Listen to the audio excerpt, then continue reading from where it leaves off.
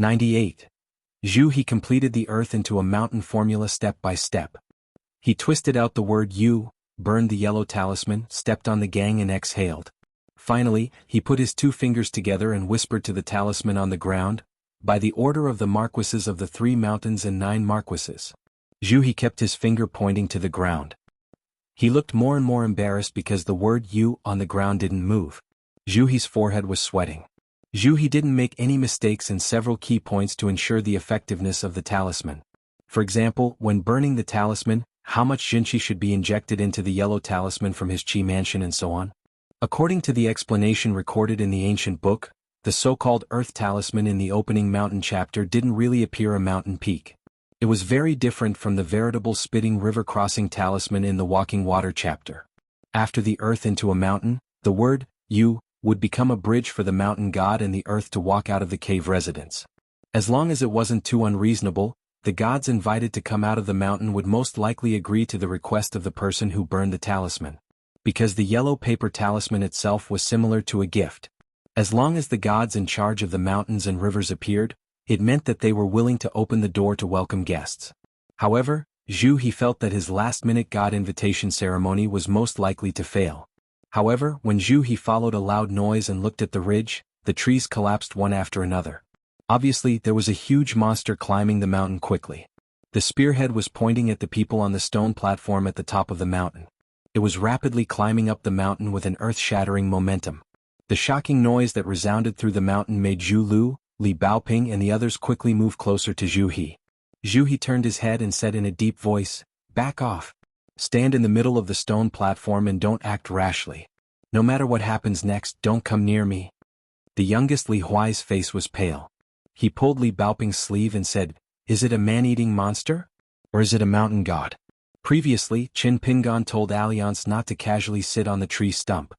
He said that the stump belonged to the mountain god and that he shouldn't sit on it. Li Baoping crossed her arms and said confidently, "Let's not panic. Even if Uncle Zhu can't stop that thing, youngest uncle and Alliance will come to help soon." However, the veins on the back of the red cotton-padded jacket girl's fair hands were bulging. Clearly she wasn't as calm as she appeared. On the contrary, Lin Shui was the calmest of them all. His eyes were filled with anticipation. Zhu Lu looked at her father's back. She was actually more worried than Li Huai. Zhu He suddenly lowered his head and saw a short old man whose height didn't even reach his waist. He had white hair and a white beard and was holding a green bamboo cane. He was hitting Zhu He's calf fiercely like a hooligan venting his anger. When Zhu He lowered his head, the old man looked at him for a moment and then resentfully withdrew his hand. He took a few steps back and said in a hoarse voice, "Do you know the language of the Eastern Bottle Continent?" Zhu He nodded in a daze.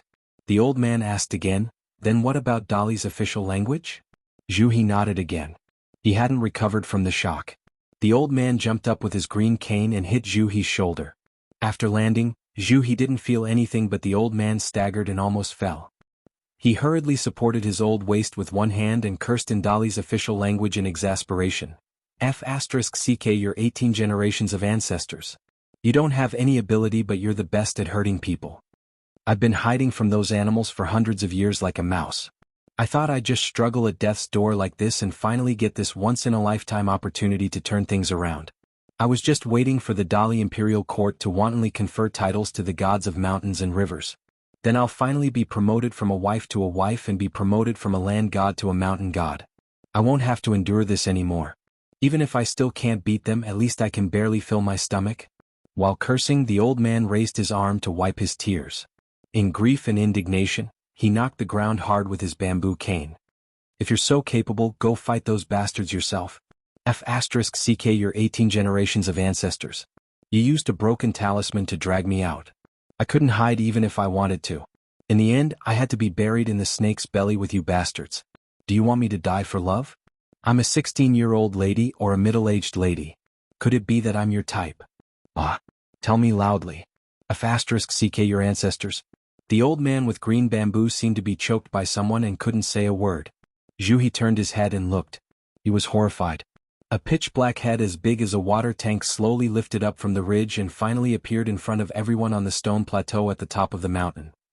It had a pair of silver eyes and a scarlet tongue as long as a big piece of wood. It swayed quickly and made sizzling sounds. This shockingly huge black snake slowly moved half of its body onto the stone plateau. There were symmetrical scales on its head and back. Its whole body was as black as ink and glittered under the setting sun. Although it was an animal, its eyes were very similar to a human's. It looked mischievously at the old man in white with messy hair and beard, as if it was saying, "After so many years of catching a mouse, I finally caught you." The old man seemed to have accepted his fate.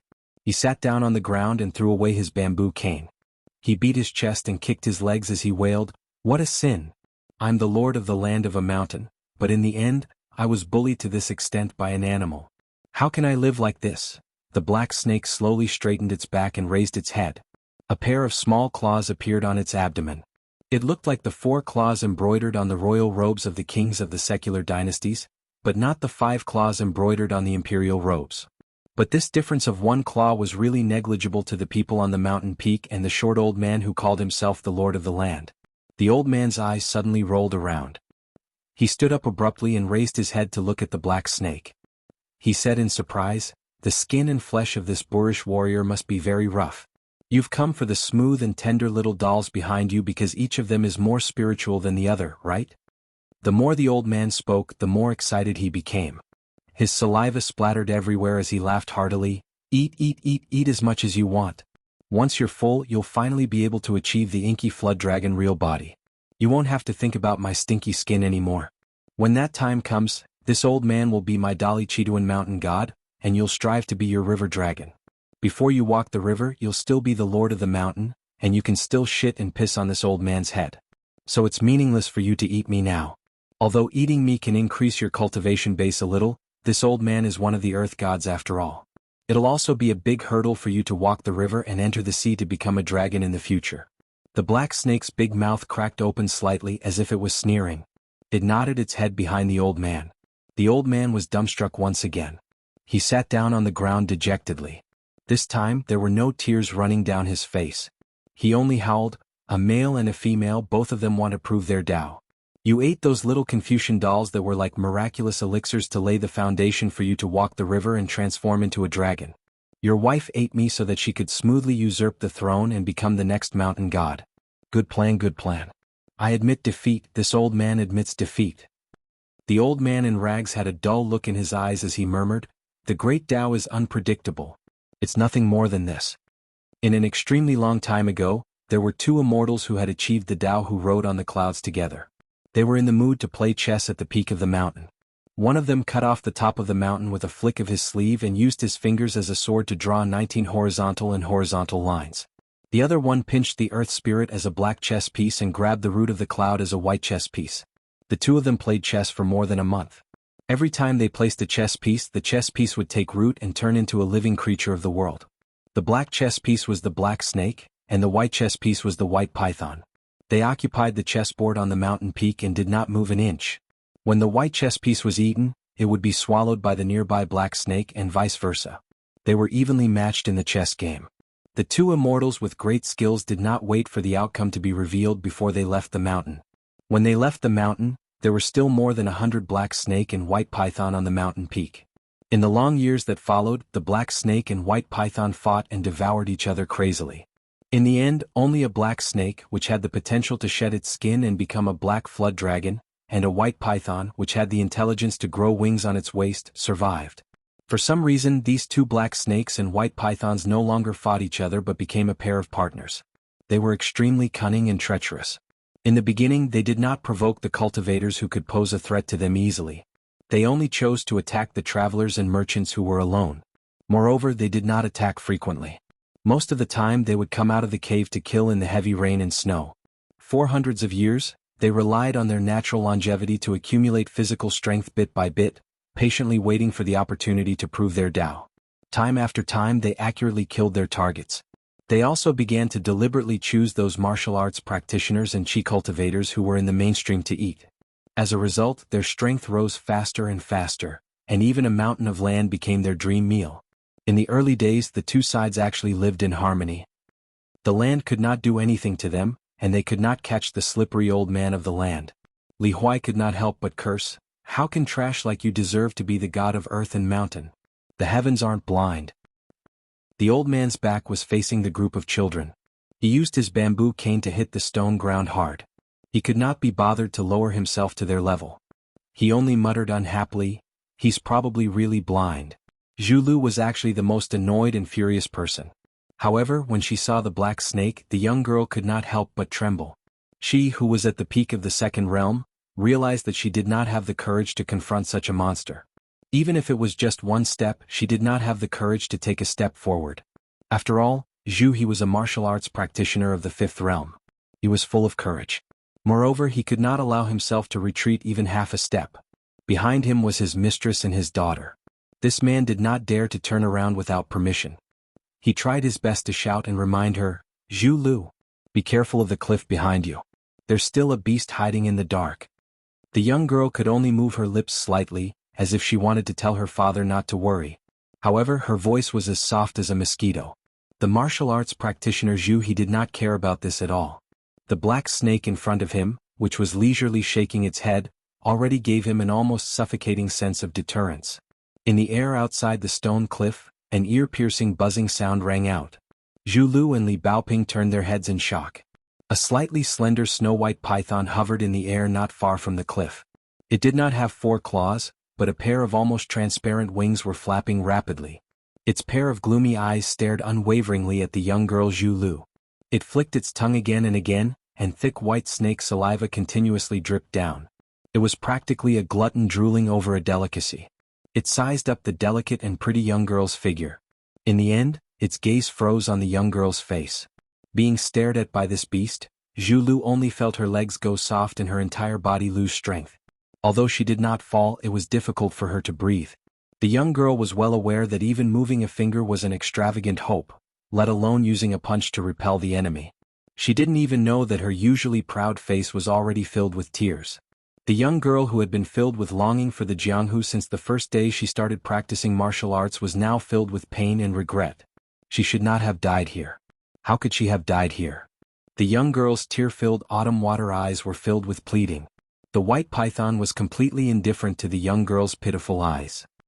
It only stared at the delicate and pitiful young girl's face, increasingly drooling, as if in the next moment this face would become her face. The old man seemed to be dejected and his head drooped, but in fact his eyes never stopped. The corner of his eyes kept glancing at the U character that was twisted from earth, covering the ashes of the yellow talisman. If it was useful, he would want to lie on the ground, puff out his cheeks and blow away the ashes from the U character. Unfortunately, he knew that this would only be a futile effort. Lin Shui began to feel anxious, looking left and right. On the other hand, Li Huai's mouth twitched. He wanted to cry but did not. He crouched down, leaning his back against the small green bamboo box at Li Baoping's feet. He hugged his knees with both hands, feeling waves of coolness on his back. This child somewhat missed his mother's constant scolding and his father's thunderous snoring every night. Only Li Baoping's gaze became more and more resolute. Although the young girl's forehead was covered in sweat, she still raised her chin high, showing no fear.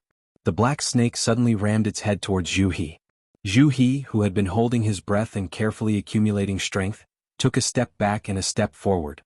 He used a fist to meet the black snake's huge head head-on. Zhu He's fist was ferocious. After one punch, it actually caused the head to explode.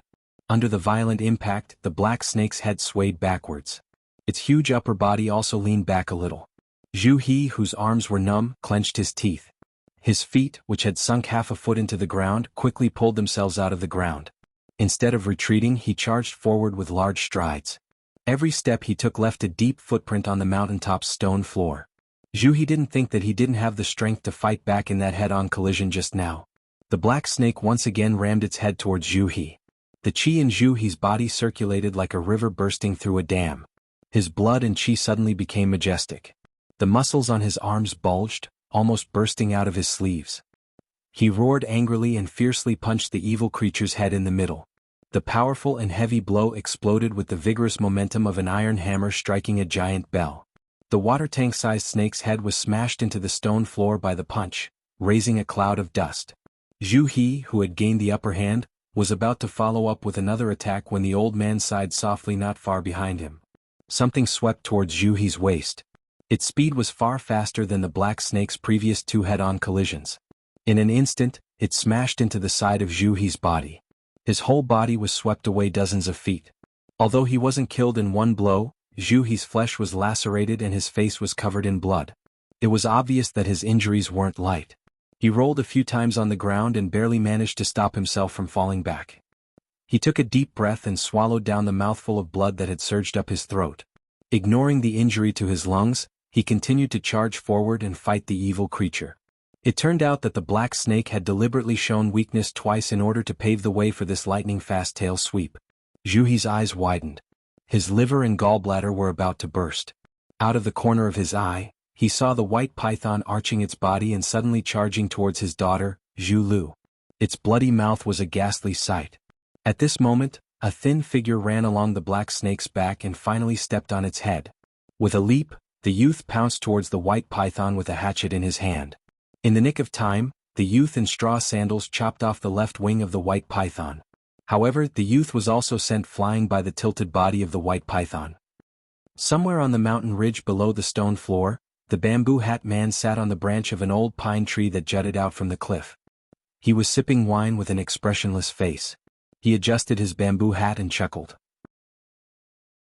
Its gaze was no different from the way the white python looked at the young girl Zhu Lu, as if she was a delicacy on a plate. In the middle of the stone platform, the white-clothed old man held a green bamboo cane and trembled. The half of the hatchet happened to be inserted into the ground not far from his feet. The old man approached on tiptoe, squatted down, and used the pad of his finger to carefully wipe the blade. Instantly, a trace of golden yellow blood flowed out from his finger. The old man was so scared that he quickly retracted his hand. He bent his finger again and gently tapped the blade. His face was full of doubt. He twirled his snow-white beard with 2 fingers and muttered, "Unparalleled sharpness. It deserves the reputation of being unparalleled sharpness.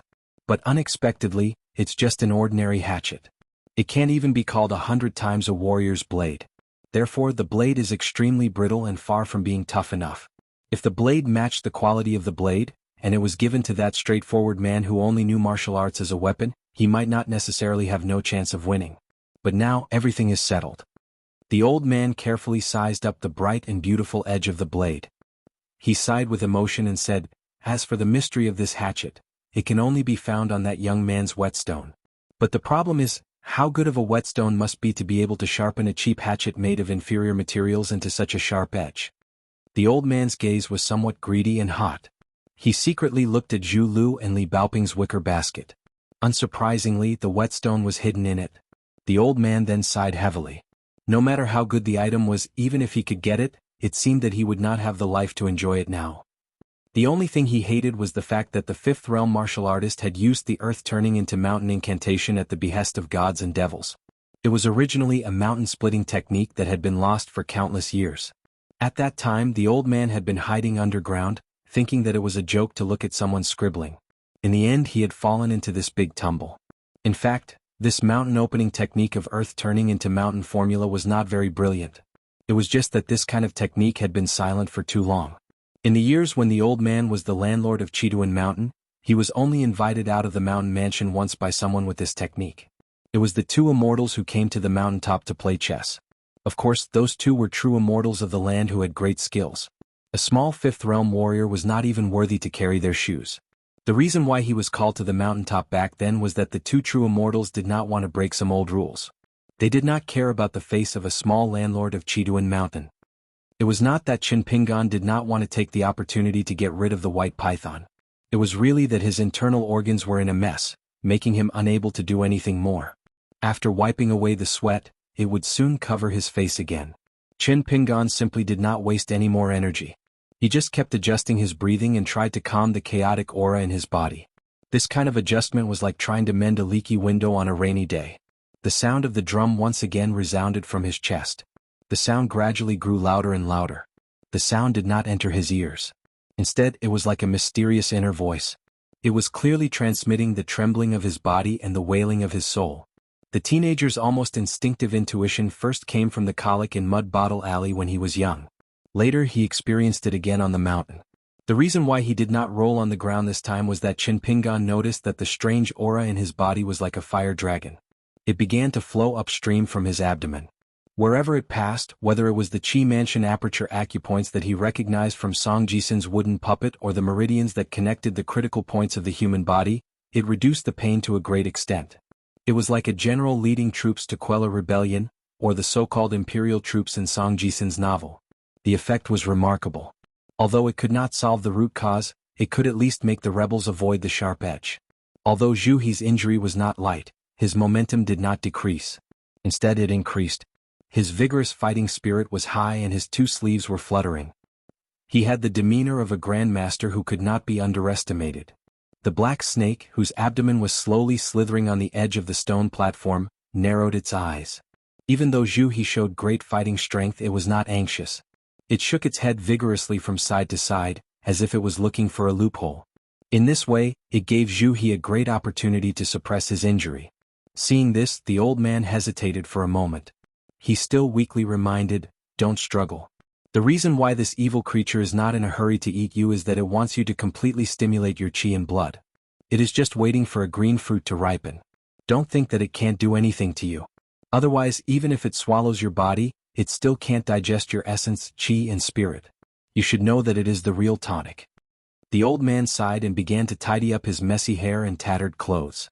He said self-deprecatingly, "In any case, this is a piece of land. Before I die, I should at least look like a mountain god." The old man sat on the ground and sneered as he cleaned up. By the way, the evil beast is not only physically strong but also agile in its movements.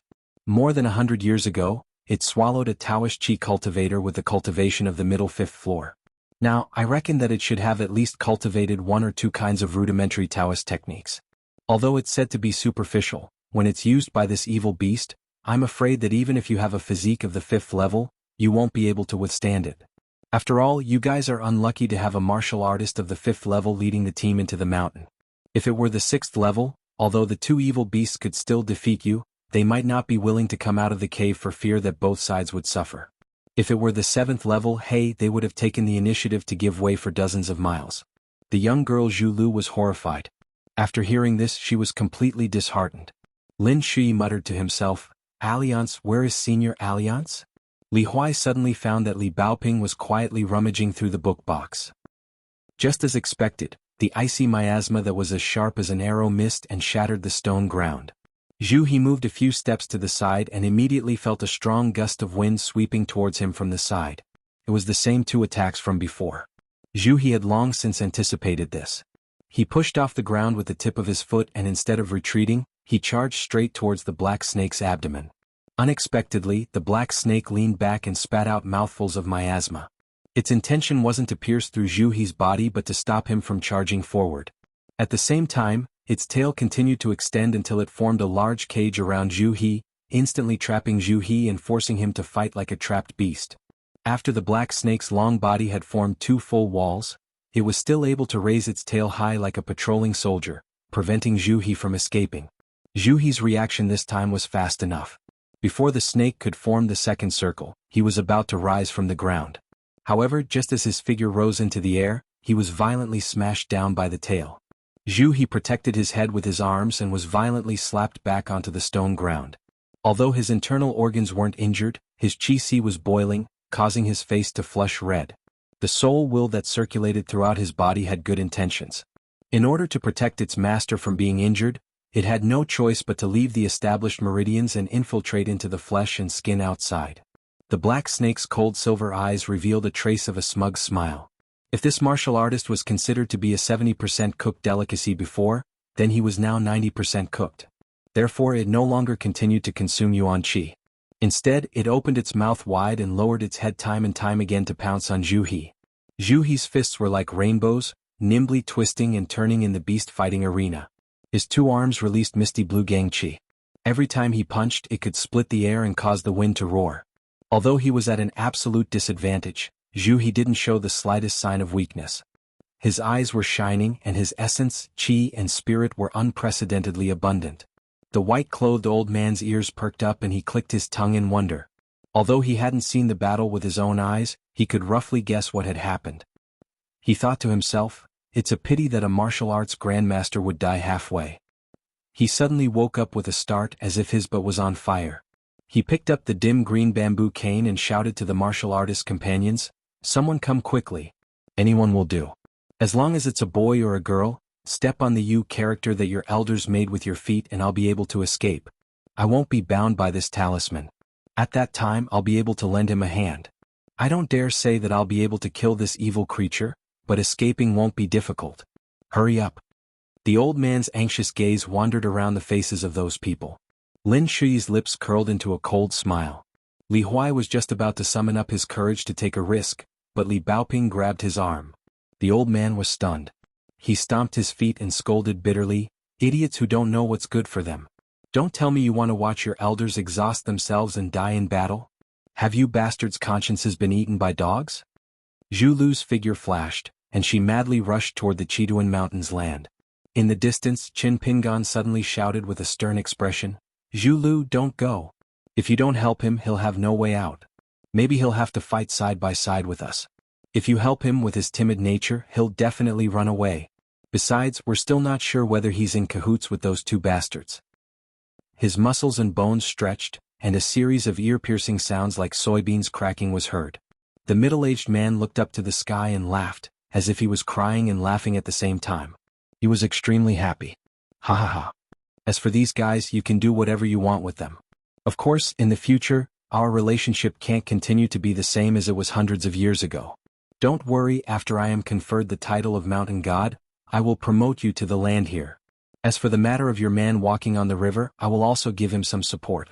After all, everyone benefits each other and participates in this grand undertaking." After saying these words, the man with the green cane had become a handsome man in his 20s. He looked at the stunned girl with a smile. "Your father and I are fated. Originally, when Dali conferred the gods of various mountains and rivers on the territory this time, I took the opportunity to restore the original body of the land. But he was able to call out the name of that Mr., which is really shocking. It is equivalent to helping me restore the original body of the land that was originally taken away by the immortals.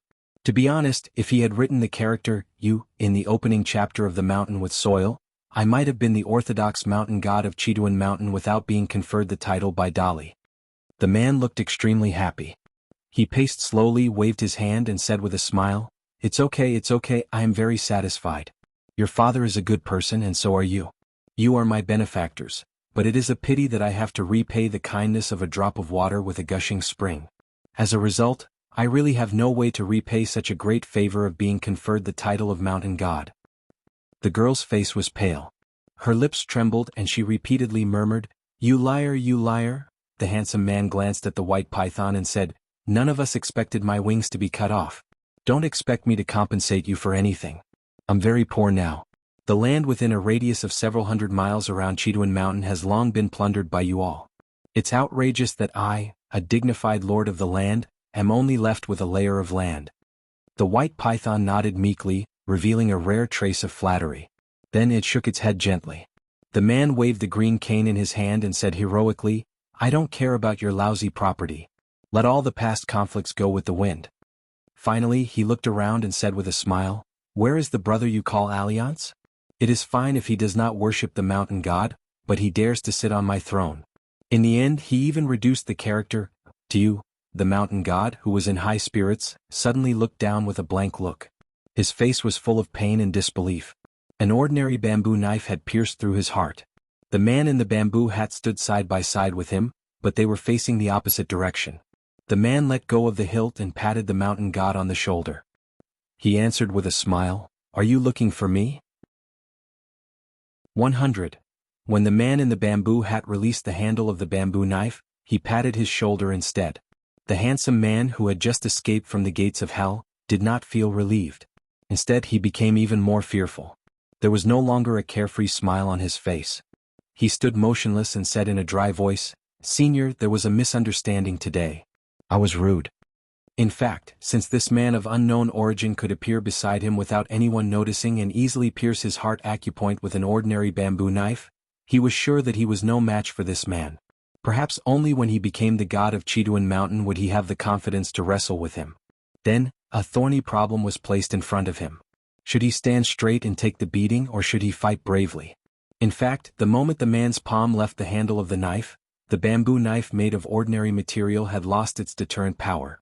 As a god, even if he was just a lowly local lord, in the officialdom of a secular dynasty, he was just an official without an official position.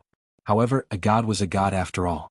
For example, his golden body, which had been nurtured by countless incense, was comparable to the physique of a seventh-realm martial artist.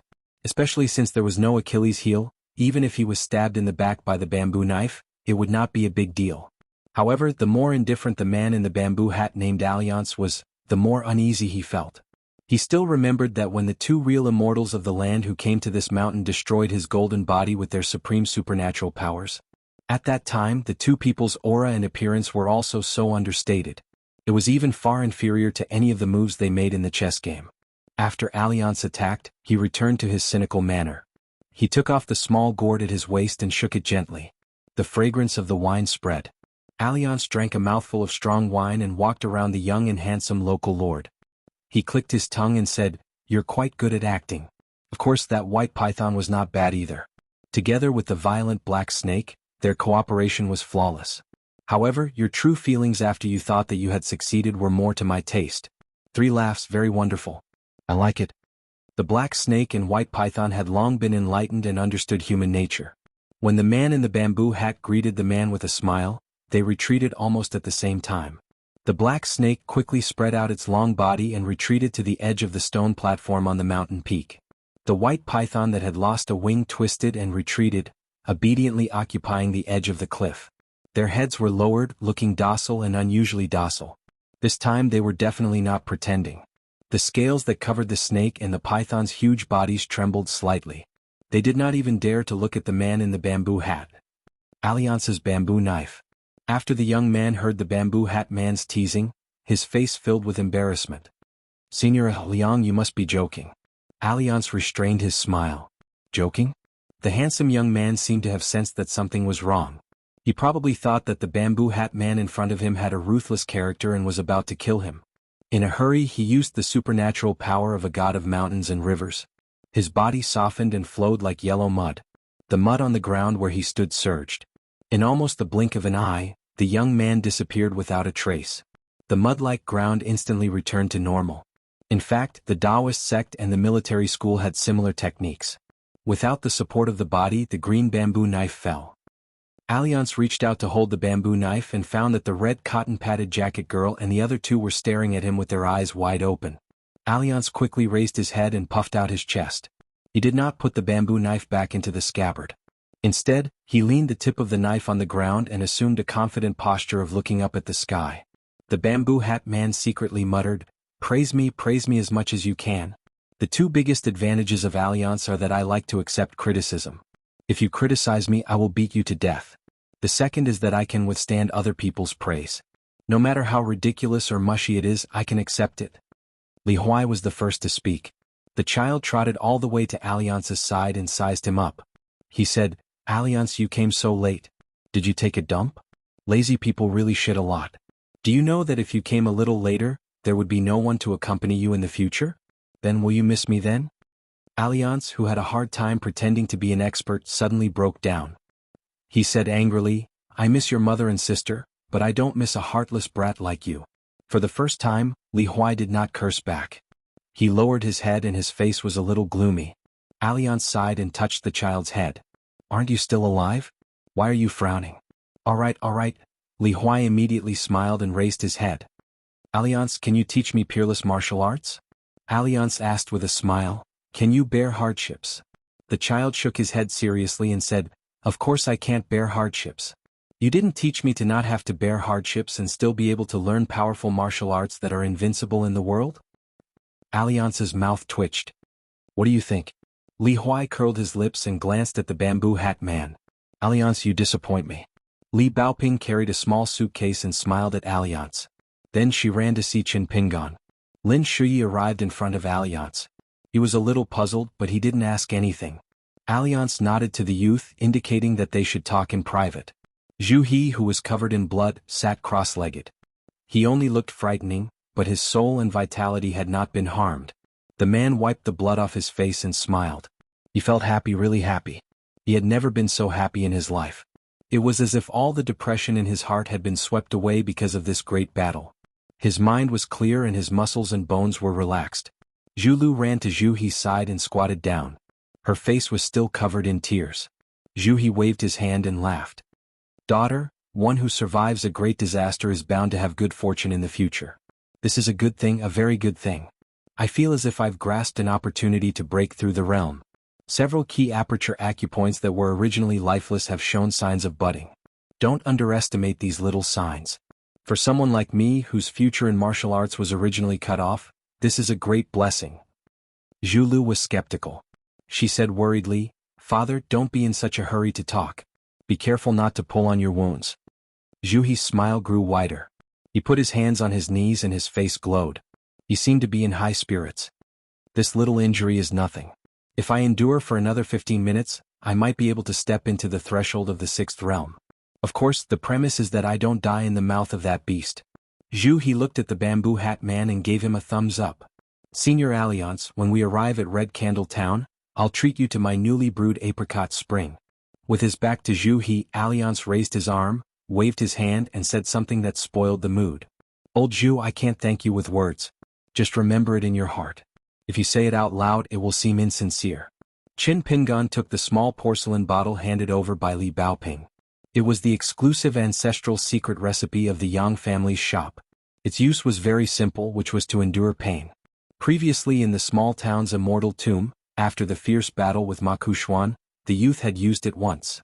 If Alliance had not appeared in time, this small porcelain bottle would have come in handy.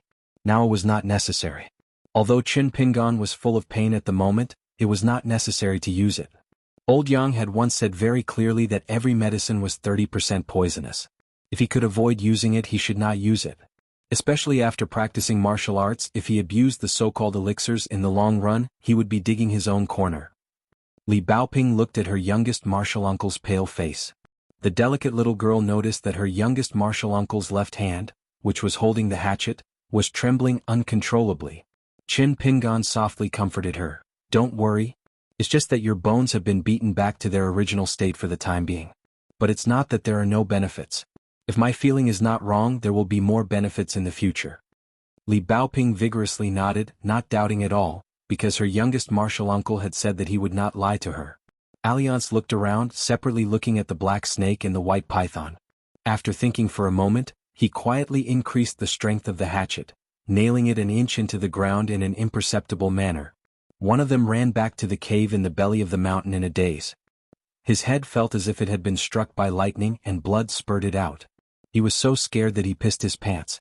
After taking a few steps away, he raised his head and looked up. There was only a small section of the green hatchet in the air, nothing else. This handsome young man, who had an elegant bearing like that of a noble family, gritted his teeth and stomped his feet. The next moment, his figure sprung out of the ground from Kaidenshin, shaping like bamboo shoots after the rain. He pressed one hand on his wound and looked at the unfathomable man in the bamboo hat with a long face. He wished that he could kneel down and beg for mercy. He begged bitterly, I beg the great immortal not to play with me anymore. When the young man returned, the girl Zhu Lu was subconsciously shocked. She did not know why her emotions exploded in an instant. She stood up and shouted at Alliance, kill them. Alliance smiled and turned around. Looking at the girl with a ferocious face, he asked, why do you want to kill them? We have no reason, no enmity, no enmity. The girl's delicate and pretty face became more and more distorted. She stretched out her finger and pointed at the man in the bamboo hat. No reason. Those two beasts wanted to eat us just now. This Chiduan Mountains land is the culprit behind the scenes.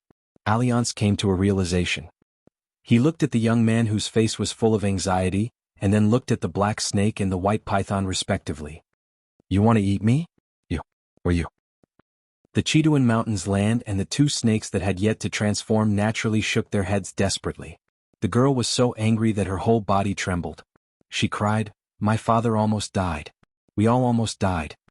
Her eyes were hazy with tears as she looked at the strange man in the bamboo hat. You clearly have the ability to get rid of evil for the people. Why don't you do it? Two beasts. One of them used his position for private gain. Instead of protecting travelers, they worked together to harm people. Why can't you, Alliance, kill them? Alliance was silent for a moment. Suddenly he laughed out loud. Haha, you sound like my future wife. No, I actually like girls who are slightly older and have fully developed bodies. At this point, Alliance pulled out the bamboo blade from the ground and put it back into the scabbard. He made a round and plump gesture with his hands and said sneakily, I like this kind of girl. The girl was stunned. She screamed, "You're unreasonable." Zhu struggled to get up. He patted his daughter on the shoulder and said in a deep voice, "Don't be rude and don't let your emotions affect your decisions. Leave everything to Senior Alliance." Zhu Lu suddenly turned her head and looked into the distance. Her face was full of grievance and resentment. Alliance looked at Qin Pingan. The young man nodded and said, "Alliance, you make the decision." Languid Alliance said, "All right, then I'll have the final say. As the old saying goes, don't go too far in life so that we can meet again in the future. As people of Jianghu, we have to be more magnanimous." The young man nodded vigorously. The two mountain-like snakes on the stone platform also lowered their heads slightly. Alliance suddenly changed his tone. "But it's unreasonable if you don't compensate me for such a big fright." The young man wanted to cry but had no tears. "Great deity Alliance, the person who was really scared out of his wits is now standing opposite you." Alliance thought for a moment and put his arm around the shoulders of the Chiduan Mountains land. It was awkward that one of them was not tall, while the other was tall and slender. Fortunately, the latter was tactful and quickly bowed his head so that Alliance did not have to tiptoe to put his arm around his shoulder. Alliance pulled him and whispered to him. He kept nodding his head like a chicken pecking at rice. He did not dare to say a word. In the end, he seemed to be shocked by Alliance's simple request. At first, the young man was afraid of losing a layer of skin, but now he was pleasantly surprised and suspicious. Alliance waved his hand impatiently. "Quickly disappear before I change my mind." After that, the young man communicated with the snakes through an unorthodox technique similar to lip reading. Then he quickly escaped through the ground. The white python swayed cautiously and used its mouth to pick up the broken wing that fell on the stone platform. "Li Baoping, can you always reason with your fists? Can't we talk nicely? We are scholars and scholars should." Without waiting for Li Huai to finish, Li Baoping quickly stepped forward and was about to beat Li Huai. Li Huai was quick-witted. He braced himself and didn't step back. He said earnestly, "Li Baoping, aren't you afraid that your little martial uncle will think that you are an unreasonable young lady? When the time comes and he doesn't like you anymore, who will you cry to? Don't blame me for not reminding you. This is called, don't say I didn't warn you." Li Baoping stopped and frowned. Li Huai patted his chest and said, "Don't worry. Among the three of us, Qin Pingan likes you the most. As long as you don't become like that Zhu Lu in the future, it'll be fine." Li Baoping smiled and returned to her original position. She squatted down and continued to pack the small suitcase. Li Huai swaggered away, his face full of pride. "The hermit has a brilliant plan to rule the country and bring peace to the world. In the future, I won't have to be afraid of Li Baoping." Li Huai was very happy. He couldn't help but want to have fun with his Alliance brothers. He roared, "Alliance? Alliance, come out." The child looked over and saw Alliance and Lin Shui together. Li Huai was about to run over, but he suddenly stopped. That was because the stone plateau cliff was where the white python had appeared. Li Huai was scared. He hesitated for a moment, but still turned around and squatted beside Li Baoping. He then looked for Qin Pingan's figure. Li Huai was in a daze when he thought of that guy's figure that had resolutely pounced on the white python. This mischievous child subconsciously felt that Li Baoping's martial uncle was quite reliable. At least he was much better than that Zhu Lu. On the cliff's edge, Alliance and the young Lin Shui sat and looked at the mountains and rivers in the distance. Lin Shui raised his head and drank a mouthful of strong wine. He then handed the wine gourd back to Alliance. Lin Shui sat upright. Compared to Alliance's crooked posture, Lin Shui was very different. The youth asked softly, "Alliance, is the wine in this gourd not simple?" Alliance grunted. Lin Shui asked curiously, "How is it not simple?" "I only know that after drinking the wine, my body has become much better." Alliance shook the small wine gourd and said, "Just by deliberately shaking it to release a little bit of the wine smell, it was able to scare away those monsters that had taken human form on Iron Talisman River. Don't you think it's amazing? Of course, no matter how good your nose is, you can only smell the wine when you pull out the cork like you normally do." Lin Shui became more and more curious. He asked, "Then why did you let go of the mountain's earth and the two pythons?" Alliance adjusted his bamboo hat and said with a smile, "The mountain's earth has a protective talisman. It's not hard to kill them, but it will be very troublesome afterwards. And right now what I'm most afraid of is trouble. Besides, they have a great enmity with you, but they have no enmity with me, Alliance. Right now you don't have anything missing, and Zhu has even received great benefits. Why do you still want to kill them?" Alliance paused for a moment. "Some people are missing something, but I don't think they care too much. It can't be helped. This guy's way of calculating gains and losses is different from others. Lin Shuyi said, "You're talking about Qin Pingan, right? His injuries are clearly more serious than Zhu He's, but he hides it better." Alliance did not comment on this. Lin Shuyi said to himself that Zhu Lu was impatient to save her father. Of course she wasn't wrong, but her mistake was. Alliance waved his hand, interrupting the youth's conclusion. He said with a smile, "Don't talk about people behind their backs. Justice is in people's hearts." Lin Shuyi grunted and did not say anything else. A cool breeze brushed past his face. Alliance leisurely drank his wine, slowly saying, "Lin Shuyi, you're very smart. You're the first smart person to realize that I'm worth befriending. Don't be in such a hurry. I don't mean to belittle you. On the path of cultivation, some people have the root of wisdom like Li Baoping. Some people have the fate of fortune like Li Huai. Some people have the ability to comprehend like you. All of them are good things. Qi Jingquan's insight has always been very good. Otherwise." Lin Shuyi's ears perked up. Alliance grinned. "He knows a friend like me?" Lin Shuyi smiled knowingly. This man never gave up on the chance to flatter himself. He had long since gotten used to it. However, this mature youth was becoming more and more certain of one thing. That was Alliance's boasting.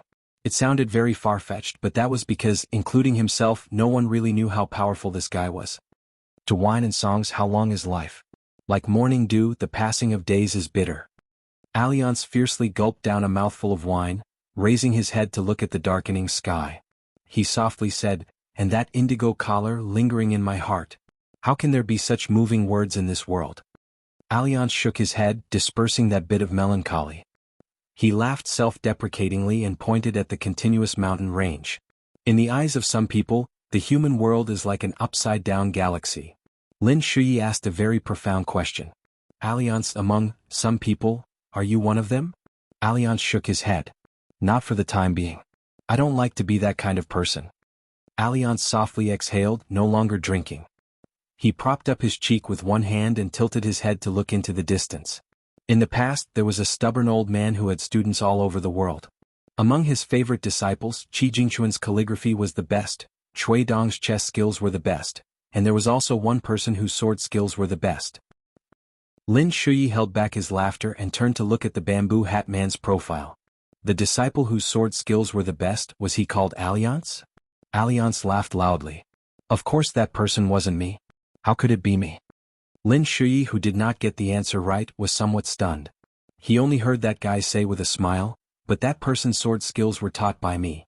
Although the youth was shocked to the extreme, he still believed this without a doubt. Alliance turned his head and asked, "If I said that Qi Jingquan's calligraphy was also taught by me, would you believe me?" The youth, who was sitting upright and still, did not hesitate and said decisively, "I wouldn't believe it even if you beat me to death." Alliance patted the youth's shoulder and said earnestly, "Lin Shuyi, you're really smart. So tomorrow you won't have any wine to drink." The youth, who had always been old-fashioned and indifferent, grinned, but it was still implicit and silent. Alliance said with emotion, "Heaven and earth, all things go against the flow. When a scholar speaks, there is knowledge in his words." Lin Shuyi suddenly asked an inexplicable question. "Alliance, did Qin Pingan disappoint you?" The bamboo hat man's expression was as usual. "Let's wait and see."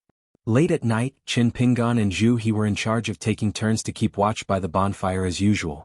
The youth was weaving straw sandals at the same time. For some reason, Zhu He got up and came to the youth's side. Qin Pingan was a little surprised. Zhu He reached out to warm himself by the fire. The light of the fire shone on the man's rough face. The man turned his head and asked with a smile, "You should have found that Qi, right?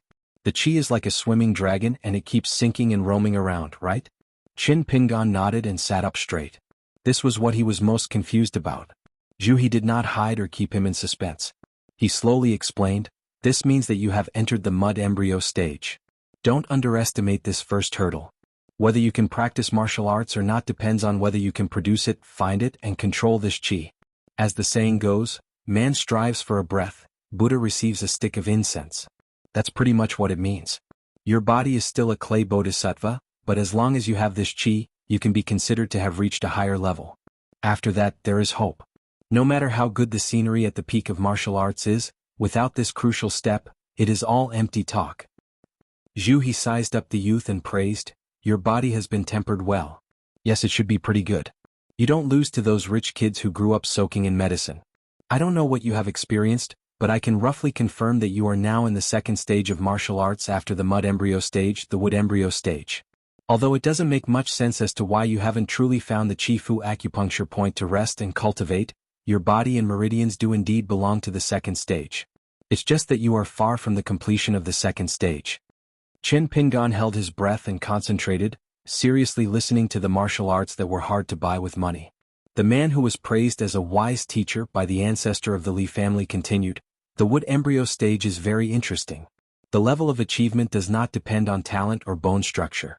There is only one word to describe it: suffering. Previously, Alliance explained the Dali post house to you, right?" Chin Pingan nodded and asked, "Does this have anything to do with martial arts?"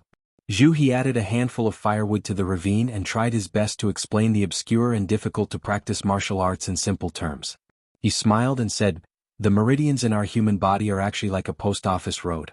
If you want carriages and horses to pass through, you can only open the road bit by bit and build a bridge when you meet a river.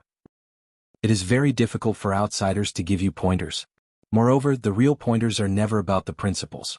Only when you have truly walked to the door by yourself, will the bystanders from afar be able to explain the reason to you. Qi refinement for martial artists and Qi cultivators who are proficient in both cultivation and cultivation are almost diametrically opposite. You will understand in the future." In the end, Zhu He said in high spirits, "Although there are suspicions of spoiling things through excessive enthusiasm, I still can't help but want to tell you about the legendary peak scenery of the last 3 stages of martial artists. Otherwise, when you meet Qi cultivators in the future, you won't know how to refute them. The 7th stage of spirit refinement, golden body, is a true master expert. The outstanding ones in this stage can even cultivate the so-called invincible body of Vajra of Buddhism or the so-called stainless glass of Taoism, the body of a golden immortal. There are even some methods that can allow martial artists to strengthen their own body through 3 methods of ordering, hiring, and praying, making it indestructible. The 8th stage, ascendant realm. Martial artists are already able to hover in the air and fly with the wind. Therefore, it is also known as the far travel realm. Far travel realm. Who said that we martial artists are uncouth? I feel that the term, far travel, is very interesting. The last stage is the 9th stage, peak realm. If the 2 of us are at the highest point of this chest-done mountain, we will be at the top of the mountain and look down on the other mountains. Martial artists of this stage are also known as the end realm master. It is used to describe the martial path under one's feet. They have already reached the end. At this point, Zhu He simply stood up and walked slowly around the bonfire.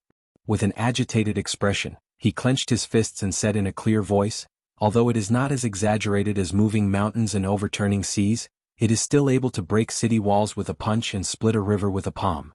The vigorous aura around one's body is invulnerable to all evils and repels thousands of soldiers.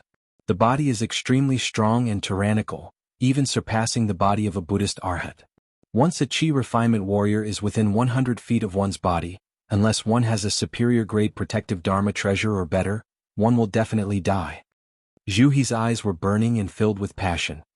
He lowered his head and stared at the young man. "Think about it. Once you reach the end realm, you will be able to see thousands of miles of mountains and rivers under your feet. You will look down on immortals and belittle kings. This is how a real man should be." Chin Pingan was a little embarrassed. For a moment he did not know how to answer.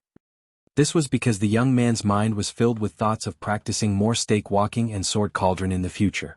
Perhaps he might be able to reach the 3rd realm in this lifetime. How could he think so far ahead? After all, he already felt that it was very difficult to promise Miss Ning that he would punch 1,000,000 times. When Zhu He left, his emotions were still surging.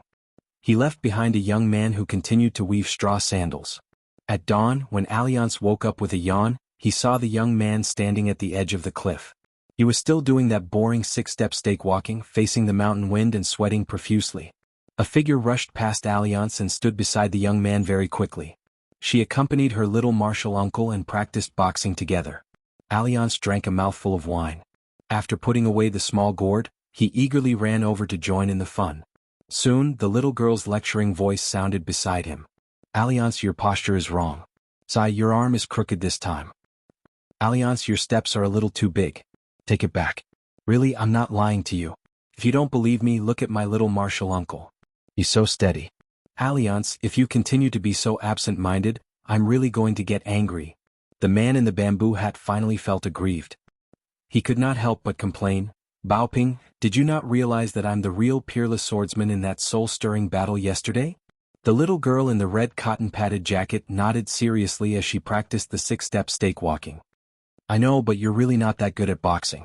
Mr. Chi said that every profession has its own specialization.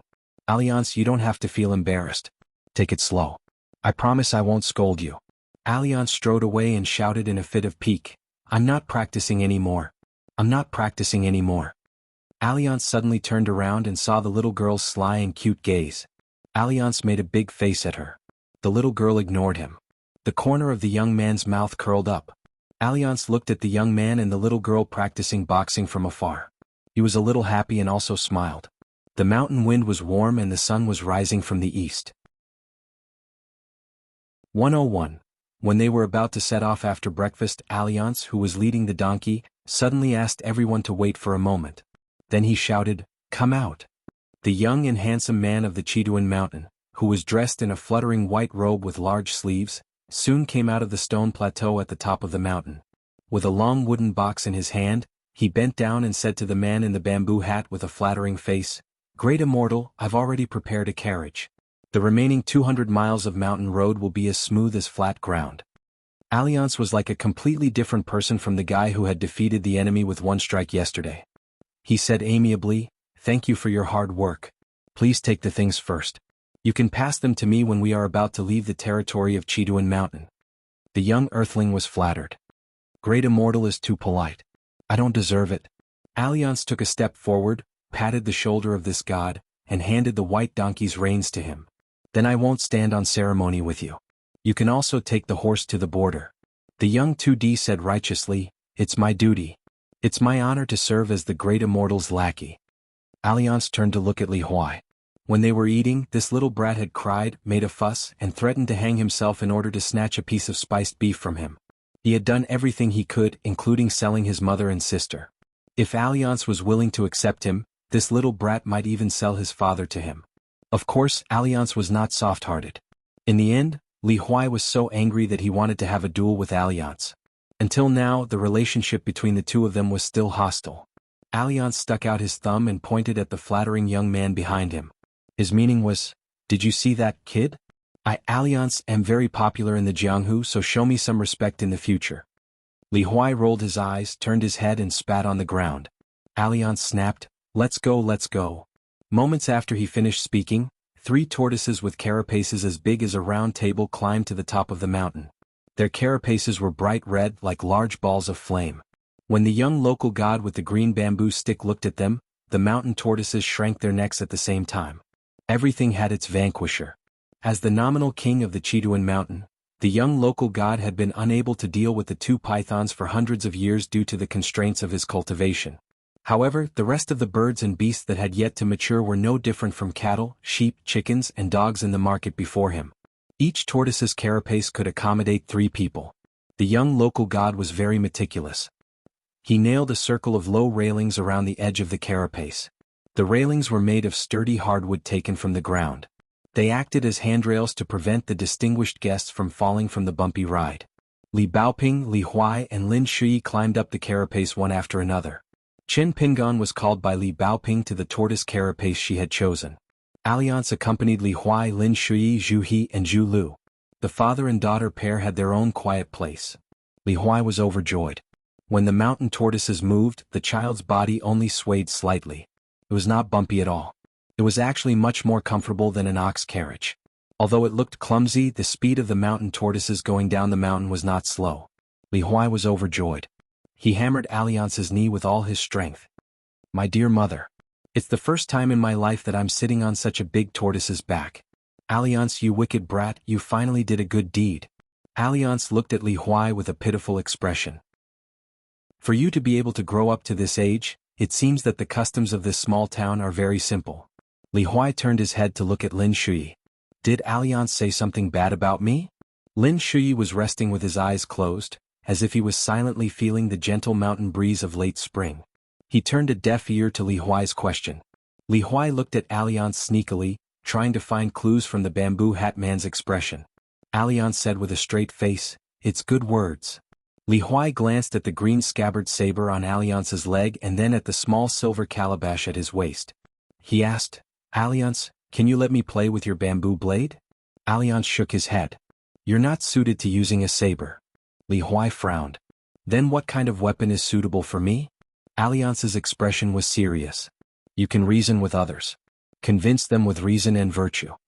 Li Huai sighed and said dejectedly, I can't. Alliance, who was originally teasing the child, was truly puzzled. Why? Li Huai raised his head and looked elsewhere. The lush green trees and the occasional brilliant spring flowers flashed and disappeared. The child said softly, My voice is too small. My mother said that whoever has the loudest voice in an argument is the one who is right. But at home my father doesn't like to talk. You can't beat him with a stick, and my sister is also coy and soft-tempered. She's very taciturn. So when something happens at home, as long as my mother isn't around, my father and sister can only stare at each other. It can make people anxious. In fact, I don't like to argue with others. But sometimes when I sit on the wall and watch my mother argue with others, I'm afraid that one day my mother will be old and can't argue anymore. What should I do? Our family is poor. We don't even have the money to fix a hole in the house. My father is useless. When my sister grows up, she is destined to marry. When the time comes, if we don't even have someone to argue with, won't our family be bullied to death by outsiders? Lin Shuyi's mind moved slightly. Alliance joked, Tisk tisk. How old are you? Thinking so far ahead? The child said helplessly, There's no other way. My mother always said that I'm the only one in the family with a handle. Mr. Chi taught us that people who don't think far ahead will have immediate worries. So I have to do that for Weiyu. Alliance smiled and helped to say the two words, prepare. Li Huai shook his head. Lin Shuyi, what did Mr. Chi say a gentleman should do? Lin Shuyi opened his eyes and said slowly, hide weapons in your body and wait for the right time to move. Li Huai pointed at Alliance. Alliance, you're just fooling around. Lin Shuyi kind of wanted to sit next to Qin Pingan and Li Baoping. At least his ears would be quiet. Aliang took off his wine gourd and drank a mouthful of wine. He chuckled and said, As for me, I had an agreement with the Earth Lord of Chiduan Mountain yesterday. When we parted, as compensation, he and those two evil creatures would take out a parting gift. You saw that long wooden box earlier, right? It's called the Hung Baogu in the Jianghu. It's similar to 100 treasure rack that was erected, and it's filled with valuable treasures. Originally, I had agreed to give each of you a gift. Of course you, Li Huai, were no exception. Li Huai was unmoved. He just said methodically, Alliance, I know you have 100 big boats in your stomach. Aliang was stunned. What nonsense are you talking about? Lin Shuyi said casually, the Prime Minister's stomach is big enough to support a boat. Alliance slapped Li Huai's head and laughed heartily. The mountain tortoises chose secluded mountain paths to traverse through mountains and rivers. They were relaxed and comfortable, making the group leisurely. When they arrived at some beautiful places, Alliance let Qin Pingan rest for a while. During this time, Qin Pingan passed by a small bamboo forest with bamboo poles that were as green as jade. He used the remaining half of his hatchet to chop down 2 bamboos. He divided them into bamboo tubes of different lengths and put them into the basket on his back. Li Huai knew the reason. He was so happy that he jumped around, shouting that he wanted to carry the book box. The 3 mountain tortoises lay in the distance, watching the straw sandals youth chop down the bamboos. Their fist-sized yellow eyes were full of admiration. Alliance drank wine on the side and looked at the busy youth. He said cheerfully, You have good taste, but unfortunately, you still don't have the luck. Before they set off, the red cotton-padded jacket girl asked Zhu He that she wanted to sit alone with Zhu Lu. Zhu He naturally did not refuse. He only told his daughter to take good care of the young lady. Zhu Lu nodded. Zhu He then went to sit on the same tortoise shell as Qin Pingan. The youth chopped the green bamboo tubes into bamboo slices and strips.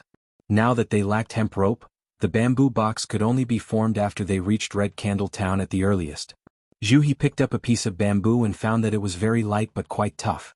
Thinking of the green bamboo stick in the hands of the young local lord of Chiduan Mountain, he suddenly understood that the bamboo forest, which was only 1 or 2 acres in size, was definitely not ordinary bamboo.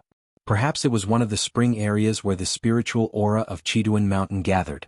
Zhu He liked his young lady from the bottom of his heart. He could not help but remind her, these bamboos have a great background.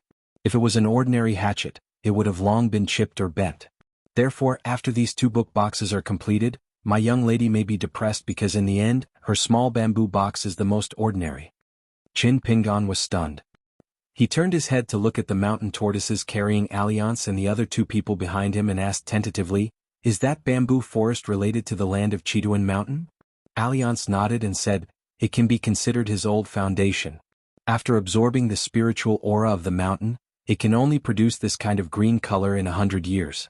After another 400 or 500 years, there is hope to condense a little bit of greenwood essence. But it's okay. The two bamboos you cut are only 200 years old. It's not enough to make that guy bleed.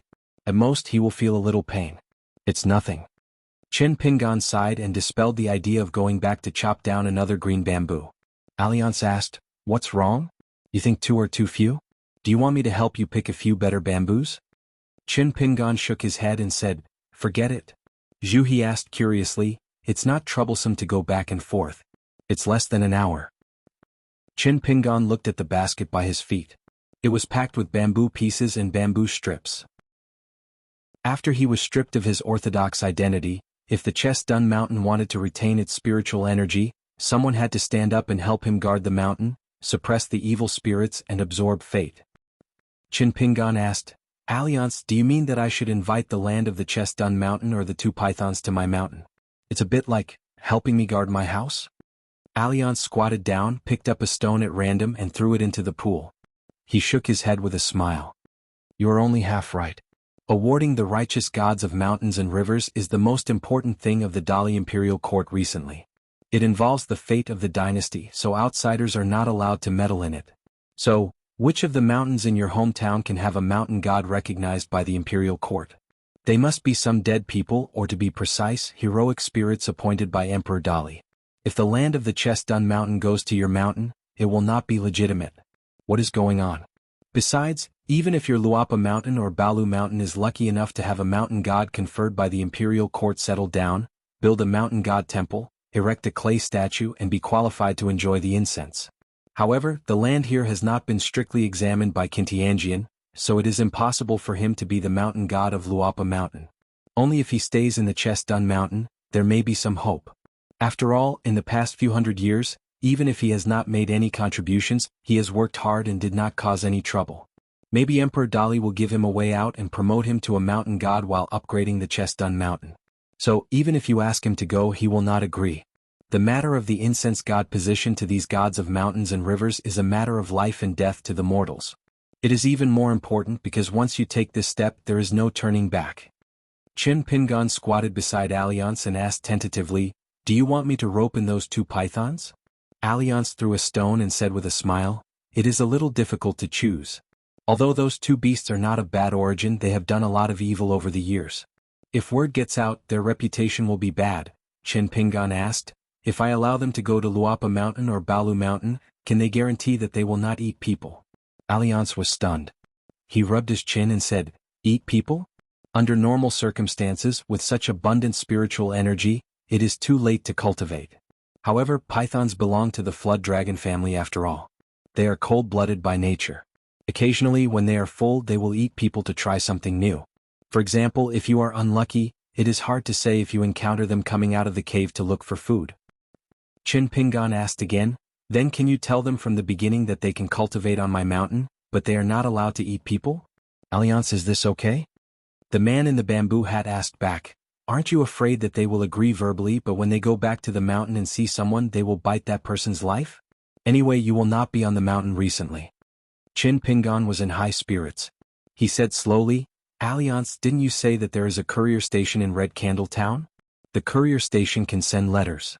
I can write a letter to Master Juan and rent the 3 mountains including Balu Mountain to him for 50 years. If Master Juan thinks it is too little, I can add another 50 years. Then I will ask Master Juan to help me keep an eye on those 2 beasts. If they dare to hurt people, I will kill them with 1 punch so that they will not stay on Chestun Mountain to harm people. Of course, this is the worst-case scenario. When the time comes, I will ask the Black Snake, who has the potential to become an inky flood dragon, to stay on Luapa Mountain and help me accumulate wealth year after year. Alliance, you said that if a snake or python successfully transforms into a dragon by walking on the river, then the place where it first originated from will also receive great fortune, right? I can even be thick-skinned and beg Master Juan to agree to let it stay on Balu Mountain. Think about it, if even the white python can walk on the river, then I will make a lot of money. It just so happens that after I bought the mountain I have been worried about it. If the black snake and the white python stay on the mountain, I will feel that these mountains are not bought in vain. Every day I will feel like there are a lot of copper coins falling into my pocket. Walala. Alliance looked at the teenager who was talking non-stop with a dull face. He did not know whether to laugh or cry. With complicated feelings he asked, Chin Pingon, do you like to make money so much? Chin Pingon's face was full of shock. He asked back, is there anyone in the world who doesn't like to make money? Alliance adjusted his bamboo hat. He did not want to speak so as to avoid playing the lute to a cow. The man sighed and said with a smile, I originally thought that you would righteously refuse. Chin Pingon was confused. Why do you think so? Alliance washed his face with water. He turned his head and said with a smile, for example, I will say that it is too late to kill those two evil beasts. Although I, Chin Pingon, am poor, my old Chin family's values are very upright. How could I be willing to let them into my house? I was already prepared to be scolded. Chin Pingon's expression calmed down. He picked up a stone and gently threw it into the pool. After a moment of silence, he suddenly turned his head and patted Alliance's shoulder. Alliance, you are still too young. The man in the bamboo hat raised his eyebrows. Oh, it seems that you are in a good mood. You even know how to joke. Chin Pingon also imitated the man and raised his eyebrows. He actually gave people the feeling that he was quite cheap. Alliance laughed and stood up. Chin Pingon also stood up. He suddenly thought of something and asked worriedly, Alliance, the key is, are those two snakes really willing to move their nest? Alliance laughed but did not speak. Chin Pingon looked at the man in the bamboo hat and put his palm on the hilt of his saber. Alliance patted the hilt of his saber and said jokingly, so you should also hurry up and practice martial arts. You can learn swordsmanship in the future because you are willing to be reasonable. When others are not, you will need to use this. Chin Pingon did not comment. The two walked back to their original place. Alliance asked curiously, why didn't you chop a few more bamboos before? This is such a good thing. If you miss this village, you won't be able to buy it in the future even if you have the money. Chin Pingon casually replied, someone once said that people should be content with what they have and stop when they are ahead. Alliance did not know whether to laugh or cry. You really listened to that nonsense? Chin Pingon held the back of his head with both hands. It was rare for him to be so lazy and relaxed. His head shook like the bamboo in the forest swaying in the breeze. The youth said softly, because I have never heard any great principles since I was young. So when I heard one or two sentences, it was difficult to forget.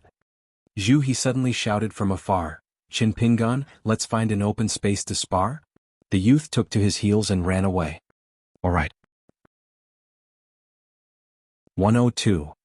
Once the bamboos gathered together, as long as they did not suffer too many natural and man-made disasters, they could easily become a sea of bamboos. However, this unknown small bamboo forest on the Chiduan mountain had been growing slowly for thousands of years.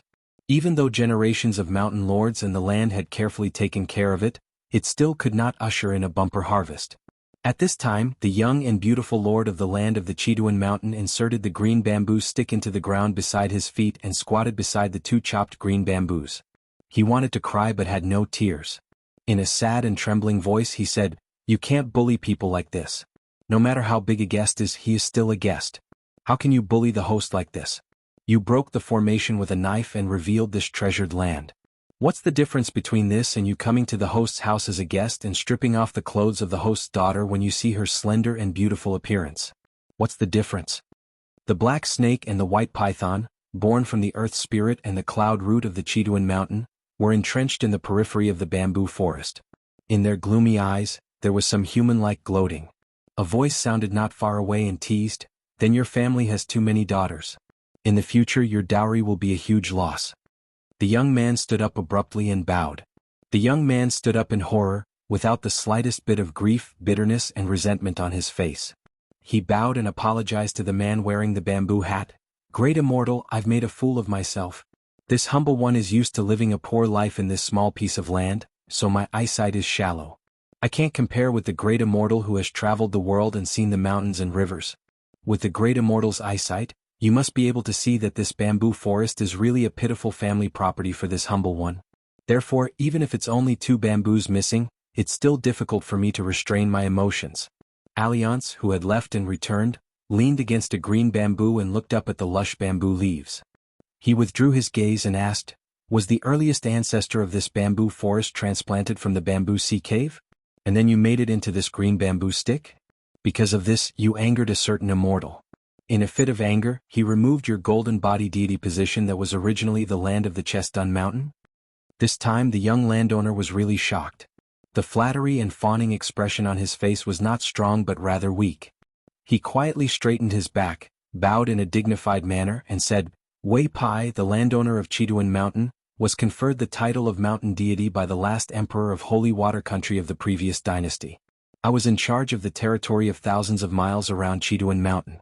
Later, when the dynasty changed, the Song clan rose up and annexed Holy Water Country.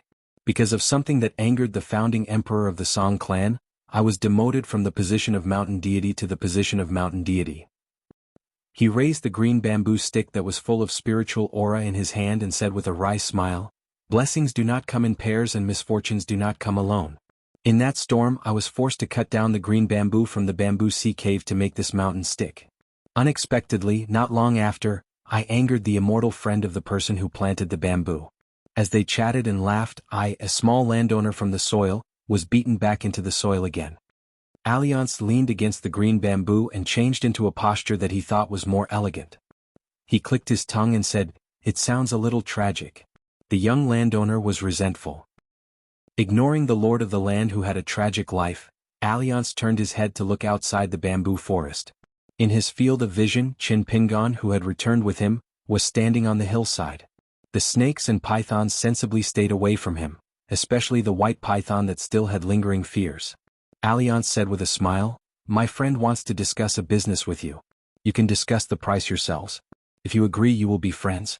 If you don't agree, it doesn't matter. If the business fails, we will still be friends." At this point, Alliance smiled and held the bamboo blade at his waist. Alliance withdrew his gaze from the bodies of the two behemoths and asked curiously, "Those two beasts are not real flood dragons after all, especially the black snake. How did it become the prototype of the inky flood dragon and grow four-toed dragon claws? Did they have a fortuitous encounter?" The young landowner who called himself Wei Pai carefully replied, "They did have a fortuitous encounter, but I don't know the specific reason. I only guess that it has something to do with the Liju cave. They must have accidentally swallowed something strange, and this thing must be of great benefit to snakes, pythons, and carps.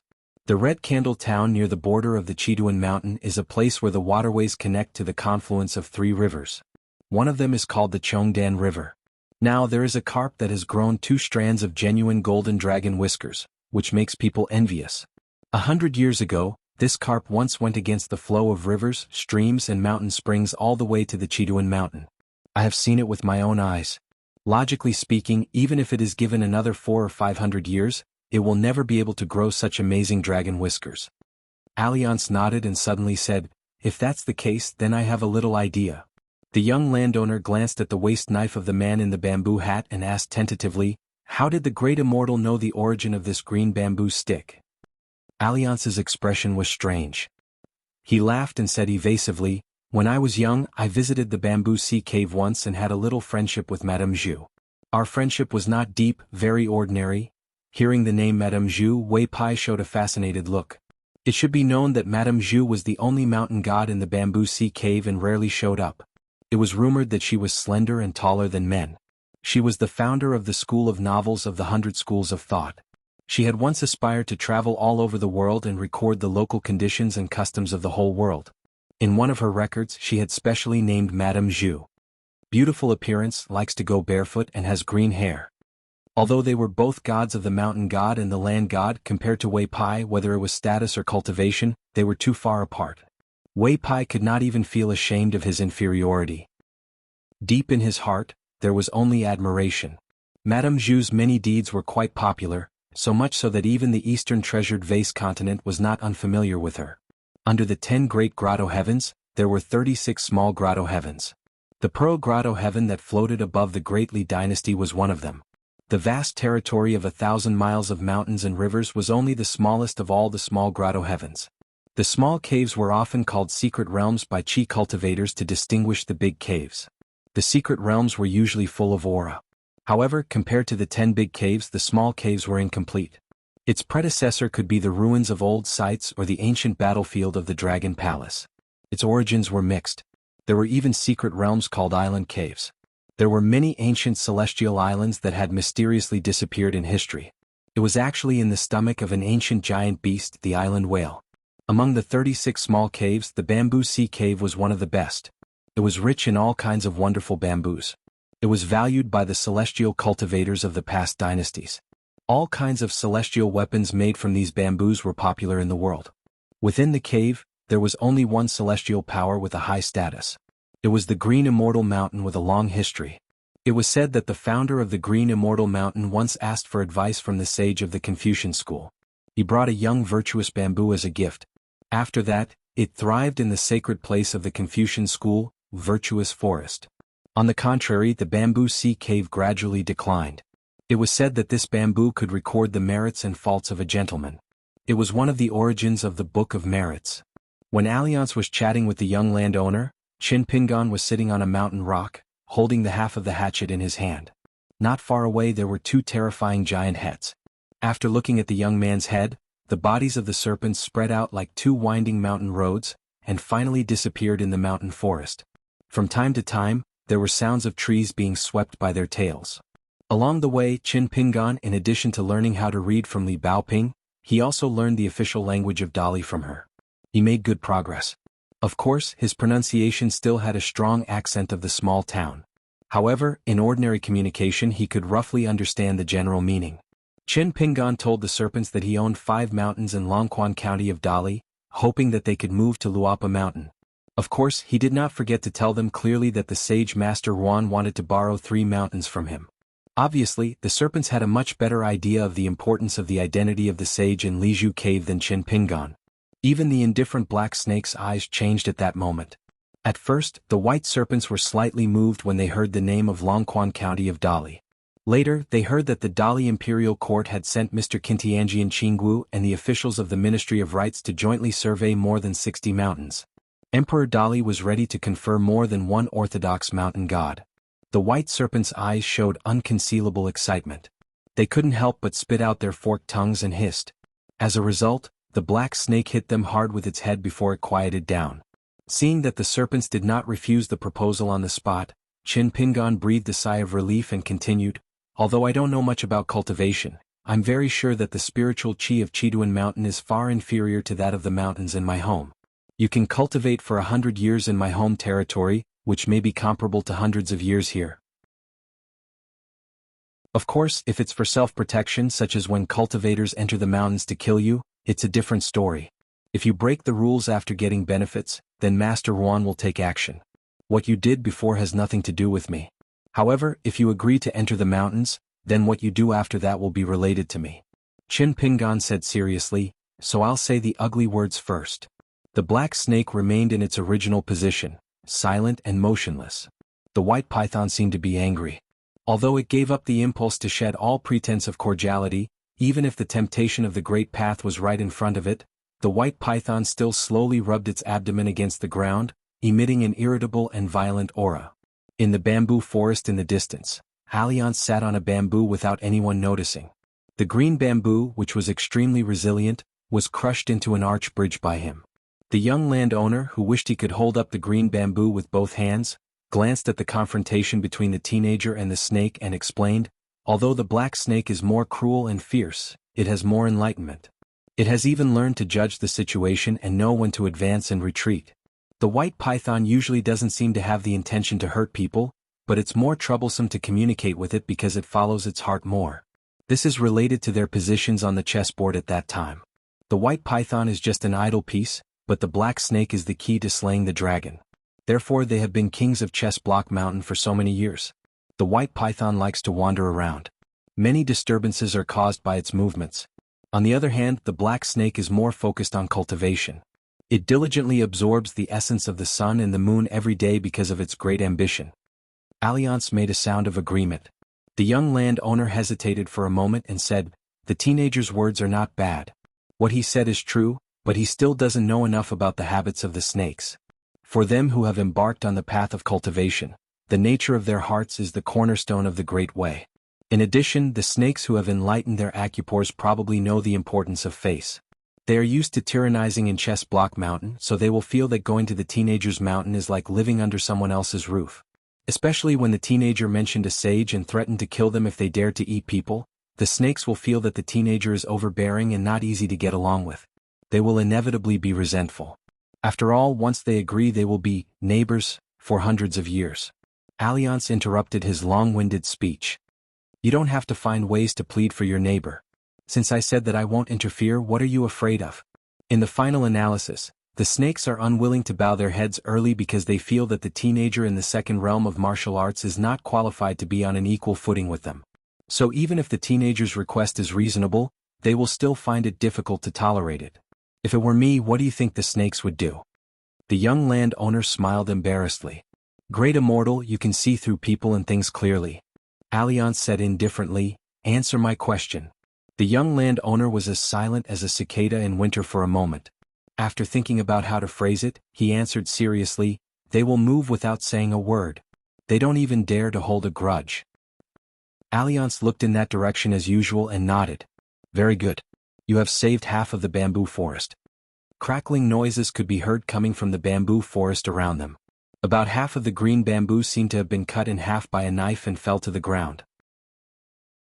The young landowner knelt on the ground and said in a trembling voice, Great immortal, please don't be angry. Alliance was too lazy to pay attention to this guy. His face was indifferent as he slowly said, See, even if you have scared people just because you are too easy to talk to and have a good temper, you will be fooled by a little landowner. So, it is very difficult to be a good person. The young landowner didn't dare to breathe. Alliance suddenly said with a smile, Get up and talk. It's inappropriate to kneel. I'll make a bet with you. Let's bet whether that money grubber teenager is willing to make a losing deal. You bet that he is willing and I bet that he is not willing. If you win the bet, you can keep the remaining half of the bamboo forest. If you lose the bet, didn't you just restore the body of the landowner? I'll beat you back to your original form.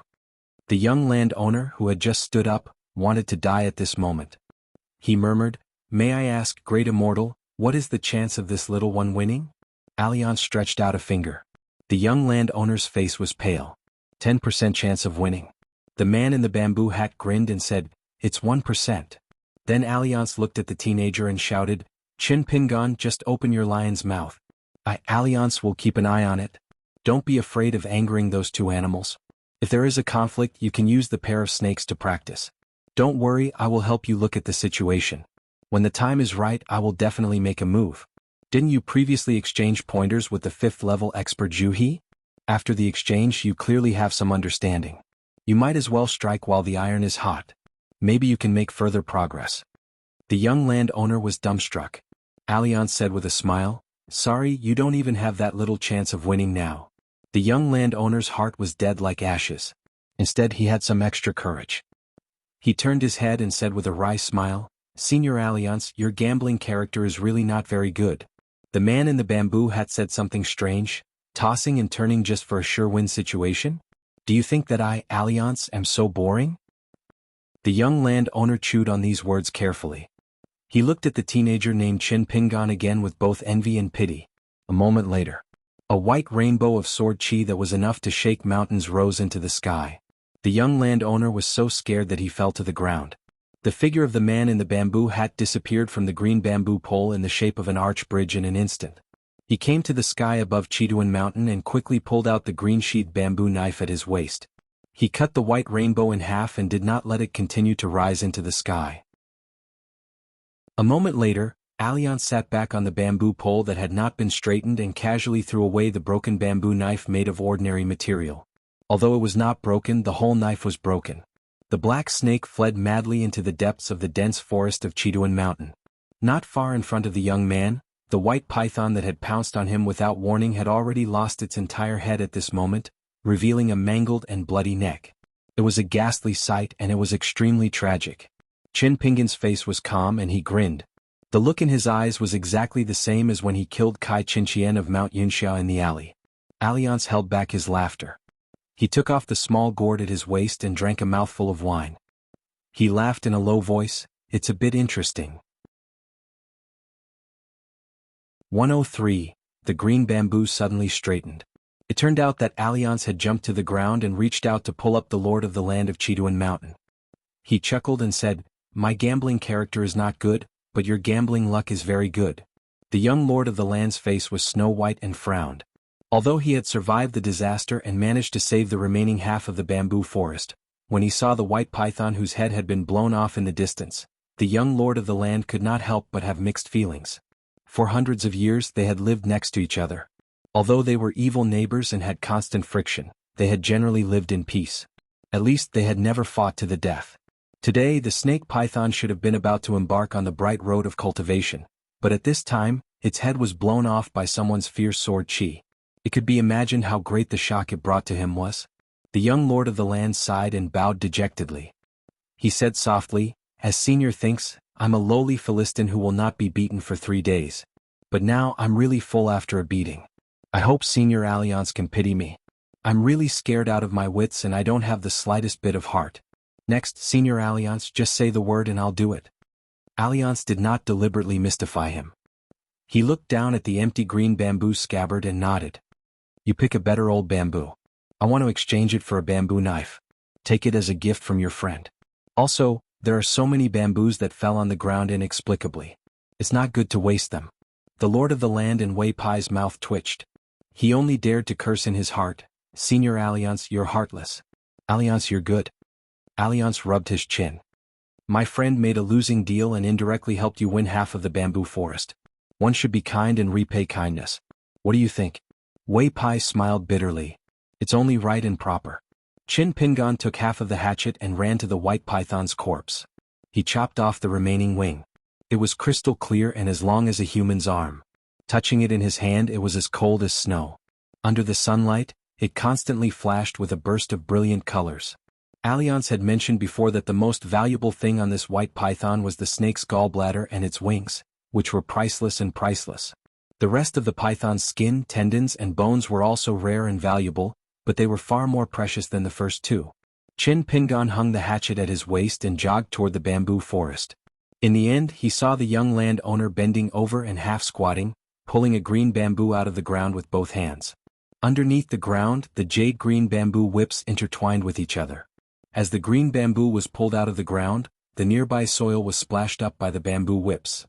After seeing the straw sandals teenager who killed and stole the golden belt, the young landowner, who was sweating profusely, swallowed subconsciously. Then he gently put the green bamboo back into the soil and looked around. Finally, he chose a green bamboo whip that was as thick as a child's arm. He sighed and looked up at Qin Pingan. With a forced smile, he asked, "Can you lend me the hatchet?" Qin Pingan approached and handed half of the hatchet to the young landowner. The latter held the hatchet and took a deep breath. After cutting off the bamboo whip, he handed it to Alliance. Alliance shook his head and said with a smile, "Make one according to the style of my previous bamboo knife. When we leave the border of Chiduan Mountain, just give it to me together with the white donkey." Wei Pai naturally did not dare to refuse. When he returned the hatchet to Qin Pingan, he sincerely sighed with emotion, "What a sharp blade." The guest should follow the host's wishes. "Let's go." Qin Pingan whispered, "The hatchet hasn't been given to him yet." Alliance said casually, "Later, give him the half of the hatchet in the basket." After that, the man in the bamboo hat did not forget to turn around and remind him, "Don't take the unformed white python's gallbladder. It's bloody and too scary. Give it to the black snake to eat together with the python's flesh. In this way, even if it loses a pair of wings, it can still increase its cultivation by 200 or 300 years. Take it as our sincerity. Remember to make it cultivate honestly after it settles down in Luapa Mountain." Finally, Alliance stretched out his hand and pointed to the young man who was in a daze. "Take care of yourself." The young man stood at the edge of the bamboo forest, looking at the backs of the two people. The mountain breeze in the forest passed through the green trees and clusters of red flowers, bringing a refreshing fragrance of flowers and trees. The young man who was as beautiful as a stunner was holding the green bamboo cane that symbolized his identity. His white clothes fluttered and his big sleeves fluttered. The previous shock, fear, anxiety, and hesitation were swept away by the breeze, replaced by the solemnity that was consistent with the identity of a god. He looked around and sighed softly, "Fortune and misfortune go hand in hand. It's just like this. Thank you, Alliance, for your unintentional advice. You helped me untie the knot in my heart and break through the demon barrier." The young man closed his eyes with a warm smile on the corner of his mouth and murmured, "Since ancient times, famous mountains have been waiting for saints. It doesn't matter if the saints don't come. I can concentrate on becoming a saint." When he opened his eyes, there was a light golden earring on the handsome man's ear. The delicate earring swayed slightly with the mountain breeze, making the young man look like a mountain god. The two people returned to the pool the way they came. Unlike when they came, they chose to take a walk and chat. "Alliance, will the black snake really eat the remains of the white python? Aren't they partners who have depended on each other for hundreds of years? The black snake is determined to become a flood dragon, so of course it will eat it. Not only the flood dragon but all the mountain spirits and ghosts also eat. It's just that the flood dragons, snakes, and pythons that live in the mountains and swamps are especially cannibalistic. This is similar to the principle that two tigers can't live in one mountain. The reason why the black snake kept the white python alive is that it has been enlightened and its spiritual wisdom has increased. It also has the idea of eating the white python after it forms its core. By the way, if you want to see the black snake eat the white python, we can go back. Let's forget about it. Speaking of which, don't blame me for making a decision for you and agreeing to let the black snake eat the python's gallbladder. Since it will go to Luapa Mountain to help you guard your luck, then the gallbladder will be sold by you. No matter how high the price is, it's not as good as the black snake becoming an inky flood dragon earlier. I'm actually very curious about why you killed the white python. Why didn't you wait for me to stop you? After taming the white python, it would be a good deal to let it go to Bayou Mountain or Iridescent Clouds Peak. Are you afraid that I, Alliance, will not help it? How is that possible, Alliance? I trust you. Then you? Alliance, before I answer your question, I also want to know if you saw that I found the 3 acupoints when I was sparring with Juhi? And the truth within the acupoints? To tell the truth, I knew from the beginning that there was something strange within those 3 acupoints. There was a great mystery, but it was rather embarrassing to say it out loud. Even I couldn't see it clearly, and could only guess that it was strands of sword chi that contained 3 types of Tao insights. As for which 3 types, I didn't dare to be sure. Of course, if I wanted to forcefully see the scene within your chi palace, I wouldn't hesitate to harm your body's chi. It's just that it would be very despicable. As a peerless expert, I, Alliance, naturally have the demeanor and bearing of an expert. I understand. Alliance, do you know that our town has a memorial arch with 4 plaques on it? I know that there is such a thing. Chi Jingchun mentioned it to me in the past, but I didn't remember the contents and had long since forgotten. One of the plaques has 4 words written on it. Don't ask for anything from the outside. I have a person of the same age next door who has read a lot. He said that this is a Buddhist doctrine, which means to warn everyone to focus on cultivating the Buddhist Dharma, and not to ask for anything from those outside the Buddhist Dharma. At first, I felt that it was very reasonable, but later on, when I was burning charcoal on the mountain and had nothing to do, I was bored and blindly pondering. I felt that for me, whether it was burning incense, praying to Buddha, or paying respect to Bodhisattva, I had to first do what was within my ability. If I still couldn't achieve my wish, then there was really no other way and I had to go ask for it. Only then would Bodhisattva nod in agreement. Otherwise, why would Bodhisattva help you? Right, Alliance? To seek Buddha, one must seek oneself first. Right. That's what I meant. Yes, if you explain it this way, it's barely reasonable. But I have to make one thing clear to you. I, Alliance, can dig out a little bit from my fingernails and it's still better than your family's. So you feel that it's very troublesome for me, so you'd rather lose a strand of sword chi? In fact, to me, Alliance, it's just a small matter of casually unsheathing a blade. This account, you have to calculate it this way. You can't calculate it this way.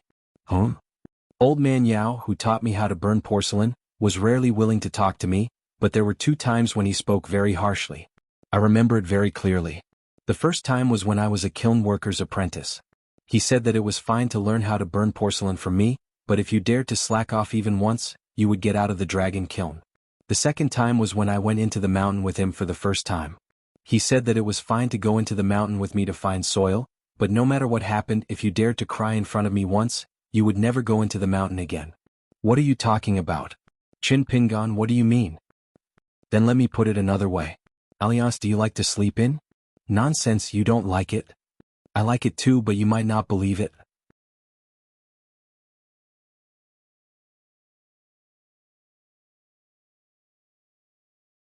She pushed Li Huai's head away with one hand and pushed Lin Shuyi's shoulder with the other. Li Huai said with grievance, Li Baoping, you're bullying me. Li Baoping turned around and said righteously, I'm picking something for little martial uncle. Li Huai thought of the small bamboo box that had not yet been in his hands and sighed, then you choose. Lin Shui was not angry when he was pushed away. He pointed to a rolled-up ancient book in the 100 Treasures Pavilion. It was tied up with a golden silk thread, just revealing the title of the book written in Yunzhuan. I've chosen this Taoist book called Cloud Gem Book. I only want it and won't compete with you for other things. Li Huai leaned forward and stretched his neck. He slightly bypassed Li Baoping and asked, Shuyi, why don't you choose that knife? It's so beautiful. If it were me, I would choose it.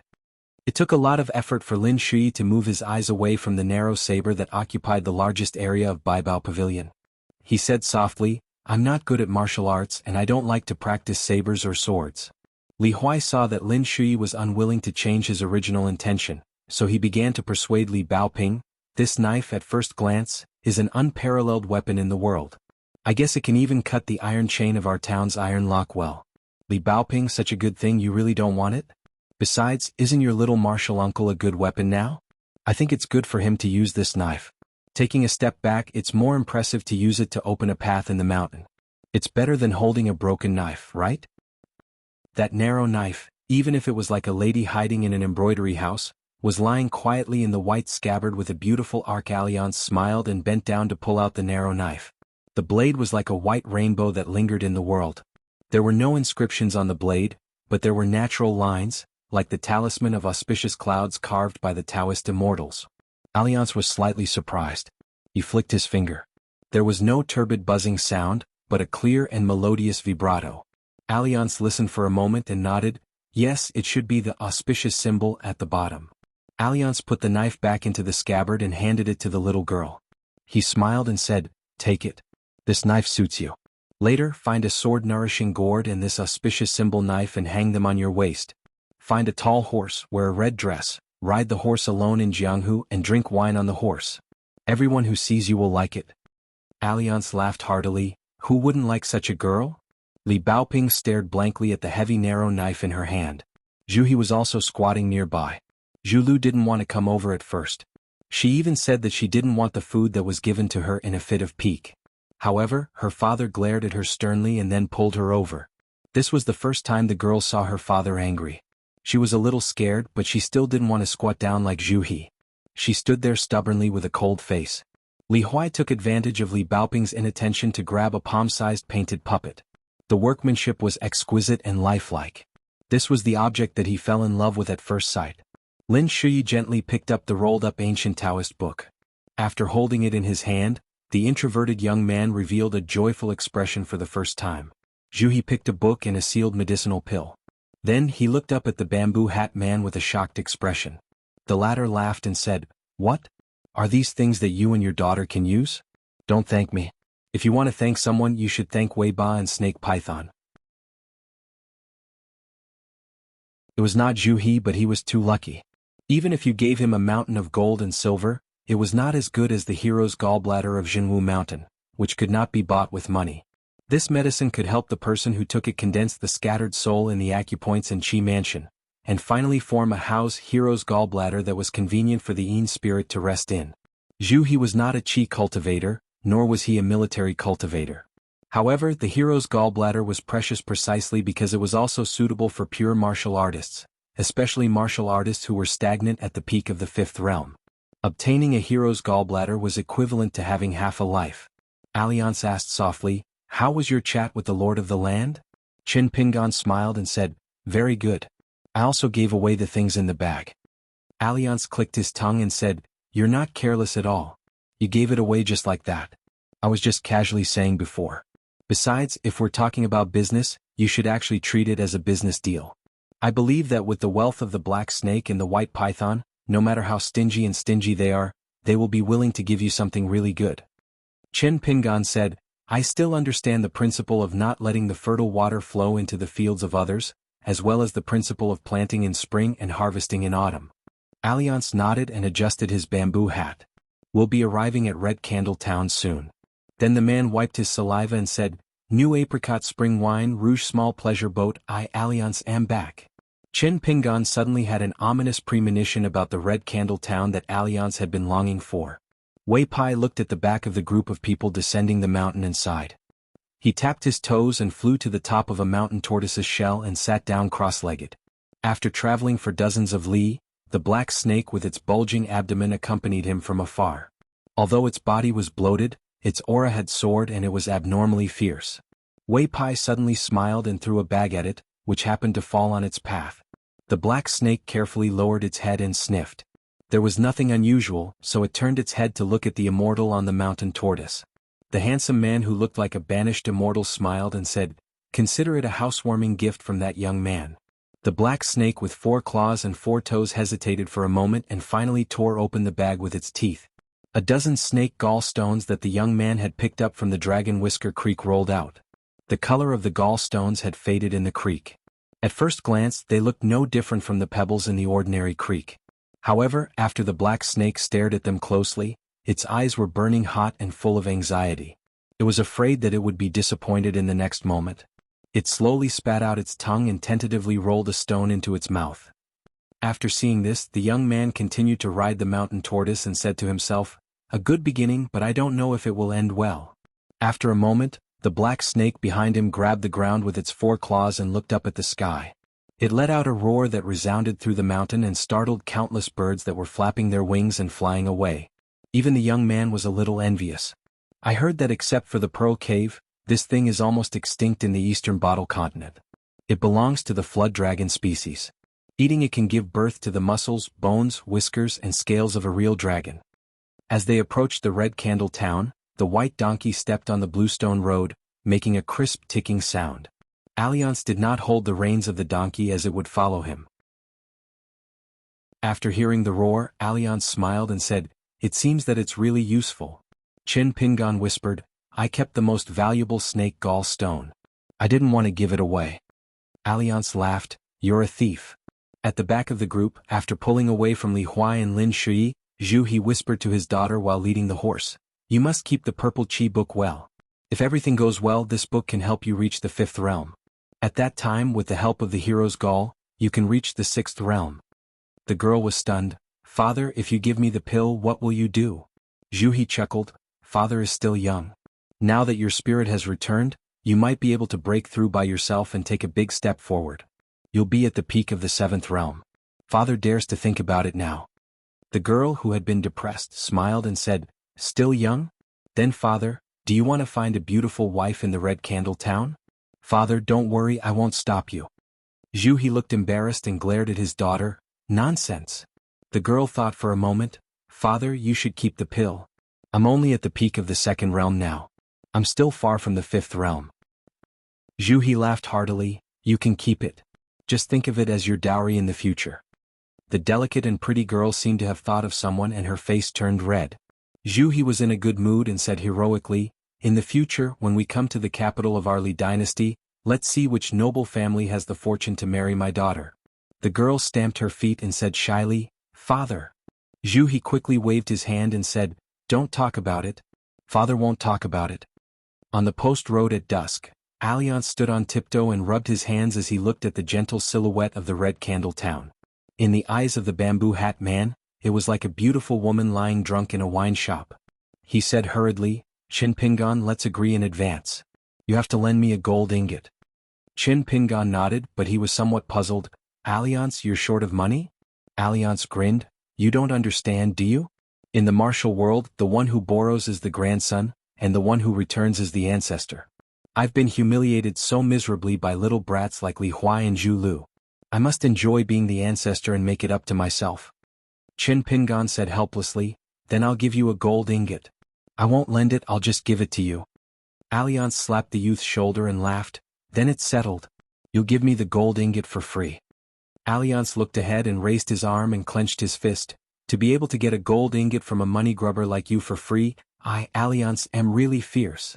Chin Pingon didn't go back on his word. He just quietly looked at the Red Candle town that was getting closer and closer. The familiar smell of the market hit him in the face. It was no longer the surging river and the deep mountains and forests. Chin Pingon turned to the girl in the red cotton-padded jacket and said with a smile, "When we reach the town, after buying all the food and necessities on the road, we'll go and see if there's any Tanghulu for sale." Li Baoping happily skipped forward, the little girl gently bouncing the small green book box on her back. Little Marshal uncle. We'll just buy 2 Tonghalu skewers. The small ones are delicious. 105. Red Candle Town was surrounded by high walls. Qin Pingan and his party needed to enter the town from the north gate, but an accident soon occurred. There were armored soldiers guarding the gate, and they needed to submit their residence documents before they could enter. Qin Pingan was stunned on the spot. He didn't even know what the residence documents were. Alliance, who had already received a gold ingot, grinned and took out a wrinkled document from his bosom. After passing the inspection, this guy didn't even want his donkey and swaggered into the town alone. When he reached the gate, he didn't forget to wave goodbye to the people who were looking at each other in dismay. Li Huai scolded him and threatened to kill the white donkey. Alliance laughed and left. Zhu He was also helpless. Before leaving the town, the ancestor didn't specifically instruct him about this. In fact, except for his age, Zhu He knew nothing about the outside world.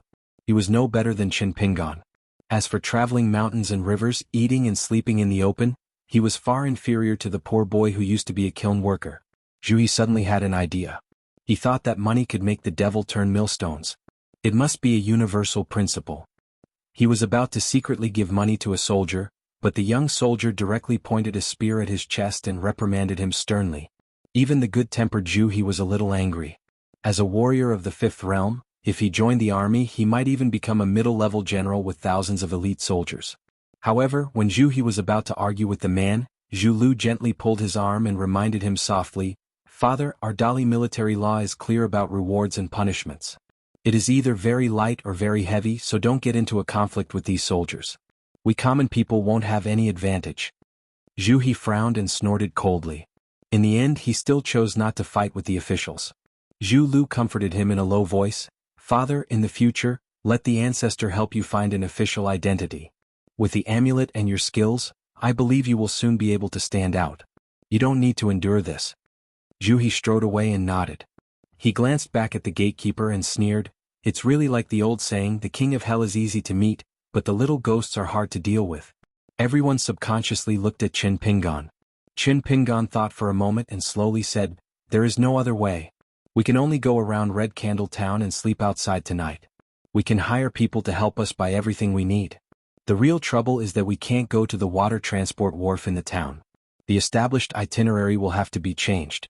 The original more than 200 miles of water route will be much easier than walking along the Embroidery River, and we won't have to take a detour." At this time, a middle-aged man in a blue official uniform quickly walked out of the city gate. He carefully sized up Qin Pingan and his party. Finally he looked at Zhu He and asked with cupped fists, "This one is Zhu He, now the post-house official of Red Candle Town's Pillow Inn. May I ask if you are Mr. Zhu from Longquan County?" Zhu He was silent and looked alert. The man who claimed to be the post-house official laughed heartily. "Your family had once sent a letter directly to our county magistrate, briefly explaining your itinerary and asking our county magistrate to be the host. In addition, each of your letters have already arrived at our Pillow Inn. I specially vacated the room for you 10 days ago. It can only be said that it's clean and plain, but I dare not say that it's very good. Please forgive me and don't complain to our county magistrate. Otherwise, if our county magistrate is unhappy, I'm afraid I'll lose my job tomorrow." The post-house official suddenly remembered something. They passed by a shop that was full of cold air. There were young and strong men coming in and out constantly. From time to time, there was a flash of white light in the shop. Li Huai could not move his feet. Zhu He could not help but look at it a few more times. Soon he lost interest. The post-house official said, "That is a knife and sword shop. Other weapons are also sold occasionally." Lin Shui asked curiously, "The government doesn't care? Aren't they afraid that the people in the market will fight with weapons?" The post-house official smiled and said, "The government doesn't care too much about these things. But as long as something happens, it will be very strict. If the county government is not enough manpower, the county magistrate can mobilize all the Jianghu sects in the territory to help solve the dispute." Dali valued martial arts. There were many wanderers who traveled around with swords and sabers. Some of them were street scoundrels who were arrogant but incompetent, but there were also children of noble families who were chivalrous. Although the Dali imperial court prohibited the sale of all weapons, Most of them turned a blind eye to ordinary swords and sabers made with mediocre craftsmanship. It mainly depended on the attitude of the local officials. If they were pure scholars, most of them would be strictly prohibited. If they were warriors from the battlefield, most of them would be lenient. Of course, strong bows, strong crossbows, fine armor, and other national weapons were not allowed to be sold anywhere. Beacon towers, relay stations, markets, taverns, brothels, and so on and so forth. Red Candle Town had everything one could think of, and it was extraordinarily bustling. The streets were filled with people, and it was much more bustling than the small town in Chinpingan's hometown. There were all sorts of shops on both sides of the streets that dazzled the eyes, and shouts rose and fell in succession. After chatting all the way, they arrived at the pillow Inn after an incense stick's worth of time. Soon, the handyman of the post house took the white donkey and the horse away. Ching Xing had indeed arranged post house for them. There were both A and B post house. He did not make a decision on his own. Instead, he threw 5 post house to Zhu He and let them arrange it themselves. Under Qin Pingan's arrangement, Li Baoping and Zhu Lu lived in a first-class post house. Zhu He lived in a first-class post house. Li Huai and Lin Shui each lived in a second-class post house. If Alliance came back, he could choose any one of the post houses to live in. Of course, with Alliance's temper, he would certainly ask if he could choose Zhu Lu's post house. At that time, Zhu Lu would probably roll her eyes at him. In the twilight, everyone put away their luggage and packages and gathered in Zhu He's spacious first-class post house. Ching Xing quickly sent a stack of letters home. After sending them, he said goodbye with a smile, saying that they only needed to shout if they needed anything. He also said that the night market of Red Candle Town was a little famous in the south of Dali. If there was a chance, they must see it. Lin Shui had 1 letter, Li Baoping had the most with 3, and even Qin Pingan had 1. Li Huai was empty-handed. Finally, he found Zhu Lu, who was in a similar situation, and said with a smile, "Fortunately, we are in the same boat." Zhu Lu turned a deaf ear to him and walked to the window.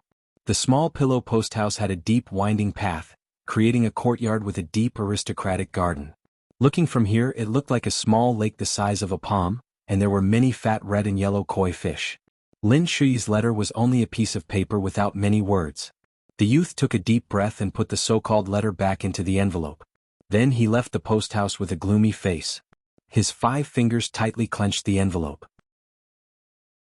In addition to more than 30 sloppy semi-cursive characters, there was also a banknote worth 300 taels of silver from the largest bank in Dali.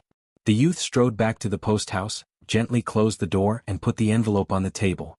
His face was ashen and his chest was heaving up and down. Qin Pingan picked a secluded place and sat down. Li Baoping ran over and looked like she wanted to say something. He smiled and said, "If I don't know the characters, I will ask you." Li Baoping returned to the table and began to open the letters. There were 3 letters from her father, her eldest brother, and her second brother. Li Baoping opened the letters one by one. His father, Li Hong, wrote many words of concern in the letters. As usual, he did not put on the airs of a strict father. He only reminded him of trivial matters such as wearing more clothes when the weather was cold, not being afraid of spending money outside, and that he must send a letter home to his parents every time he passed by the relay station. He was long-winded and 5 to 6 letters were gone just like that. Li Baoping sighed and looked at Zhu He, who was sitting across the table and drinking tea. She said worriedly, "When will father and mother stop treating me like a child?" Zhu He could not help but laugh and drink tea. Li Baoping browsed the second letter. It was written by the eldest grandson of the Li family, her eldest brother. He was now studying the classics at home, preparing to take the imperial examination next year. The content of the letter was concise and to the point. It was written in a regular script, as if it was full of the charm of a teacher sitting upright. Every stroke revealed a strong sense of cautiousness. It was full of sages and sages. He told her not to neglect Zhu He and Zhu Lu, and not to treat them as children of the family. He told her to listen more to the words of Chen Pingan from the Mud Bottle Alley. She should be able to endure hardships and not cause trouble for others. However, at the end of the letter, her eldest brother, who had been scrupulous in etiquette since childhood, told her that he had already raised the crab he caught from the stream when she was young. He told her not to worry about it. Li Baoping raised the letter in her hand and complained to Zhu He, "My eldest brother doesn't care about me the most." Zhu He held back his laughter. He thought to himself, "Miss, come on. Who doesn't know that in the Li family, it is the eldest young master who cares about you the most?" The first time a bookworm like him, who was difficult to reason with even the ancestors, drank wine, His tea was secretly changed by his younger sister to the home-brewed peach blossom spring wine. The eldest young master was so angry that he almost collapsed. When his parents saw it, they were afraid and did not dare to persuade him. They only dared to follow their son, who ran to find his younger sister to denounce her. There was a crescent-shaped river bend in Red Candle Town, where a type of exquisite pleasure boat unique to Red Candle Town floated. It was less than 20 to 30 feet long and was surrounded by either purple or ordinary green bamboo. The luxurious decoration inside was determined by the wealth of the owner of the pleasure boat. Generally, there were 2 to 3 women on each pleasure boat. Most of them were beautiful women and young girls who were proficient in zither, chess, calligraphy, painting, tea and wine. In addition to the viewing room, there was also a bedroom. Its function was self-evident. Those boatmen's daughters were from the Great Lee's lowly households for generations. According to legend, they were once the remnants of the divine water nation of the previous dynasty. The Great Lee's emperor had issued an imperial edict that they were never allowed to go ashore, and that their descendants would be rootless duckweeds for generations to come. The people of Red Candle Town passed down from generation to generation that the lord of the land of Chiduan Mountain not far away was loyal and righteous. He secretly sheltered the ancestors of these surnames during their escape. As a result, Emperor Dali was enraged and demoted him from a mountain god to a land god. He ordered the descendants of these surnames to personally break their golden bodies and sink them to the bottom of the river. The posthouse officer carefully chose his words and selected some harmless stories from the small town to tell the important guests. Red Candle Town was not the hub of Dali's north and south, but it was a busy harbor for water transportation with many boats shuttling in and out. It was the confluence of 3 rivers, namely the Chongdan River, the Xiuhua River and the Yuye River. However, there were only 2 river gods. There were temples built on the banks of the river, and clay statues of the gods with golden bodies were built. Both of them were the commanders of the Dali Navy who died in the naval battle. Only the Chongdan River did not have a river god and did not have an ancestral temple. Later there was a temple of the Empress which was full of incense. It was dedicated to a woman from a small town who committed suicide by jumping into the river to prove her innocence. As a result, it was quickly designated as an obscene temple by the Dali imperial court. Now there was only a pile of ruins, broken bricks and tiles, and only snakes and rats running around. When he heard about the deeds of the lord of the land of Chiduan Mountain, Li Huai whispered, "I didn't expect such a big bad guy to have such a good reputation in Red Candle Town." Lin Shuyi's face was indifferent. Every family has its own difficulties. Qin Pingan put away the letter sent by Ruan Xiu. The letter said that the Luapa mountain he bought was successfully conferred with the title of a new mountain god of Dali.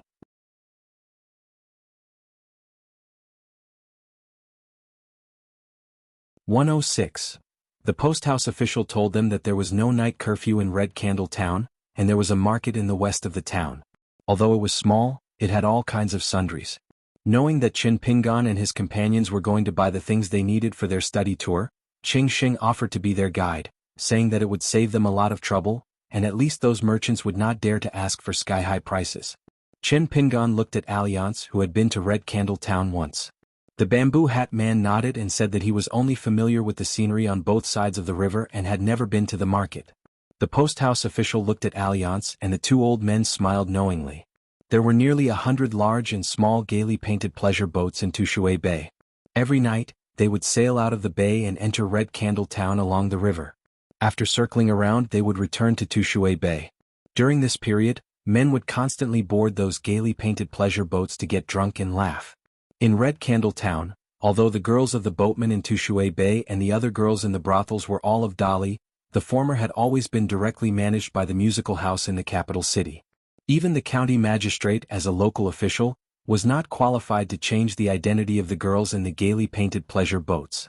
Therefore, there had always been a rumor in Red Candle Town that the ancestors of the 5 families in Tushui Bay were once the royal children and meritorious families of the Holy Water Dynasty. Under the guidance of Qing Xing, the local leader, Qin Pingan and the others went to the market on the west side of the town. The further west they went, the more crowded the streets became. After learning that Red Candle Town was more than 200 li south by boat, and there would be relay stations along the way for them to replenish their supplies, Qin Pingan gave up on some of his ideas. He did not buy too much rice, bacon and other food, but bought a lot of medicinal ointments in a pharmacy to deal with minor illnesses such as cold, heat stroke and injuries. When it was time to spend money, Qin Pingan realized that a whole silver ingot was almost the same as the town in his hometown. Therefore, he converted the 2 ingots of snow-patterned silver into Dali copper coins, Tianhua ingots. Because he had the best quality silver, the premium alone was as high as 200 copper coins, which made Qin Pingan very grateful to Miss Xiuxiu in the blacksmith shop. Because posthouse officer Cheng Sheng was by his side, everything went smoothly. In a small town in a county, it was true that officials were not officials. Especially someone like Cheng Sheng, who often interacted with tycoons, magnates and traveling officials all year round. In the eyes of the people of the small town, he was a big shot who knew everything. Therefore, whenever Qin Pingan and the others walked into a shop, they would greet Lord Qing politely, wishing they could worship this posthouse officer like a bodhisattva. Along the way, Li Huai was very reserved. He only dared to hide behind Alliance, sticking his head out and looking around. Alliance teased him that he was timid and only knew how to be a tyrant in his own home. Li Huai had just opened his mouth to argue with Alliance for 300 rounds, but when he received curious gazes from all around, Li Huai immediately drooped his head and followed behind Alliance sickly. This made Alliance extremely happy. From time to time he would slap Li Huai's head. The child was angry but did not dare to say anything. He was very sullen. Lin Shuyi was still indifferent, as if the matter had nothing to do with him. Presumably, even if this young man was walking on the imperial road in the capital, he would still be like this. Only Li Baoping carried her dark green bamboo box. Like a crab running amok, she raised her head and puffed out her chest. She wished she could just randomly pull someone on the side of the road and tell them that her little box was personally made by her youngest martial uncle. The market square was made up of 2 main streets running north-south. After strolling through Guanshan Street, Qin Pingan and the others were about to cross an alley and head to the next Guanshui Street. In the end, they passed by a deserted bookstore in the alley. Cheng Sheng, who was leading the way, went straight ahead. However, Qin Pingan stopped. After greeting the posthouse official, he smiled at Li Baoping and the others and said, "Each of you can buy a book. It doesn't matter how expensive it is as long as we can afford it." The store was very small. The door was less than 20 feet wide. After walking in, there were 2 rows of tall book walls on the left and right. In the innermost part of the store, a young man in a black robe was sitting on a small bamboo chair with his legs crossed. He was resting with his eyes closed and holding a folded fan in his hand. He gently tapped the palm of his hand and hummed a little tune. The young store owner had a handsome and feminine face. He didn't have the stink of money of the merchants in the previous stores. When the young girl Zhu Lu saw him for the first time, she was stunned. She probably didn't expect to meet such a distinguished person with a refined temperament in the marketplace of Red Candle Town. After the lord of the land of Chestun Mountain got rid of the shackles, he regained his identity as a god. He changed from a short old man in white to a handsome and noble young master. However, in the young girl's heart, Wei Pai was more of a sloppy and unbearable image. However, the young master in front of her gave her a very distinct first impression. Even Zhu He was full of doubts. Could this person be a descendant of a powerful family whose family had declined? He was no worse than the 2 young masters in his family. The young man didn't open his eyes. Languid, he said, "The books in the store don't bargain. Whether you make a profit or lose money depends on your judgment." The posthouse officer Cheng Sheng whispered to Zhu He, "This shop is a little famous in our Red Candle Town. Most of the scholars who pass by here like to visit here at least once. However, this shop owner has a strange temper. All the books he sells are much higher than the market price. Moreover, if anyone dares to bargain, he will drive them away on the spot. He is aloof and doesn't know how to handle affairs of the public. There was once an official from the Ministry of Revenue who was on a private visit and stayed at my Pillow Inn. That official took a fancy to a unique book that was priced at 300 taels of silver, but he only bargained for 50 taels of silver and was driven out of the shop without leaving any face for him. That official was so angry that he didn't calm down even after he returned to the post house and almost asked the county government to close this small shop. Perhaps he thought that it would be bad for his reputation, so he let this shop escape a disaster. Zhu He understood in his heart that the store owner was most likely a pedantic scholar who didn't know about the affairs of the world. He was the kind of person that the second young master liked to ridicule the most. The second young master called him a king who talked about his temperament with sleeves folded and died to repay the king. The second young master also laughed and said that in less than 200 years, their Dali would be the same. Therefore, Zhu He had never had a good impression of the scholars outside. The courier route through Red Candle Town was one of the 3 main courier routes from the southern border of Dali to the capital. Merchants and officials of small stature often chose this route if they wanted to go north to the important towns and cities of Dali. This was because although the other two routes were wider, almost every inn along the way was overcrowded. Without enough authority to check on them, not to mention staying in the inn, one couldn't even enter the main gate.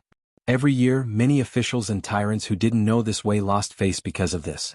The southern scholars who came to the capital to take the imperial examinations, because they didn't have official positions, liked to choose this route. They often traveled in groups of 2 or 3. Not only could they take care of each other, the scenery along the way was beautiful, and they could also explore the underworld and visit immortals together. As for the officials who were demoted to the south, they were depressed and unhappy. They liked to inscribe poems on the walls of the inn, and they also liked to take this route to the south. Gradually, the walls of the Pillow Inn in Red Candle Town were filled with the complaining poems of scholars and poets. Li Baoping looked up and began to look for books.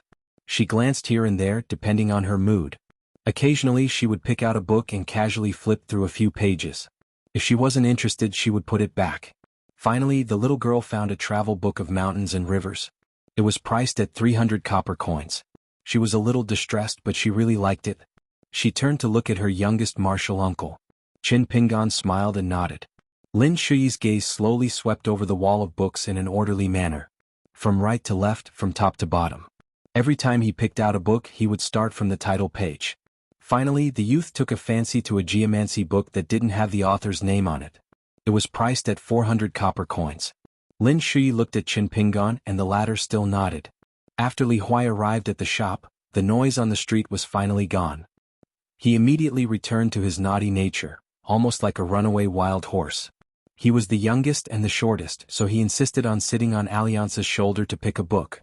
Alliance agreed, but threatened that if Li Huai didn't pick a book, he would leave him alone on the street after they left the shop. In the end, Li Huai braced himself and picked a brand new book on the highest shelf. It was priced at 9 taels and 2 copper coins.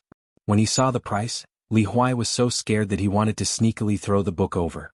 However, he was flustered and the book didn't succeed in being stuffed back into the shelf. Instead, it fell to the ground. The young shop owner who tapped his folding fan opened his eyes and looked at the book that fell to the ground. He said angrily, "Buy it and leave." 1 copy of the latest edition of Great Water Cliff, 9 taels and 2 copper coins. Li Huai didn't dare to talk back to a stranger. He could only cry and carefully look at Qin Pingan. In the river, a middle-aged woman was swimming against the current, leisurely strolling. 3 feet above her head floated a fist-sized snow-white bead. It emitted a bright light, illuminating the bottom of the river as bright as day. The woman said lazily, "I walked for more than 100 miles and didn't find a single treasure. Who told me that there are flowers under the Chongdan River?" The man sitting on top of the stone pillar looked at the bottom of the river and said indifferently, "Sir's already in Red Candle Town." The old man shook the bright red lantern and laughed with a hoarse voice, "Sir's actually going out in person? Then what do the 4 of us need to do?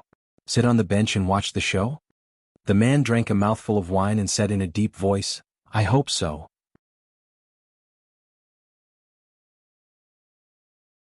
107. After strolling around Guanshui Street, Qin Pingan had bought everything he needed.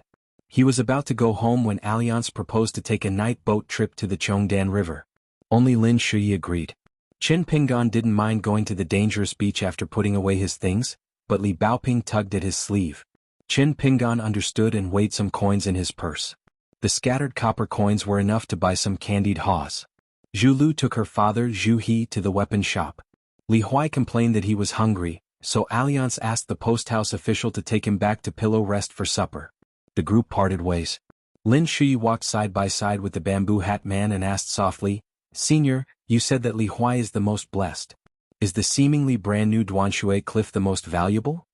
Alliance nodded gently and revealed a secret. "It just looks new. It's a few years old. The things written in the book aren't worth much. It's a mess of water magic cultivation. It's deliberately used to mislead people. But the material of the book is more precious. It won't be eaten by worms even if it's stored for hundreds of years." Alliance took off the small gourd and drank a mouthful of wine. "And if I'm not wrong, this book has already given birth to a few Moby fish. Of course you can't see them with your naked eyes. This thing is one of the world's spirits. It's extremely subtle and swims between the lines just like the living fish in the river. The Moby fish uses the spiritual chi contained in the book as bait. After it grows, it's no bigger than the thickness of a hair. There are many kinds of Moby fish in the world. The species in that book is ordinary, but if it's sold to a high-ranking official who likes to hunt for novelty, it should be worth at least 3,000 taels of silver. So it's one of the most valuable books in that bookstore. The young man was speechless. The Moby fish that he couldn't even see could be sold for 3,000 taels of silver. Was money the most worthless thing in the world outside the town? Alliance seemed to see through the young man's thoughts.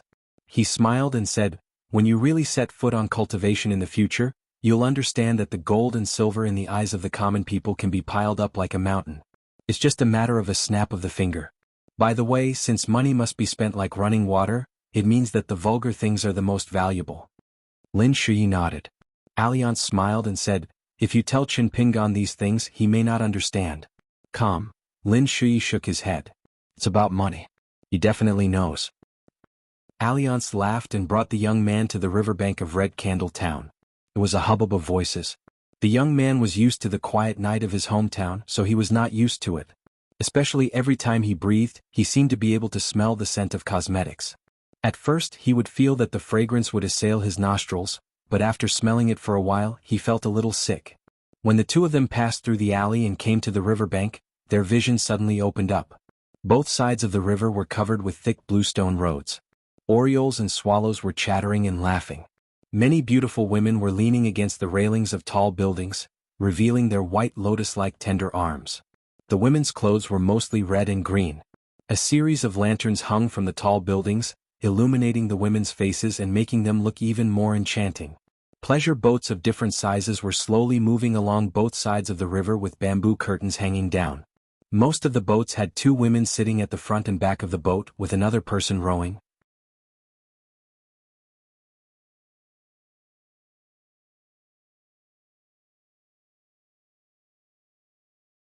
They have Confucian classics, anthologies of philosophers, and supernatural novels. I can help you bargain there. The one-track-minded child shook his head. No, it has to be the bookstore just now. This was all the surplus food that Li Huai had secretly saved. Most of it was stolen from his uncle's house, and a small part of it was his sister Li Lu's private money. Previously, in the bookstore, the poor fellow who wore straw sandals all year round didn't try to pretend to be rich by buying a lousy book that cost nearly 10 taels of silver without hesitation. He also didn't refuse on the spot because he was unwilling to spend so much money on him. Instead, he asked if he would read the book. This made Li Huai very surprised. Although he had said that he would read it, in fact, after buying it, he would naturally read it to pass the time. Li Huai did not have much interest in this book, Great Water Cliff. But when someone was willing to take out 10 taels of silver for him, Li Huai felt very happy. Li Huai was not stupid.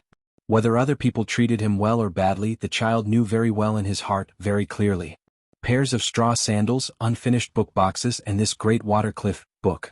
He owed so much, so Li Huai felt that if he did not do something for Qin Pingan, he would feel very apologetic. In fact, Li Huai did not like Zhu Lu. He did not even like Lin Shui, who had gone through thick and thin with him. Instead, he felt that Li Baoping, who often bullied him in school, was not bad. Li Huai liked the sloppy Alliance the most. As for the pauper from Mud Bottle Alley, Li Huai was a little afraid of him. At this moment, Posthouse Minister Cheng Sheng lowered his head to look at the child who had a serious expression on his face.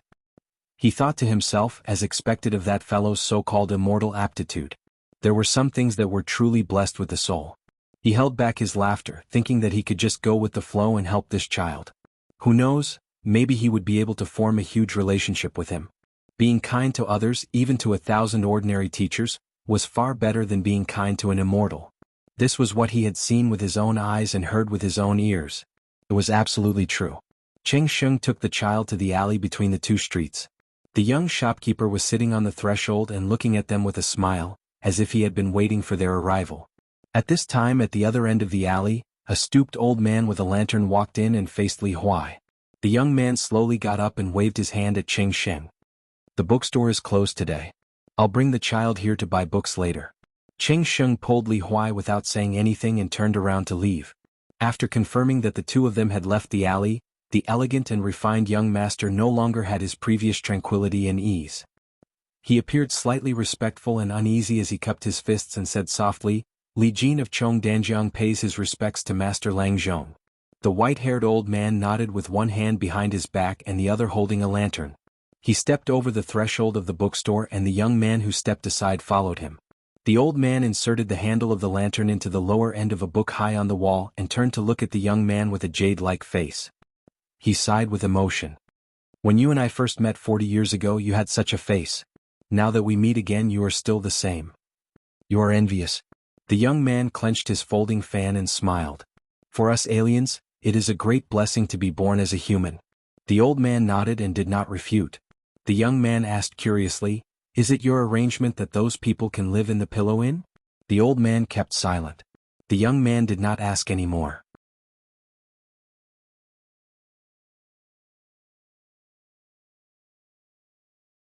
Her posture looked delicate and naive. She walked towards the youth.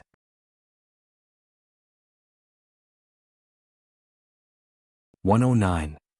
The youth watched as the young girl walked towards him. Her footsteps were light as she walked along the dimly lit corridor. She was like a young deer in the night. Zhu no longer had her usual bossy attitude. She was like a young girl next door who had grown up together, smiling sweetly. Qin Pingan seemed to be in disbelief. He slowed down his steps and stood still. His eyes widened as he stared at that somewhat unfamiliar, delicate face. Zhu Lu drew her left hand from behind her back and waved at Qin Pingan. As she walked, she said, "Qin Pingan, my father wants me to tell you about what happened at the Kaidenshin Shiping." 5 steps away, the young girl, who was at the peak of second realm, suddenly charged forward. In just 2 large strides, she was in front of Qin Pingan in an instant. They were practically staring at each other. The 2 faces could be seen clearly. The young girl's face was filled with savagery, anger, pleasure, and relief. Her expression was extremely complicated. Other than the sadness in the youth's eyes, there was also a sharpness. His gaze carried the sharpness of a hatchet that had been sharpened on the dragon beheading platform. Zhu Lu's left fist went straight for the youth's forehead. This was a smokescreen. The young girl had even deliberately slowed down the speed of her fist. Her true trump card was her right hand. When she struck at lightning speed, she held 3 sharp bamboo skewers in her hand and stabbed them straight at the youth's heart. Just as the bamboo skewers were about to pierce the youth's heart, the young girl, who had gone on a murderous rampage, happened to blurt out the words that she had not finished speaking. "I'm sorry." At this moment, the young girl no longer had any of her lovable and naive demeanor. She was only fierce. However, in the next moment, Zhu Lu's face was filled with shock. She knew that things were not going well and was about to retreat. Qin Pingan quickly raised his right hand. Not only did he block the young girl's left fist, but he also took advantage of her daring to show weakness to extend his arm forward and choke Zhu Lu's neck. At the same time, the youth's left hand tightly gripped Zhu Lu's right wrist that was filled with killing intent. He pulled it outwards, preventing the 3 candied hawthorn skewers from piercing his heart. The hand that was gripping her neck suddenly exerted force, pulling the girl towards him. He ruthlessly slammed his knee into the girl's abdomen. The force was so great that the girl almost vomited bile from the impact. Her body could not help but curl up, and she immediately lost the ability to fight. Qin Pingan did not lower his guard at all. He did not give up and fiercely hammered down, knocking his forehead against hers. The young girl staggered backwards. Qin Pingan kicked her, and the girl, who was heavily injured in the abdomen, was like a kite with a broken string. She fell heavily on the limestone floor of the corridor 2 tables away. She struggled twice but was still unable to get up. Blood seeped out of the corner of her mouth, and her face was pale and pale. It was done in one breath without mercy. Zhu Lu pressed her elbows against the ground and endured the heart-wrenching pain. She tried her best to move her body backward. She tried to get as far away from the youth as possible, even if it was just an inch or a foot. Qin Pingan looked around. Seeing that there was nothing unusual, he walked towards the young girl, who had almost no ability to fight.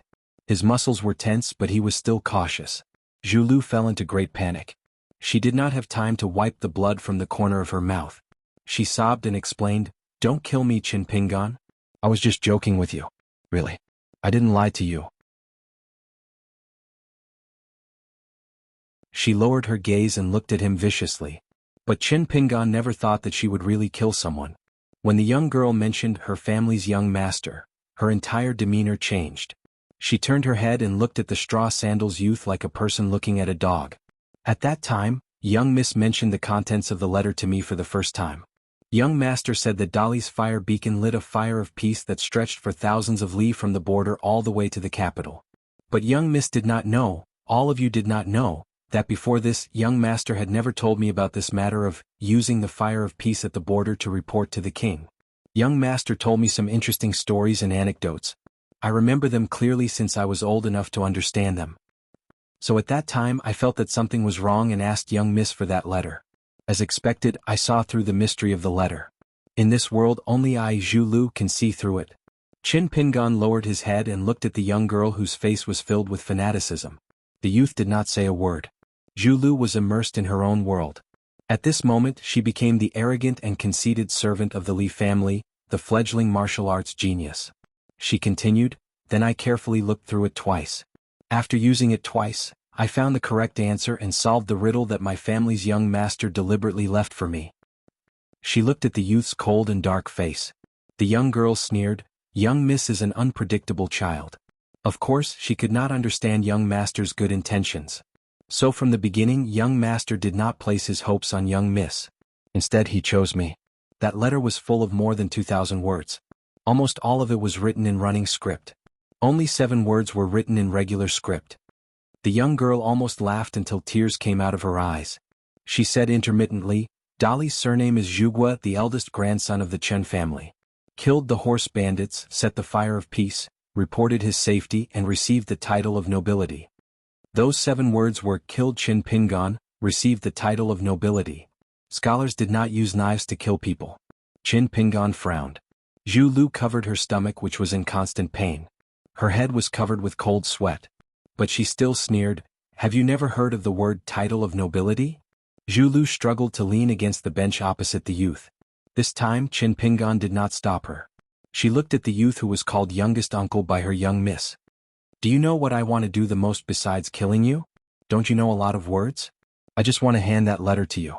Maybe you'll feel ashamed of your inferiority, wondering how there can be such beautiful words in the world, such good literary talent.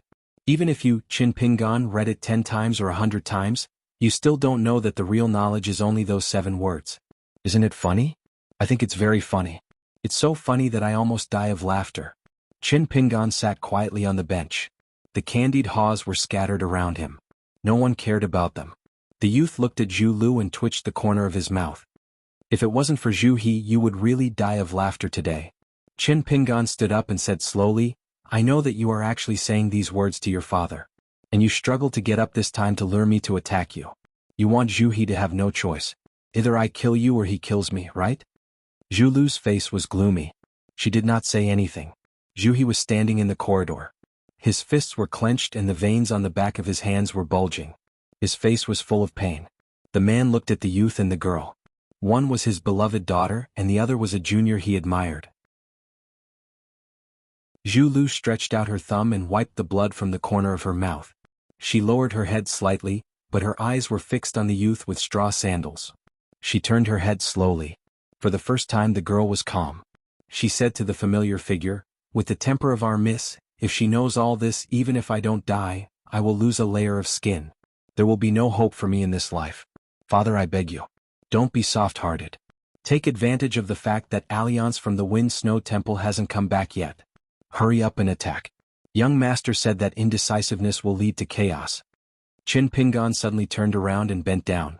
He picked up a candied haw and put it in his mouth to chew. Then the youth stood in the middle of the corridor and confronted Zhu He. The youth said softly to the girl, you will die. Zhu Lu's heart sank. Her father was about 15 steps away from Qin Pingan. Although Qin Pingan's martial arts realm was not high, the girl had seen his vigorous body. She was a little annoyed. Her father should not have appeared so openly in such a distant place. In a battle of life and death, there was no need to talk about the demeanor of a master. Zhu Lu turned her head and spat a mouthful of blood on the ground. Try it if you can. She looked at her father and reminded, Father, if you don't attack today, I will die in front of you. No matter what, take down Qin Pingan first. After taking him down, if her father did not want to kill him, she would do it. Zhu Lu had already held her breath and was ready to deal with Qin Pingan using her to threaten her father. Her father once said unintentionally that once she faced this lowly person from the Mud Bottle Alley, she would have a chance to win in a battle of martial arts. But in a battle of life and death she would definitely die. At first she did not believe it at all. But when she confronted the white python in Kaidenshin Shiping, Zhu Lu was so scared that she lost her fighting spirit and could only wait for death. On the other hand, Qin Pingan was above her in terms of courage and boldness, as well as his grasp of timing. This actually made her almost lose all hope in practicing martial arts. Once the state of mind collapsed, the road of martial arts would be considered to have come to an end. Therefore, even when they were at the border of Chiduan Mountain before entering Red Candle Town, the Lord of the Land and Wei Pai gave each of them a parting gift. Under Zhu He's strong request, she got the so-called Immortal's Secret Book of Purple Qi. It was a martial arts treasure that countless martial artists at the foot of the mountain dreamed of, but the girl did not have much heart. The matter of heart was easy to fall and difficult to mention since ancient times. How could the rough man Zhu He, a pure martial artist who was obsessed with martial arts, know all of this? However, the arrival of the letter was like a personal instruction from her young master. It was like charcoal in snowy weather, giving the girl who had comprehended the mystery of the letter a new hope. She told herself that she must practice martial arts. At the very least, she must become a martial arts grandmaster like her father. She must make great contributions on the battlefield so that it was only right for her to become a titled madam. This was especially true for the father and daughter duo. Now that they had the true Martial Mountain's hero's courage and the Purple Qi book written by the immortals on the mountain, it was just as Zhu He had said. Now he even dared to think about the glory of the seventh realm. Then why didn't she, Zhu Lu, dare to think about the glorious days that she did not dare to think about before? It was just that all the bright future and all the bright roads were built on a small premise. Qin Pingan must die. Therefore the girl who knew that she was no match for the young man in a head-on fight, needed a secret attack. Just like how the young man exposed the truth, she needed a dagger. Unfortunately, the weapon shop was closed and she could not buy one. Coincidentally, her father, Zhu He, talked about apologizing to Qin Pingan, and Qin Pingan and Miss Li Baoping mentioned that they wanted to buy candied haws. A dagger could kill, and the bamboo skewers of candied haws could also be used in the hands of a martial artist at the peak of the second realm. Worried that the bamboo skewers would break easily, the girl used the excuse of bringing 2 skewers to Qin Pingan and Li Baoping. She did not believe that she could not pierce through the young man's heart with the 3 skewers held together. They were interlocked. The vermilion deer's quick-wittedness was evident. The second young master of the Li family, who had never shown his face, was also evident in his ability to judge people and use people accurately. Because Zhu Lu's true strength lay in the fact that she found a way out for herself and a path of no return for Zhu He, who was at the 5th realm of martial arts, and for her father. She would die or Qin Pingan would die. Zhu He looked at the poor young man with his hair tied up with a jade hairpin and said 3 words that should have been said by his daughter sincerely: "I'm sorry." Qin Pingan smiled and said, "It's okay. You chose your own path." The straw-sandaled youth's unnatural smile gave off a chilling feeling. This absurd feeling was especially clear to the girl not far away. Back then in the territory of Chiduan Mountain, after sparring with Zhu He, the young man realized that the 3 Qi dwellings in his body actually made the rampaging fire dragon of Qi only dare to pass through the door and not enter. It was only then that Qin Pingan realized that there were 3 extremely small wisps of sword Qi hidden in those 3 places. They were connected to his mind and there was no barrier to using them. After that, the young man used a wisp of sword Qi to blow up the white python's head. In order to survive, Qin Pingan felt that it was not a loss to use another wisp of sword Qi. However, the young man felt that the next time he used sword Qi he had to make a profit. It was not a good idea to always not make a loss. This was a vicious trap. Zhu Lu had said a lot. Qin Pingan had only opened his mouth a few times and added together, there were only a few words. This was why the young man felt that he had to say something for himself and for the fairy sister who needed him to live. Otherwise he would feel a little unhappy. The young man stepped forward with one straw sandal and moved back with the other. The young man bent his knees and his body fell down. He put his fingers together and pointed at the man in the distance. His lips moved slightly. Who knows if they were connected or if her ancestors were protecting her, but Zhu Lu was filled with terror and shouted, "No!" Zhu He's scalp felt numb. He was a martial path master, but his mind was in a mess and his limbs couldn't move at all. The young man chanted, "Sword come."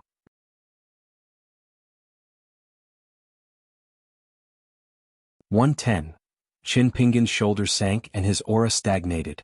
The strand of sword energy that was about to leave his Qi residence was like an arrow on a bowstring, and it had to be released.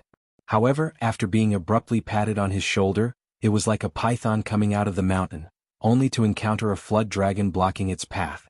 The previously unstoppable momentum naturally stopped, and it temporarily chose to bide its time. Hold it, hold it. A man wearing a bamboo hat stood beside Chin Pingan. He put his arm around the teenager's shoulder and said with a laugh, "We're a big family that loves each other. Fighting and killing each other, what a scandal." Chin Pingan raised his head. The man wearing the bamboo hat, who appeared and disappeared like a ghost, smiled at him. "Believe me, I'm Alliance." Chin Pingan sighed. "I'll listen to you for now." Alliance only glanced at Zhu He. He didn't even bother to glance at the young girl Zhu Lu. Languid, he said, "Using such a precious sword energy to kill Zhu He is too wasteful. You're distressed and I'm distressed for you. Besides, forget it, forget it. Let's not talk about these unpleasant things. In short, I, Alliance, won't be able to live with my conscience. You can consider this 18 halts qi circulation method as compensation." Chin Pingan was about to withdraw his clasped fingers, but at this moment, Alliance released his hand from the teenager's shoulder. He took a step back, shook his head and said with a smile, "This posture is too undignified. Let me teach you a powerful one. Stand firm." After the man in the bamboo hat lightly shouted, he bent his fingers and first knocked on Chin Pingan's shoulder. Then his hand flew and he tapped the teenager's chest 7 or 8 times.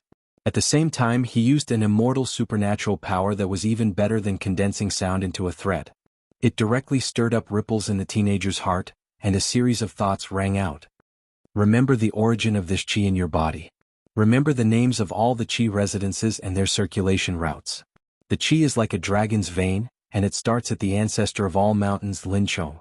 This is the world's top qi residence for nurturing swords. Here is the first stop.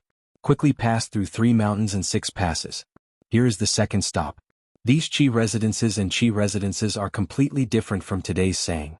They are the precious painstaking efforts of countless ancient sword cultivators. Remember it well. Alliance asked, "Do you remember it?" Sweat seeped out of Chin Pingan's forehead. "I remember most of it." Alliance smiled. "That's about enough. If you hit your head and bleed, don't be afraid. This is the path that every sword cultivator must walk. Wait until you are familiar with the route. You can try to slow down the flow of qi. This is the most interesting part of the 18 stops. Yes, this is the knowledge that I, Alliance, came up with. Some people are full of admiration and praise me. They say that this point alone has raised the height of the path of the sword by a lot. It's a bit embarrassing." Chin Pingan suddenly felt that this so-called 18 stops was most likely not much better than the Mountain Quaking Fist manual. Alliance seemed to see through the teenager's thoughts. He said with a deadpan expression, "Do I look like a swindler who speaks without thinking? I, Alliance, don't know what it means to brag in my life." Zhu He's mind had already pulled itself out of the mud, but his limbs were even stiffer than before. If he moved he would die. This was the only thought in Zhu He's mind. This was the invisible intimidation brought about by that bamboo hat man. When that guy with a green saber and a gourd at his waist was your friend, you would think that he didn't look like an expert at all.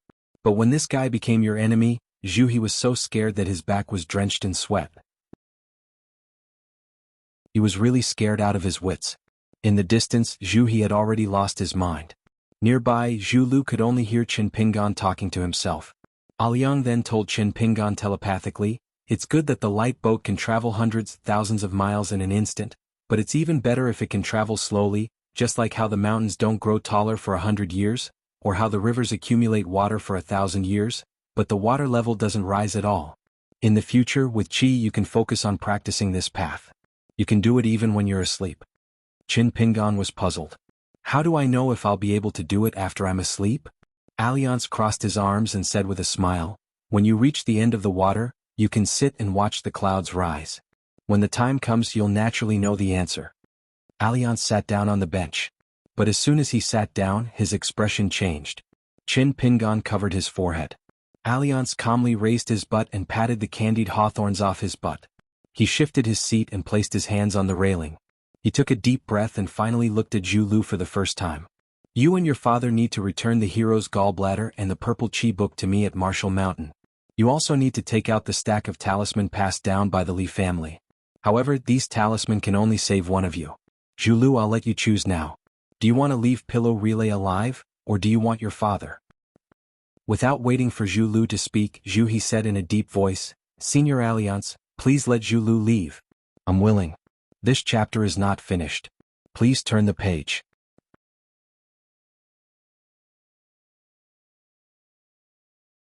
111. Alliance stopped drinking and tied the small silver gourd, but he still crossed his legs. The bamboo knife newly made by the lord of the land of Chituan Mountain was placed on the knees of the bamboo hat man. Alliance gently patted the hilt and the top of the scabbard with both hands and said, "Actually, I have been testing you many times along the way. Your choice will determine where I will escort you. To put it simply, how far I can accompany you depends on how many obstacles you cross." Chin Pingan nodded and said, "I also figured out a little later, but I just feel that you have a lot of ideas in your mind, Alliance. As for what exactly you are thinking, I have never figured it out." Alliance was not surprised by this and said frankly, "The first time was by the Dragon Whisker Creek. If you had made me feel that you were an ignorant kid and a good person who relied on hot-bloodedness to make decisions, I might have only left you a donkey and left. As for whether you can survive until the Wei and Jin dynasties of the Wind Snow Temple come out of closed-door training, it has nothing to do with me. Anyway, you will die sooner or later and it will be a waste of my feelings." Alliance recalled the details and talked tirelessly. Chin Pingan was stunned. He did not expect Alliance to be so meticulous, and he could not imagine that there had been so many strange tests in his life. The third last time was the Battle of Kaidenshin Shiping. If I had not deliberately lured them, the Wei Pai of Chituan Mountain and the two pythons would not have acted so rashly. I was hoping. The second last time was to lure you back to the bamboo forest and cut a few more bamboos. This time, if nothing unexpected happens, will be the last time. Originally, I wanted to escort you to Yefu Pass before leaving, but now there are some unexpected situations, so I have to leave in advance." Alliance smiled and said, "Some tests are deliberately done, and some tests are done with the help of the situation. During this period, some of the things you did made me very disapproving and pedantic, but some of the things you did made me feel very happy. This is right. This is not the imperial examination art of scholars like Qi Jingchun and Shui Dong, which focuses on authenticity. I did all these and then watched coldly from the sidelines. I watched your words and deeds, which is the same as some old immortals of sects who accept disciples as their last disciples. It's a way of thinking, not talent." Alliance laughed at himself and said, "Do you think that I, Alliance, have nothing better to do? Or that I have a lot of evil thoughts?" Chin Pingan put his legs on the bench and sat cross-legged lazily. He rested his chin on his hands and asked, "Aliang, is it because I know Mr. Qi? Is that why you care so much about me?" Alliance stopped joking and said in a deep voice, "There are too many temptations on the path of cultivation. Li Huai's Great Water Cliff and Lin Shui's talent in cultivation can be sold for money and exchanged for Chin Pingan's stepping stones. Qi Jingchuan's disciples shouldn't be so miserable. Especially Li Baoping. She's such a good girl. When I think of her being hurt by her trusted youngest uncle, I, Alliance, feel like my heart is about to break." Alliance, who had just been serious for a while, soon showed his foxtail again. He said with a smile, "Alas, we old men can bear the destruction of our country and the sinking of mountains and rivers, but we can't bear these small beauties." Chin Pingan picked up a sugar-coated haw that had not been sat on by Alliance. He chewed slowly and asked vaguely, "Alliance, what do you think of me now? If you think I can't do it, why don't you ask your friends to send Baoping and the others to the Great Sui Kingdom? I'm not afraid of hardships. I'm not lying to you. I'm just afraid that Mr. Qi will be disappointed. I'm afraid that I can't protect Baoping and the others." Alliance laughed and scolded, "Don't even think about running away. You're really the most suitable person for this job. Qi Jingchun can't do anything else, but he has good taste. Unless it's the old man who takes them on a study tour. Let's not talk about the old man. He's a cowardly turtle and a stingy scholar. Just talking about him makes me angry." Alliance held his bamboo hat and looked up. He clicked his tongue and said, "Oh, this Emperor Dali is really interesting. He's really good. Since there's still some time, I'll talk to you about the most useless things.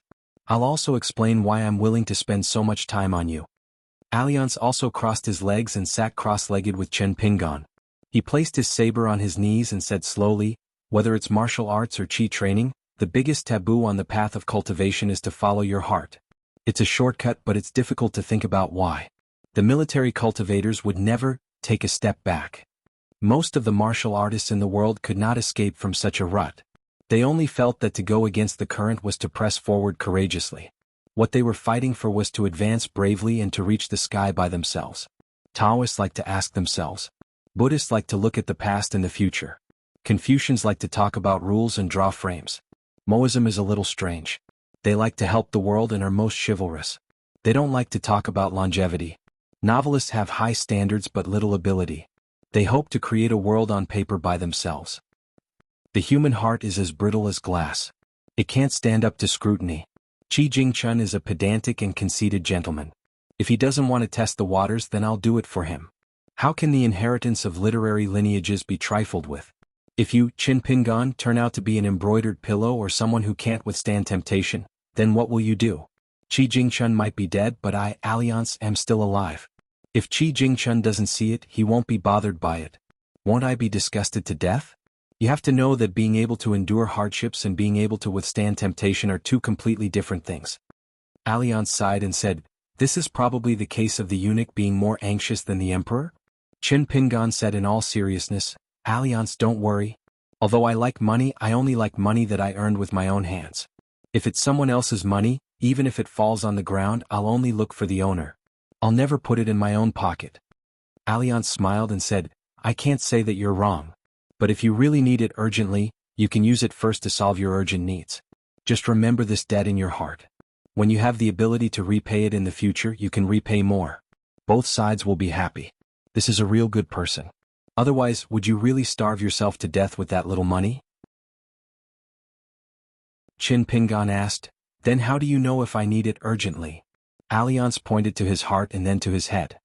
"If you pass these two hurdles, then you can use the money." Qin Pingan's eyes lit up. He seemed to have understood something. He nodded vigorously and said, "Alliance, although you haven't been educated, you're someone who has been through a lot. Now that you've said it, I've thought it through." Alliance rubbed the bridge of his nose. "Why do I feel that it's worse than Li Huai's bootlicking?" Alliance leaned against the railing and looked at the clear moonlight outside the corridor. He sighed and said, "You know, your pedantry is actually called integrity in the words of scholars like Qi Jingchun. That's right, it's true uprightness. True uprightness, true uprightness. Uprightness of a gentleman, uprightness of a straight path." Alliance laughed and pointed to the ignorant youth. "Haha, you know all these yourself. You're a bumpkin, a miser, and a miser. But you're just like the old man when he was young. In fact, when Qi Jingchun was your age, his temper was very bad. On the contrary, he was recognized as a late bloomer. Just like you, he had a heavy mind and a good temper from a young age. He was like a clay bodhisattva born to sit on the altar." Alliance's voice became lower and lower as he spoke, but suddenly it rose. "Of course, I, Alliance, am used to doing whatever I want. I don't like your style very much. Back then, it was because of this feeling that I rejected the request of a young man. Well, that guy was about the same age as you are now. I often think that if I took him with me to travel the Jianghu, would it be better than it is now? At that time, I finally said to that young man, 'Trust me, you'll be more successful if you study. Jianghu is such a big place, Alliance alone is enough. But the sea of books is boundless. Why should I follow Alliance and eat his dust?'" The bamboo hat man grinned. "So on this trip to Dali, I want to chat with some people. I want to tell them that there are people who care about things that Qi Jingchun doesn't care about." Alliance inexplicably stretched out his hand and casually flicked his finger. In the bookstore in the alley of Guanshui Street, the young master who called himself Li Jin of the Chongdan River flew out as if his forehead had been hit by a heavy hammer. Not only did he crash into the wall of books, but he also broke through the wall and fell into the shop next door. The shop assistant who was napping behind the counter was so scared that he kept quiet out of fear. Alliance muttered, "When immortals fight, just watch the show. Little Koi, do you really think you've seen all kinds of big rivers and big waves? I, Alliance, have seen more big rivers than Li Huai has eaten rice. Do you really think this is bragging? I, Alliance, don't know what bragging is in this life." He then grabbed the air beside him. On the far side of the courtyard wall, a pocket-sized spirit that looked like a blue swimming fish struggled desperately like a fish on a hook. Alliance's palm pulled back, and this blue nether fish was restrained in an area the size of his palm. What was even more amazing was that after cutting off the connection between it and its master's spirit, the spiritual creature that should have been on the verge of death was instead more energetic than before. It swam leisurely with its tail twisting. Alliance explained, "Later, I'll let Li Huai keep it in the book, Great Water Cliff. Why do I feel that this little bastard has dog shit luck every day? Does Li Huai step on dog shit every day in the small town and never wipe the bottom of his shoes?" In the distance, a tender voice sounded, "Alliance, you're the one who steps on dog shit every day." Qin Pingan looked at Alliance. The latter laughed in a low voice, "It's okay. The three of them came here not long ago. They don't know about Zhu He and Zhu Lu." As for this father and daughters leaving without saying goodbye, you can just find an excuse to deal with it later. Alliance waved his hand and said, "Don't eavesdrop. Come, let's split the loot."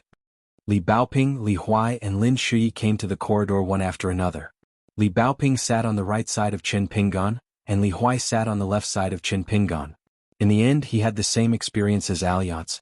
He cursed and took off the candied haws on his buttocks. He immediately beamed with joy and threw it into his mouth without saying anything.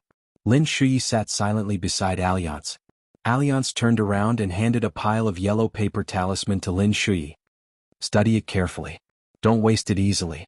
Qi Jingchun said that the Fulu Street and the Peach Leaf Alley in your town are very mysterious. There is still a great opportunity hidden there." Alliance patted the cold youth's shoulder. "No matter what, you, Lin Shui, are now the first true cultivator among all of us. You have to cherish your future even more." Lin Shui nodded. He solemnly put away the stack of talisman and hid it together with the Cloud Gem book. Alliance turned his head to look at the thief-looking Li Huai. He unhappily said, "Where's that crappy book of yours? Take it out."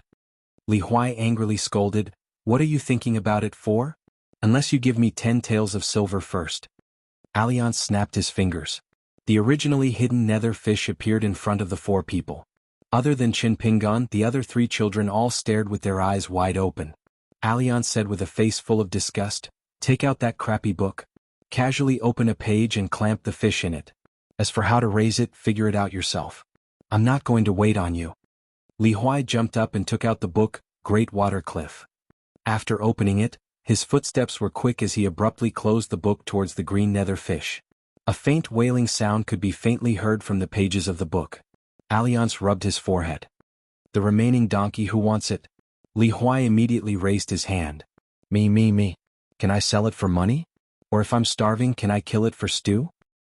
Alliance didn't want to speak. Li Huai suddenly lowered his voice. He timidly asked, "Alliance, you're not going to die and you're telling us your last words, are you?" Alliance rolled his eyes. "CK off. Get as far away as you can." Li Huai sighed and sat back down beside Qin Pingan. "My mother, father, and sister are far away from here." But the child's last sentence was a little sad. "So Alliance, don't go, okay? I won't scold you in the future." Alliance wanted to say something but stopped. He took off the silver-white wine gourd and threw it to Li Baoping. "Catch it. This small gourd is one of the best blade-strengthening gourds in the world. Ordinary blade-strengthening gourds can't compare at all." Aoyang stood up and stretched. "Nothing has happened, so I'm relieved." He looked down at the green bamboo blade. He raised his head and asked with a smile, "Little treasure bottle, can I borrow that narrow saber auspicious symbol from you?" Li Huai had a flash of inspiration. "Alliance? Are you going to fight? I'll help you." Alliance cast a suspicious and inquiring look. The child laughed dryly. "I'll help you wave the flag and shout." Li Baoping ran like the wheels of a car. Soon he came back and handed the narrow saber to Alliance with both hands. Alliance hung the famous saber named Auspicious Symbol. At some point, Qin Pingan, Li Baoping, Li Huai and Lin Shui stood side by side opposite the bamboo hat man. The bamboo hat man stretched out 2 fingers and pinched the edge of the bamboo hat. He laughed and said, "I used to tell you how strong I, Alliance, was and how high my swordsmanship was. You always didn't believe me. You even liked to think that I was bragging. You are really too young and ignorant. I was afraid of scaring you, so I deliberately picked some trivial things. For example, I told you that my sword was so fast that water couldn't get through." Alliance finally asked with a smile, "You don't believe me, right?" Alliance looked into the darkness and ordered, "Protect them." Someone nodded. Then, the man who was wearing a bamboo hat for the first time finally took off his bamboo hat for the first time and threw it away. However, before the bamboo hat fell to the ground, it turned into powder and disappeared. At the same time, with the man with the 2 sabers as the center.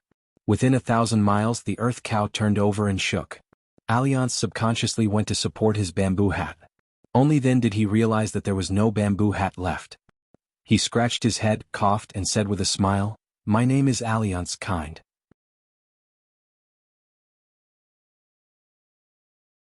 112. The old man with the lantern, the Dr. Zhong of the Bureau of Rights, chose the secluded streets and finally came to the city god pavilion of Red Candle Town. Before he stepped over the threshold, the old man's lantern passed through the door as if it had passed through a ripple. The ripple was used to separate yin and yang, and the well water did not interfere with the river water, but in the old man's big red lantern, there were streaks of fireflies flying around and hitting the wall. Someone had written 4 simple words on the lantern in the old man's hand with a red brush. Soul has come here. In the city god pavilion, which was in charge of yin and yang affairs with the county government, an old man with a red face and a Confucian robe bowed to the visitor and said loudly, "City god of Red Candle Town greets Dr. Zhong." To the left and right of the Confucian-robed old man stood a civil official with a jade tablet in his hand. There was also a military general wearing armor and carrying a sword, with a raccoon squatting on his shoulder. All of them could be categorized as otherworldly items. The 3 of them had the exact same appearance as Lord Xingwang's clay statue and the civil and military god statues worshipped in the martial saint temple of the literary pavilion. The old man with the lantern nodded in return and said with a serious face, "I believe you 3 have received the secret order from the imperial court. Within 1,000 miles, all the gods of mountains and rivers, the earth, Granny He, and the gods worshipped in the city god pavilion and the civil and military god temple are to intercept and kill a man named Alliance with a saber. In the 4 directions, if anyone dares to be afraid of the enemy or deliberately hide their strength, their golden bodies will be shattered. The water god's golden body will be buried at the foot of the mountain, and the mountain god's golden body will sink to the bottom of the river. You people from the 1 pavilion and 2 temples will also end up like that." The old man smiled and eased the atmosphere. "I'm not asking you to fight to your death, but to stop him with all your might. His Majesty is personally devising the strategy, so it's a good opportunity for you to make a contribution. Now that our Dali Iron Cavalry is heading south, it's unstoppable. Once we expand our territory, there will be many better and higher positions in the territory of the fallen country. What does this mean for you? You've been on the throne for a long time, so I'm sure you all understand the knowledge behind this." The 3 local gods spoke generously. "I won't do it half-heartedly. I will definitely do my best. I've already died in battle for Dali when I was alive. Now that I've enjoyed hundreds of years of incense, I'll naturally risk my life to make that bastard die here." The old man nodded his head in satisfaction. "Dali will definitely have to rely on all of you in the future to help guard the mountains and rivers. In short, we will work together as one and participate in this grand undertaking." In the Jade Liquid River Shrine, which was slightly closer to Red Candle Town, the burly man who had once appeared with the old lantern man on Guanshui Street was actually the director of the Martial Selection Department of the Ministry of War. It could be said that this burly man was in charge of the life and death of most of the Jianghu people in the Dali dynasty.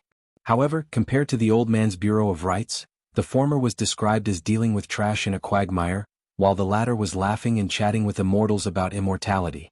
Inside the Jiangshan temple, there were 2 river gods with extraordinary auras standing there. One of them was holding a black iron spear, with golden inscriptions flashing from time to time. The other one had a green snake wrapped around his arm.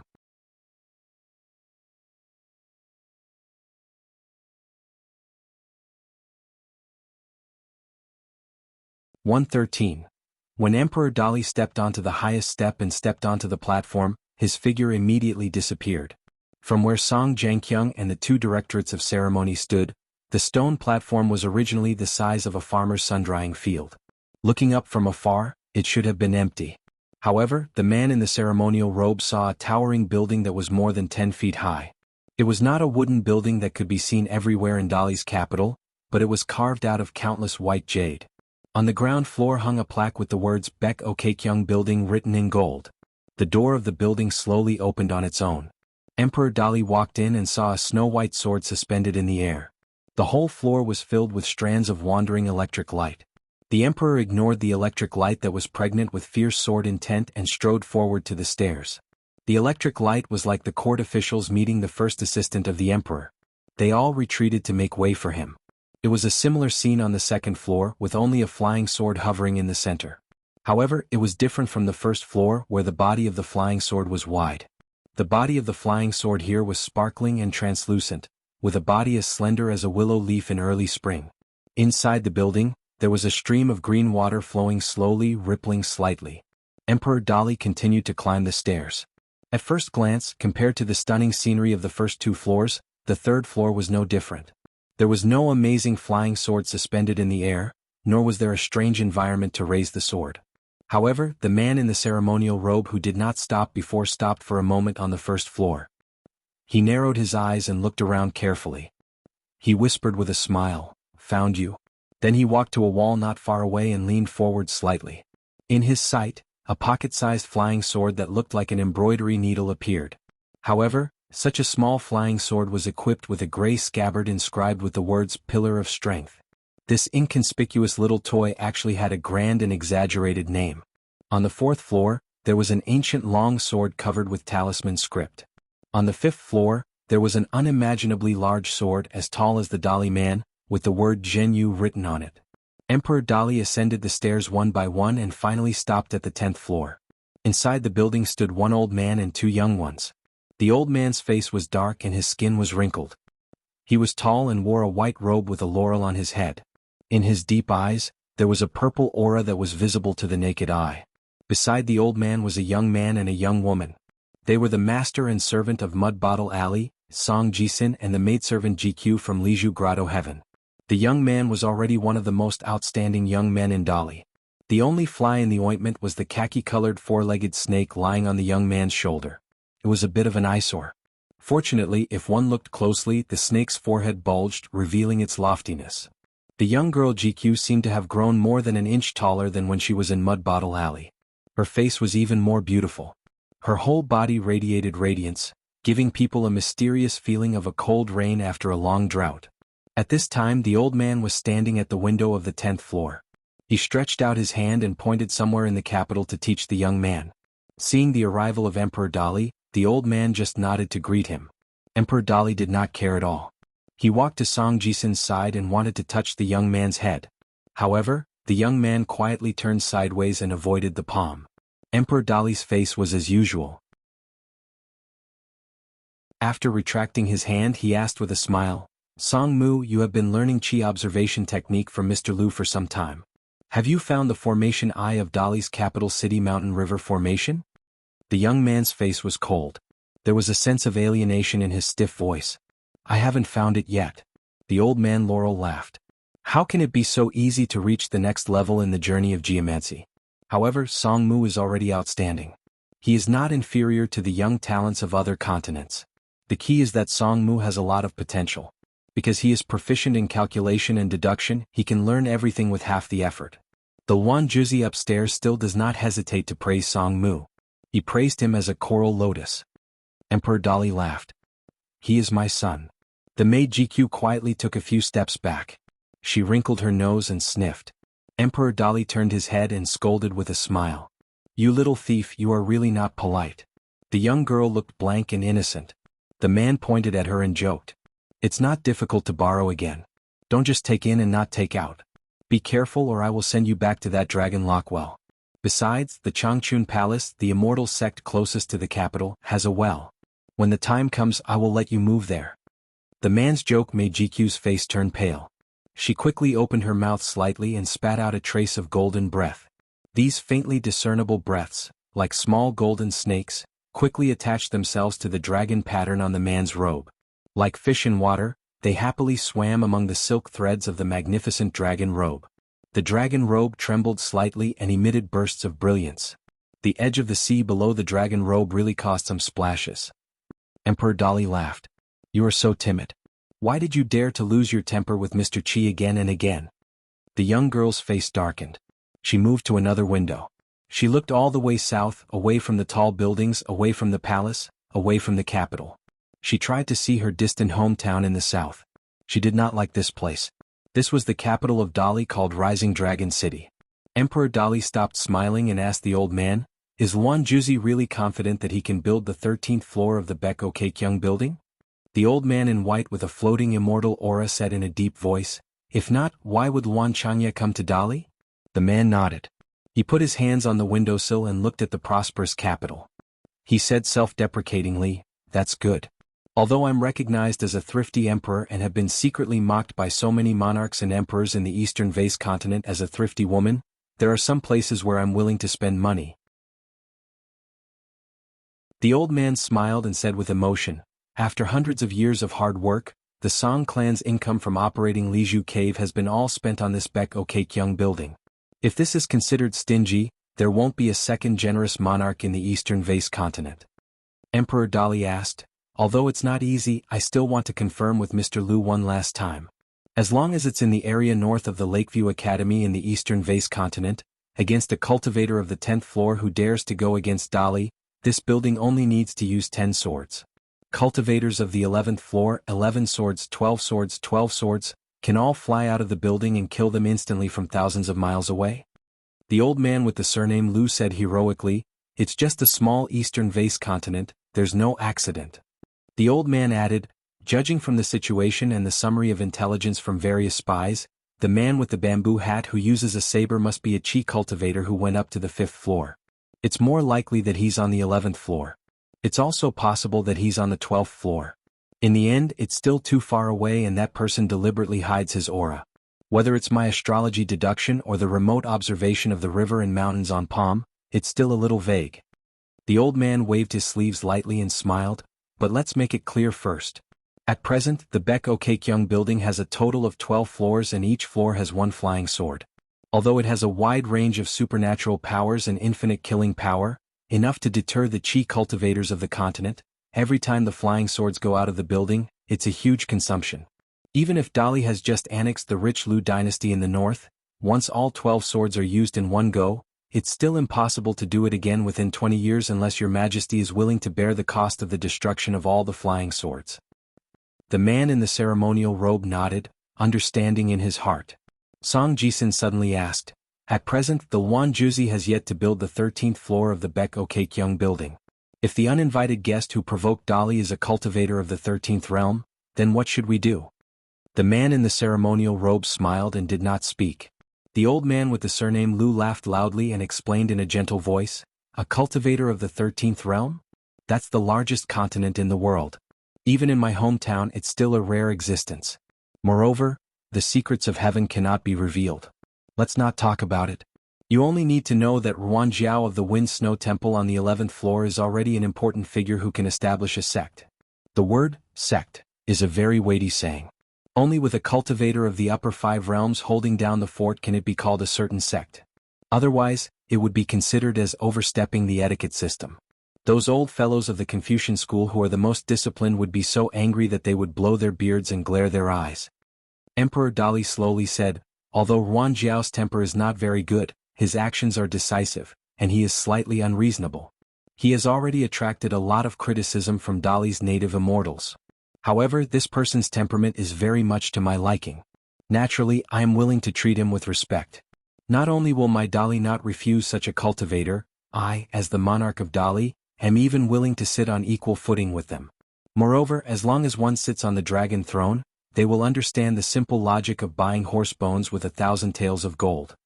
Song Jisun still did not give up and stubbornly insisted, "What if it's a cultivator of the 13th realm?" Old man Laurel smiled and shook his head. The top 2 realms of the upper 5 realms had long been lost. Therefore, the 13th realm was the biggest and highest legend in the world. It could not be seen in any of the ancient books and secret files of the secular dynasties. Even the immortals on the mountain with the word clan, in the title of clan, also kept it a secret. The old man surnamed Lu was born in the world's top 1,000-year-old aristocratic family. He was the son of a noble family in the continent. He was once a talented cultivator with high hopes. Therefore, through the fragmentary words of the elders, he could gather together and barely piece together some inside story. It should not be too far from the truth. The ascending realm of the upper 5 realms was already the peak of the world. It was like the 10th realm of pure martial arts. It was the real end. There was no path to follow in front of it. Moreover, once one entered this realm, he would be detected by the illusory heavenly way. He would be judged as a great thief who stole the foundation of heaven and earth. He must be eliminated as soon as possible. Heaven and earth did not tolerate him, and there was no place left for cultivators of this realm. Therefore, compared to the immortals and saints in the eyes of the world, the chi cultivators of this realm were more reclusive than those cultivators of the 10th realm. Otherwise, they would be forced to ascend. As for where they would ascend to and how their body and soul would be placed, the old man surnamed Lu did not know. He only guessed that it might have something to do with the collapsed path of Shinto. Emperor Dali slightly lowered his head and looked at the young face that was still childish. He asked, "What if?" The young man nodded, "Yes." Emperor Dali retracted his gaze and smiled, "What if your crow's beak is right, then it doesn't matter." The young man did not hide his sneer. The young man did not take the words of the man in ceremonial robes seriously at all. Even if this man was the emperor of the vast Dali, the monarch of the largest dynasty in the north of the eastern Bottle continent, and was regarded by many as an ambitious man who had the ambition to go south, the young man was now embarking on the path of cultivation. The two seniors beside him were the best chi cultivators in the world. He had also smoothly obtained the great opportunity of the Baek-o-Kaekyung building. Therefore, the young man was more aware of the huge deterrence a 13th realm chi cultivator had on a country or a sect. Emperor Dali's gaze was gentle as he still stared at the young man. He said softly, "The past emperors of the Dali dynasty relied on this what if, to rise from a small vassal state of the Liu dynasty to where we are today. Not only did we annex the Liu dynasty, we will soon use the power of the entire country to attack the Great Sui Kingdom. The odds of success are very high. After that, without any worries, we will truly go south. Therefore, I have never been averse to the idea of, what if?" Among them, at the southernmost peak of Dali's Nanyue, a golden body god stood on the peak of the mountain, raised his arm high and shouted loudly, "Nanyue receives the sword." In all parts of Dali's territory, the other 11 gods of mountains and rivers revealed their huge dharmakayas, one after another, caught the flying swords that left the tall building, and then stepped into the air, crossing dozens of miles in one step. Without exception, the spearhead was aimed at the long rainbow that broke through the sky from the south to the north. The golden body of the Nanyue god took the lead to meet the enemy. There was a loud bang. The dharmakayas and the flying swords shattered together. In the capital, there was an exclamation from the top floor of the Baek-o-Kaekyung building, full of doubts and helplessness. Old man Laurel murmured, "Impossible, impossible." On the 10th floor, Song Jisun's mouth seeped with blood. Dali, son of heaven, frowned. Only the maid GQ was lying on the windowsill, looking around mindlessly. The second golden body god was the same and exploded with a bang. Every once in a while, there would be a thunderous sound that resounded throughout Dali's territory. The young man was already in a bleak state, bleeding from his 7 orifices. His face was ferocious, but he still forced himself to be firm, and his mind was not shaken. When the 6th thunderous sound came from afar, the old man on the top floor smiled bitterly, "I'm scared of you. I'll make way for you, okay?" The other 6 golden body dharmakayas that were originally lined up from the north to the south began to move to the left and right respectively, making way for the middle road. As if feeling that it was not enough, the white rainbow slightly stagnated, but it quickly dispelled the idea of finding trouble with those gods and continued to move forward. Finally, the figure crashed into Dali's capital and landed below the high platform where the Baek-o-Kaekyung building was hidden. Dali's vassal Song Jankyung's forehead was already sweating, but he still stood in front of the man who fell from the sky, blocking his path. Song Jankyung quickly showed a smile, and only felt that if he could have a good fight with this person, he would have no regrets even if he died, and his life would not be in vain. In the square, a plain-looking man stood there. The funny thing was that this person's calf was tied with a foot binding that was convenient for walking on the mountain road, and he was holding a broken green bamboo knife in his hand. The man turned his head to look at the capital city, and was a little puzzled. Then he turned his head to look at the vassal of the 10 realms of martial arts. He glanced at Song Jankyung and nodded slightly, showing a little approval. Finally, he raised his eyes and looked at the top of the high platform where the mystery was hidden. He threw away the bamboo knife and gently stamped his feet. The tall Baek-o-Kaekyung building was suddenly forced to reveal its true appearance. He pulled out another narrow knife from his waist, the auspicious symbol, raised his arm casually, pointed the tip of the knife at the tall building and said loudly, "There are 5 inside, which one is Emperor Dali? I'm in a hurry up and come out to kowtow and admit your mistake. I'll count to 10. 1. The man who jumped directly from 10 to 1 suddenly slashed down at the high platform in the tall building.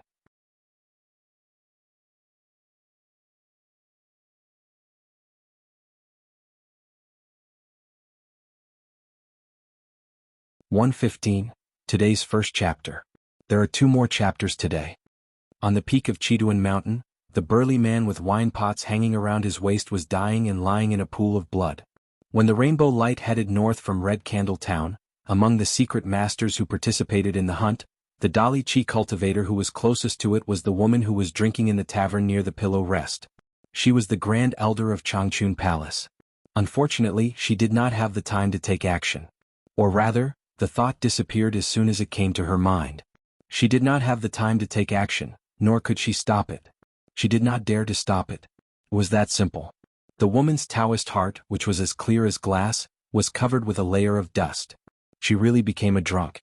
The first person who stopped Alliance was the man who threatened the Lord of the Land and Wei Pai on Chiduan Mountain. He resolutely collided with the rainbow light, and then he was casually slapped back to the original place. Wei Pai sighed. He squatted down and pressed on the man's chest to protect his heart meridian, so that this poor man who was not afraid of death would not be shocked to death by his chaotic qi. Soon, an ordinary-looking young man appeared beside Wei Pai. He squatted down and fed his colleague and subordinate, who was covered in blood, a vermilion elixir. He grabbed the man's hot wrist and felt his pulse. His pulse finally stabilized. He gently exhaled a mouthful of turbid air, turned to Wei Pai and said, "Wei Pai, you saved old Lu's life. I appreciate this life-saving grace. I can't change how the Dali Imperial Court will deal with you after this. As for the matter of the deity position, it is even more inappropriate for me to plead for you. Once I do, it may only make Emperor Dali feel disgusted. No matter what, I personally owe you and Chiduan Mountain a favor." Wei Pai said expressionlessly, "It's just a matter of convenience." Wei Bian slowly stood up. Only then did he realize that although this young man with a restrained aura was a top swordsman who was regarded as the gatekeeper of the capital by the Li dynasty, he did not have a saber at his waist. Instead, he casually hung the long sword that he relied on for life behind his back. Wei Pai hesitated for a moment before asking, "You were in Red Candle Town, so why didn't you stop that machete man Alliance?" The young swordsman carefully carried the injured man on his back. After getting up, he smiled and said, "Swordsman? He is a swordsman, the most dashing swordsman in the world in my eyes. The reason why I chose the path of sword cultivation when I was young was because I admired him." Wei Pai, in fact, looking at the young swordsman who was about to leave with his subordinates, a rare smile of reminiscence suddenly appeared on his face. For no reason he was in the mood to chat. He stood where he was and looked at the splendid lights in Red Candle Town. He said softly, "Well, compared to the continents I used to stay in, your Aquarius continent is a small place isolated from the rest of the world. It doesn't matter if there are some taboo interesting things to talk about. I might as well tell you something. You should know that there are 3 great academies in Confucianism. Back then, because of the matter of Mr. Qi Jingchun, this person was indignant and broke into 2 academies alone with his sword. It was a chaotic fight. You should know that when Alliance traveled the Jianghu of various continents, he always followed his famous catchphrase, 'Is there anyone here who can fight?' I, Alliance, only beat the big and the old, not the weak and the small." But on those 2 occasions, Alliance did not show any mercy. Whoever tried to reason with him or block his way, he would break their longevity bridge on the spot without showing any mercy. This chapter is not finished, please turn the page.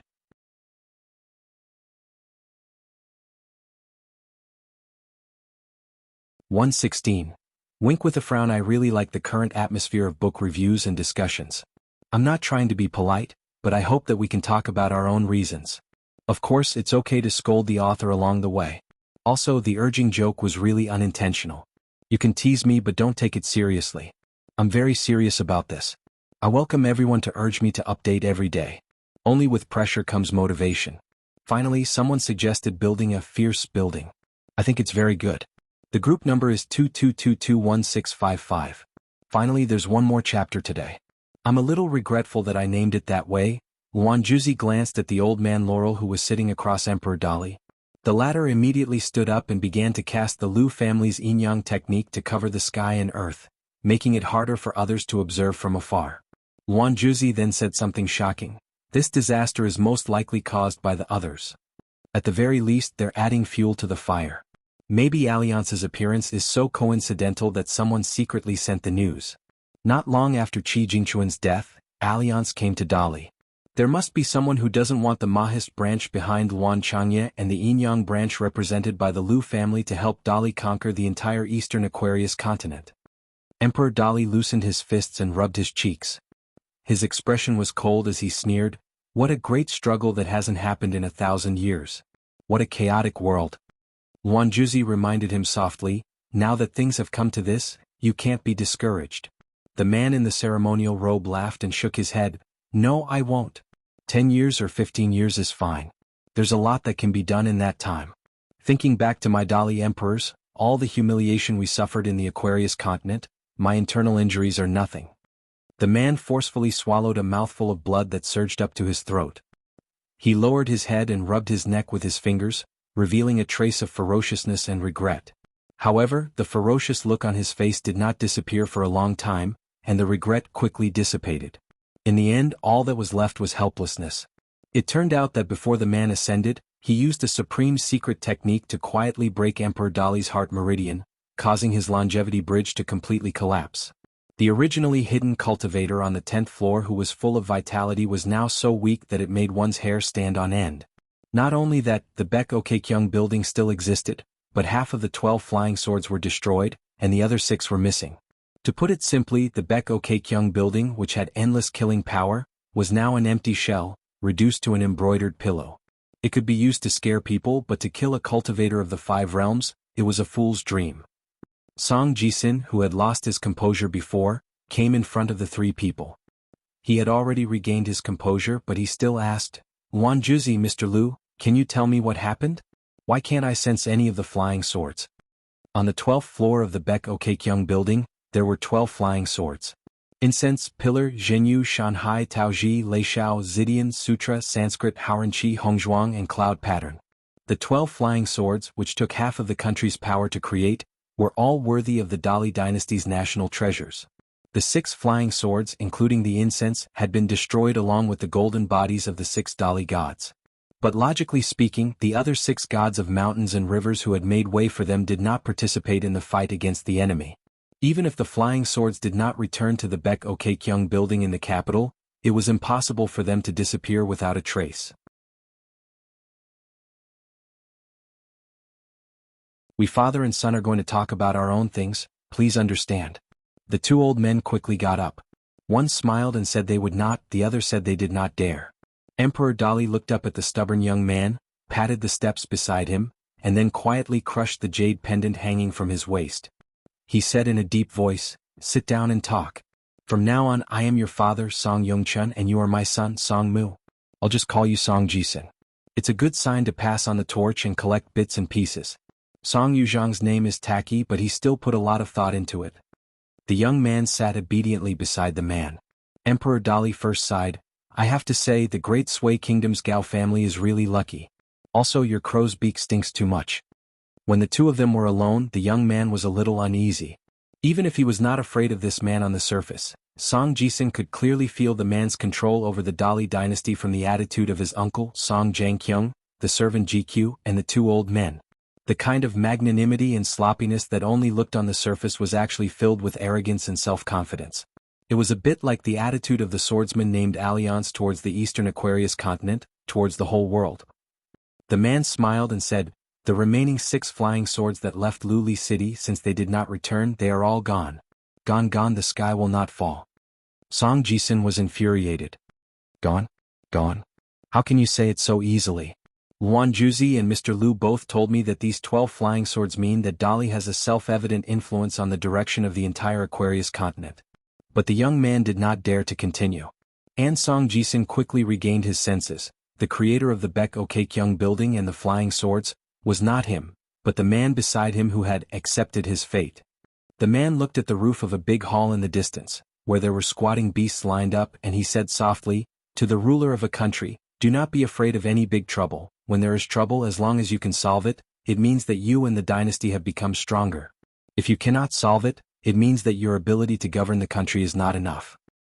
In front of us, there is such a big threshold that caught us unprepared. Dali and I did not manage to cross it safely. It is a pity. But I do not regret it. What I said is true, I am not lying to you."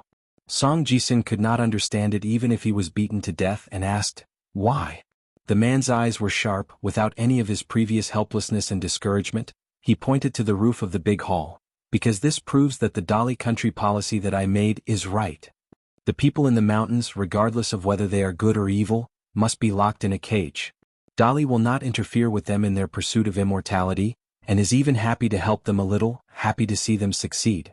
But a dynasty must have its bottom line. At the very least, it must make those people act within certain rules.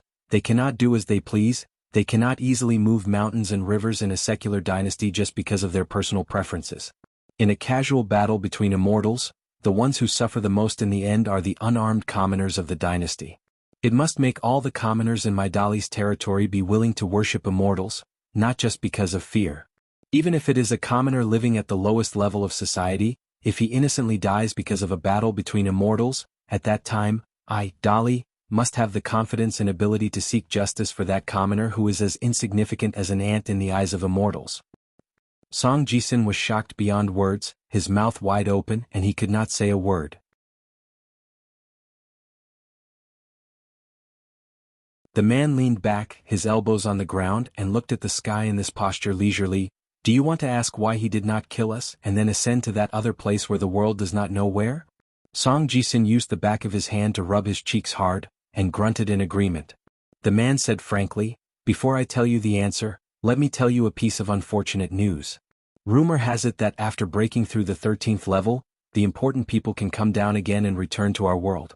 Although the number of times is extremely few, there is still a precedent. The 100 schools of thought, the 1,000-year-old aristocratic families for some reason, have deliberately chosen to keep it a secret. Song Jisun was quick-witted, his face aghast. The man sighed, that is why the path that our Dali has chosen is still very long, there is still a long way to go. Don't be discouraged. The man finally pointed to a certain place in the palace and laughed. There is a young man who was taught by his mother. In his early years he was unwilling to go to the Cliff Academy to study. As for me, I was too lazy to care. This little fellow, his temperament is very interesting. If there is a dog on the side of the road that pretends to bite, regardless of whether he is injured in the end, the young man will definitely kill that dog and stew it. Who knows, he might even find that dog's 7 ants and 8 ants and kill them all. Then what about you? Song Jisun? Song Jisun said without hesitation, that is also the case. The man nodded, I was also like this when I was young. After sitting on the dragon throne, my temperament changed a little. Because suddenly one day I felt a little bored. The man turned his head and laughed, but it is a good thing to have such a temperament and personality when you are young. You are eager to forge ahead and show off your ability. People respect me, I will respect them tenfold. People bully me once, I will bully them forever. A real man should be like this. Song Jisun said softly, I thought you would feel very disappointed. The man patted him on the shoulder. I'm not disappointed. If you're so young and haven't learned any real skills, but you've already learned how to read my body language and take out the things that the court officials use to figure out the emperor's heart and call it the art of dragon slaying, then I'll be really disappointed. Song Jisun leaned forward, his hands on his knees and his chin on the back of his hands, but I know someone who might make a different choice. The man sat up straight and reached out to press the young man's head. Trust my eyes. That fellow can hold a grudge against anyone. It is just that he has suffered too much since he was young, and knows how to endure at such a young age. If this kind of person becomes an enemy, then it will be a real disaster. That is why I chose to turn a blind eye to the assassination at the Green Wave Pavilion. But you can rest assured that he has never treated you as an enemy. Especially after you followed your heart and did those 2 seemingly boring little things, he won't do it again. Song Jisun's face flushed red. The man in the ceremonial robe said again, but when you become the emperor of Dali one day, it will be hard to say. While that person has just ascended and will definitely not return to the human world for the time being, we should eliminate the root of the problem and eliminate this as soon as possible. After this thought came to Song Jisun, he was a little annoyed as soon as he said it. He denied himself and muttered, no, if that person comes back in the future, Dali will really be destroyed. The man was happy and said with relief, do you think this problem is unsolvable? It's okay, that's because Song Jisun's position is not high enough. Song Jisun was a little discouraged.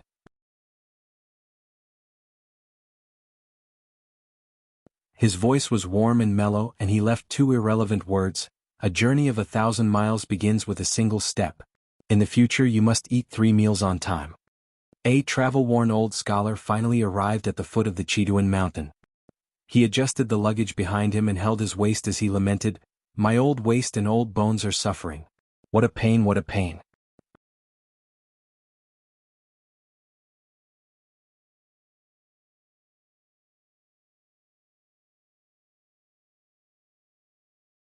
Cui Dong did not linger on this topic and said, the famous talisman in the capital, which no one can pull out, was originally proposed by Mr. Liu to be the flying sword on the 13th floor of the Baek Okakyung building.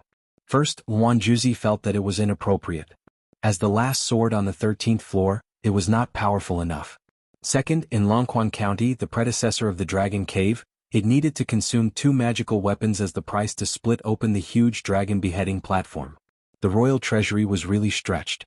Coincidentally, the talisman was known as the toughest. If it was lucky, it could withstand 3 attacks from a sword immortal. The woman frowned and said, "Chui Dong, what on earth are you trying to say?" Chui Dong said, "Unexpectedly, the dragon beheading platform was too big. After 2 attacks, the sword body cracked like the ice cracks on the porcelain of the dragon kiln in a small town. The sword spirit inside was broken and there was no way to restore it. His Majesty felt sorry for it, but he did not blame anyone. Later he seemed to have a sudden idea and simply gave it to a woman named Yang Hua, who was the maid beside you. However, at the same time, he ordered that woman to become the Jiang god of the Tiefu River. Thus, your highness lost one of your left and right arms, right?" The woman in the court dress smiled and said, "Are you trying to say that His Majesty is reminding me?" Chui Dong said sarcastically, "You have always been beautiful on the outside and smart on the inside." The woman in the court dress sneered. Chui Dong clicked his tongue and said, "Why don't you think about the fate of the 5 mountain gods?" Her originally fair and tender face turned pale in an instant. The woman fell into deep thought like a chess player starting to review the game. Chui Dong did not disturb her thoughts. Emperor Dali originally wanted to use the falling of the Liju cave to promote the cloud-pinning mountain, which was full of fate, to the north mountain of the Dali dynasty. However, this created a very awkward and delicate situation. Now, the 5 mountains of Dali were all located to the north of the cloud-pinning mountain. Although at that time, none of the mountain gods objected, the position of these mountain gods was like the mountainside between the Dali immortals and Jianghu. It was like the majestic pass at the waist of the country. Overnight, the situation became turbulent. Many sects disguised themselves as good men and women, ordinary pilgrims, scholars and poets, visited the 5 mountain gods. They did not talk about the incense but only talked about romance. The mountain gods around the 5 mountain gods fell into silence. In the end, for some reason, Emperor Dali, the man who was extremely arbitrary in some important matters, suddenly changed his mind and withdrew this important decision that was related to the throne and fate of the country. However, a very coincidental thing happened. A foreigner who dared to kill 2 grandmaster men of sacrifice appeared in Dali. Given Emperor Dali's iron-fisted character, he had this huge hunting encirclement because it involved the situation of Dali going south. It would determine how many Dali soldiers would die in the future journey south. Otherwise, given the Dali dynasty's inherent barbaric image in the entire eastern vase continent, the rolling torrent of Dali's iron cavalry was destined to appear. Those arrogant mountain gods, for various reasons, would definitely come to test the speed of Dali's saber, the strength of Dali's iron cavalry, and whether they were qualified to be on equal footing with those in the mountain gods. Of course, Dali had its own celestial forces, and many of them were affiliated with the Song dynasty on the surface, and even more so in the dark. However, this still could not stop those cultivators who were like moths to a flame.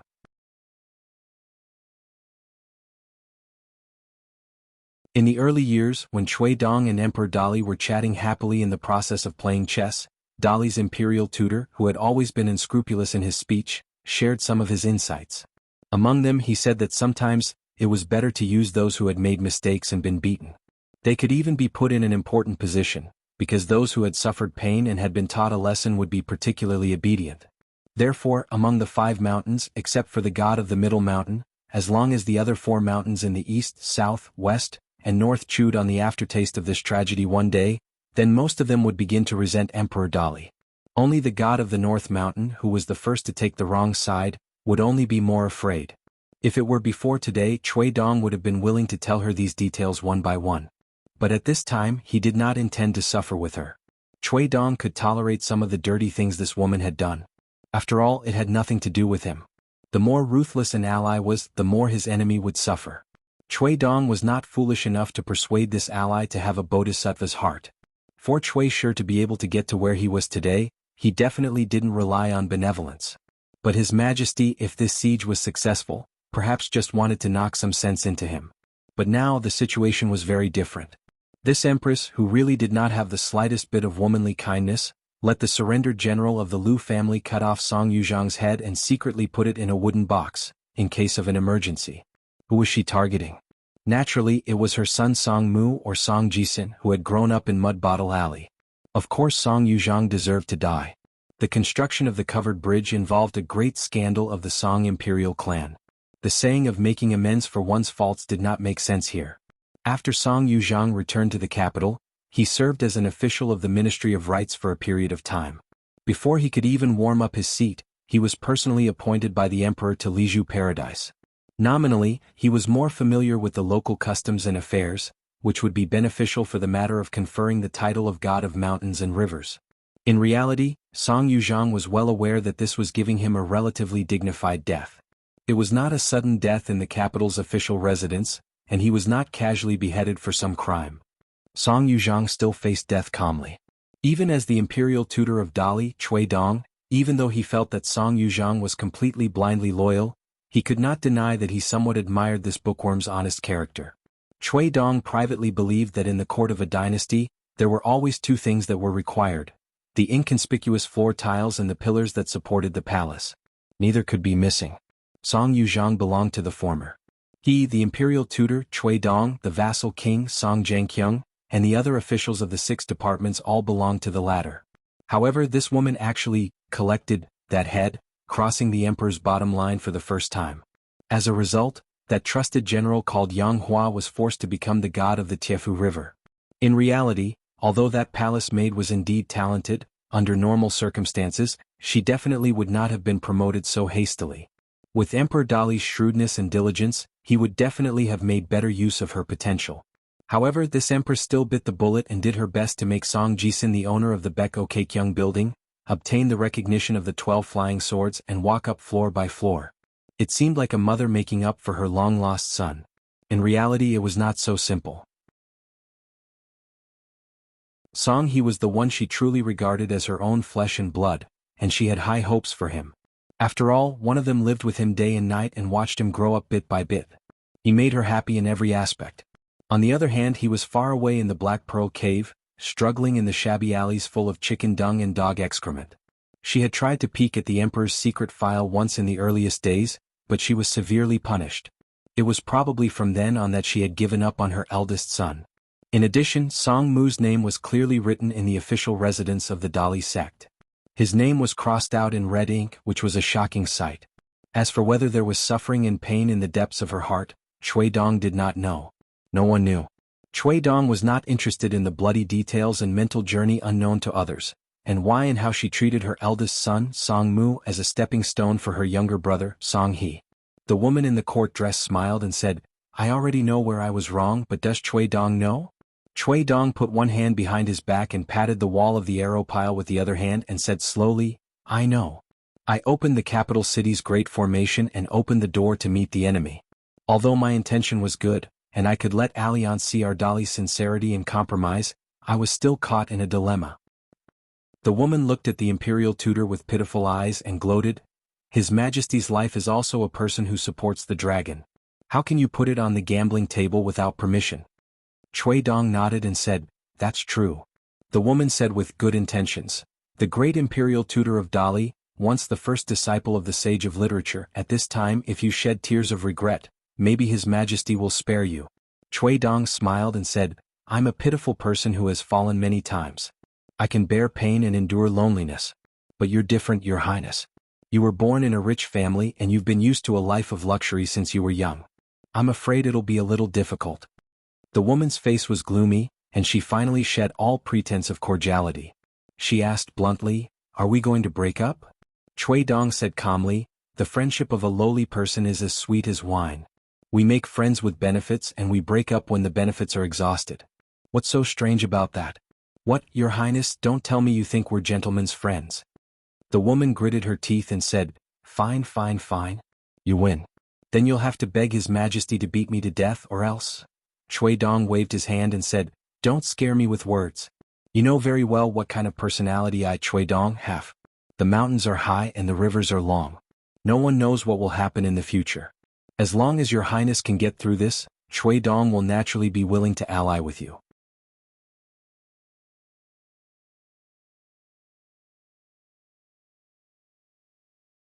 You have traveled extensively, so you must have been to many places.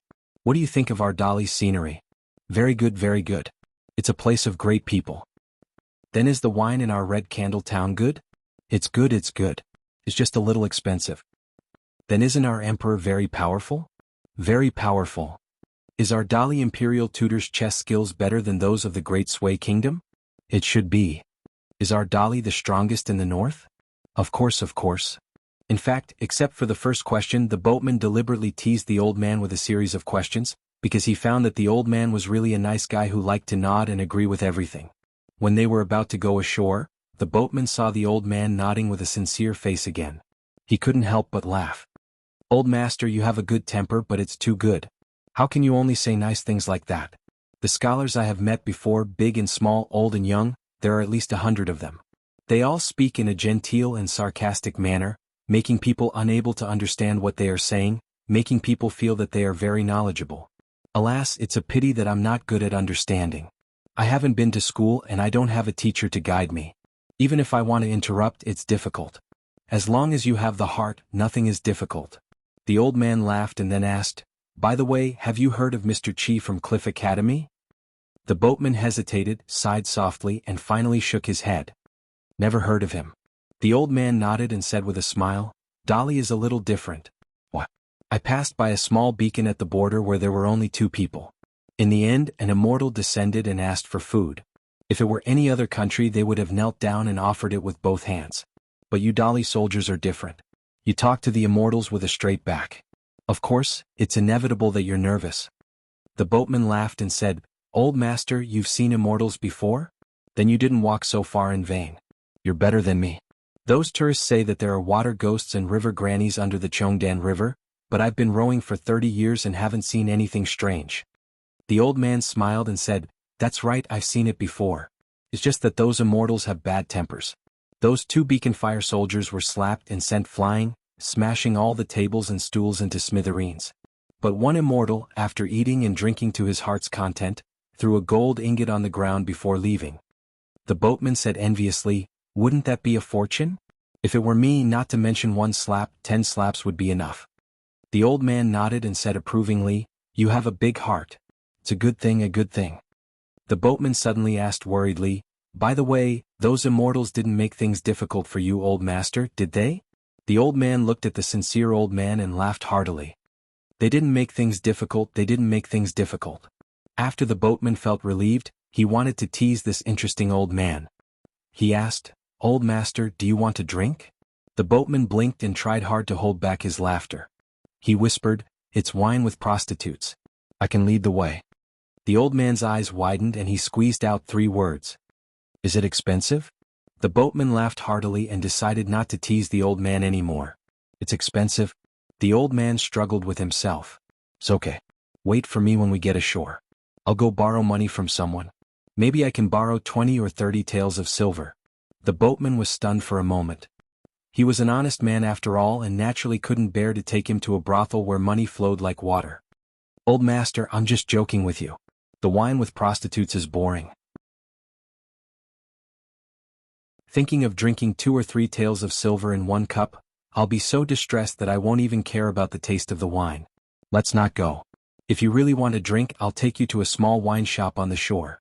It's an authentic local brew in Red Candle Town. The price can be considered fair. The boat slowly approached the shore. The old man stood up and patted the boatman's shoulder. He said with a smile, Good words but evil deeds. You're a national demon. The robust boatman's face suddenly turned pale. He wanted to retreat, but he couldn't move at all. He wanted to jump into the water, reveal his original form and quickly escape, but that was an extravagant hope. The old man continued with a smile. Words can't speak, but actions can be taken. You're a national treasure. I hope you can stick to your heart and do good deeds. The old man's chest seemed to be filled with an inexplicable awe-inspiring aura. He wanted to speak, but he couldn't say a word. After the old scholar went ashore, he slowly left. The boatman's eyes were brimming with tears. When he was finally able to move, he immediately jumped ashore and knelt down in front of the old man's back. He performed the 3 kneels and 9 kowtow ceremony. It was said that there was a saint in heaven and earth. His mouth contained the heavenly law, and his words were law. The old scholar asked all the way until he reached the door of the pillow relay station.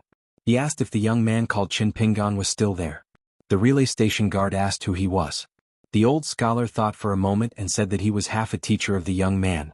In the end, the relay station guard told him to get lost. For some unknown reason, A handsome young man with a mole between his eyebrows had been obediently staying in an old school these days.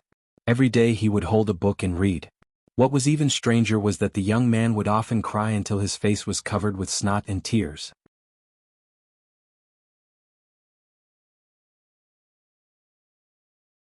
"118. Previously at the junction of Dragonbeard Creek and Chefu River, there was a majestic waterfall. But now Dragonbeard Creek should be called Dragonbeard River, and Chefu River was also changed to Chefu River. In the night, there was a beautiful woman holding a golden tassel sword. She stood on the green stone cliff at the junction of the creek and the river. The young woman had an excellent figure, and the clothes around her chest bulged up high. It could be said that when one looked down, one would not be able to see the tips of her feet.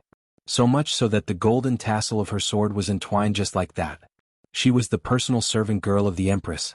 Although she was extremely beautiful, she had a vulgar name of a countrywoman, Yang Hua. The woman first threw the Eastern Treasured Bottle Island sword, which was originally called a talisman, into the river. She took a deep breath and began to take off her clothes. She took them off one by one and casually threw them into the splashing water of Chefu River. In the end, she revealed a curvaceous, flawless, and perfect body. Bathed in the moonlight and mist, she looked even more ethereal. Then she took a step forward and her slender body fell straight down. She wanted to enter the water and become a god. The woman Yang Hua, who had obtained the decree of the Dali imperial court, was going to become a river god of this Chefu River tonight. The counties of the Dali dynasty were divided into big, small, medium, and 3 grades. The rivers were the same. The streams under the river were the lowest level of water spirits. Even if the imperial court conferred a god to oversee a waterway, they would only be given the title of River Granny. They were not allowed to overstep the conferred god. The rivers above were divided into high, medium, and low grades. Dragonbeard Creek had risen 2 grades, from a stream to a medium-grade river. There was no difference between the river above the river and the river below. Now Chefu River had become a big river. It was just that Chefu River and Dragonbeard River, these 2 connected rivers, temporarily did not build a shrine to the river god, nor did they build a statue of the god. Everything was simple. The 2 new righteous gods of Jianghe were not familiar names in Longquan County. Among them, the Iron Fujiang righteous god was called Yang Hua. Compared to God Zhang's conferment, the Dali imperial court conferred 3 orthodox mountain gods in one go: Mount Cloud, Mount Dianxiang, and Mount Luapa. The investiture ceremony was grand and mighty. Emperor Dali personally wrote an imperial edict. Sage Yuanshi helped to announce the opening of the altar. The assistant minister of the Ministry of Rites read out the contents. Qintianjian Mr. Qing Wu's gold and jade burial. The local official, Longquan County's county magistrate Wu Yuan, unveiled the 2 clay golden-bodied deity statues, and so on. There was a series of complicated formalities, not missing the slightest bit. The Eastern Treasure Bottle Continent's mountain deity was divided into the 5 mountain deities, the normal mountain deity, and the earth deity. There were a total of 3 levels, and the commoners called him the Lord of the Land. Generally speaking, the size of a mountain range was fixed even after hundreds or thousands of years. Therefore, it was difficult for the earth mountain deity to be promoted on the spot. However, it was not absolute. If there was an expert who cultivated in the earth realm, and was regarded highly by the imperial court, and became an imperial tutor or supreme with a high status, it was possible for him to rise to the top. After all, it was not about the height of a mountain. Among them, the mountain deity of Mount Luapa was particularly strange. Only its surname was Song. Compared to the other 2 clay statues, this mountain deity statue was specially made with a golden head.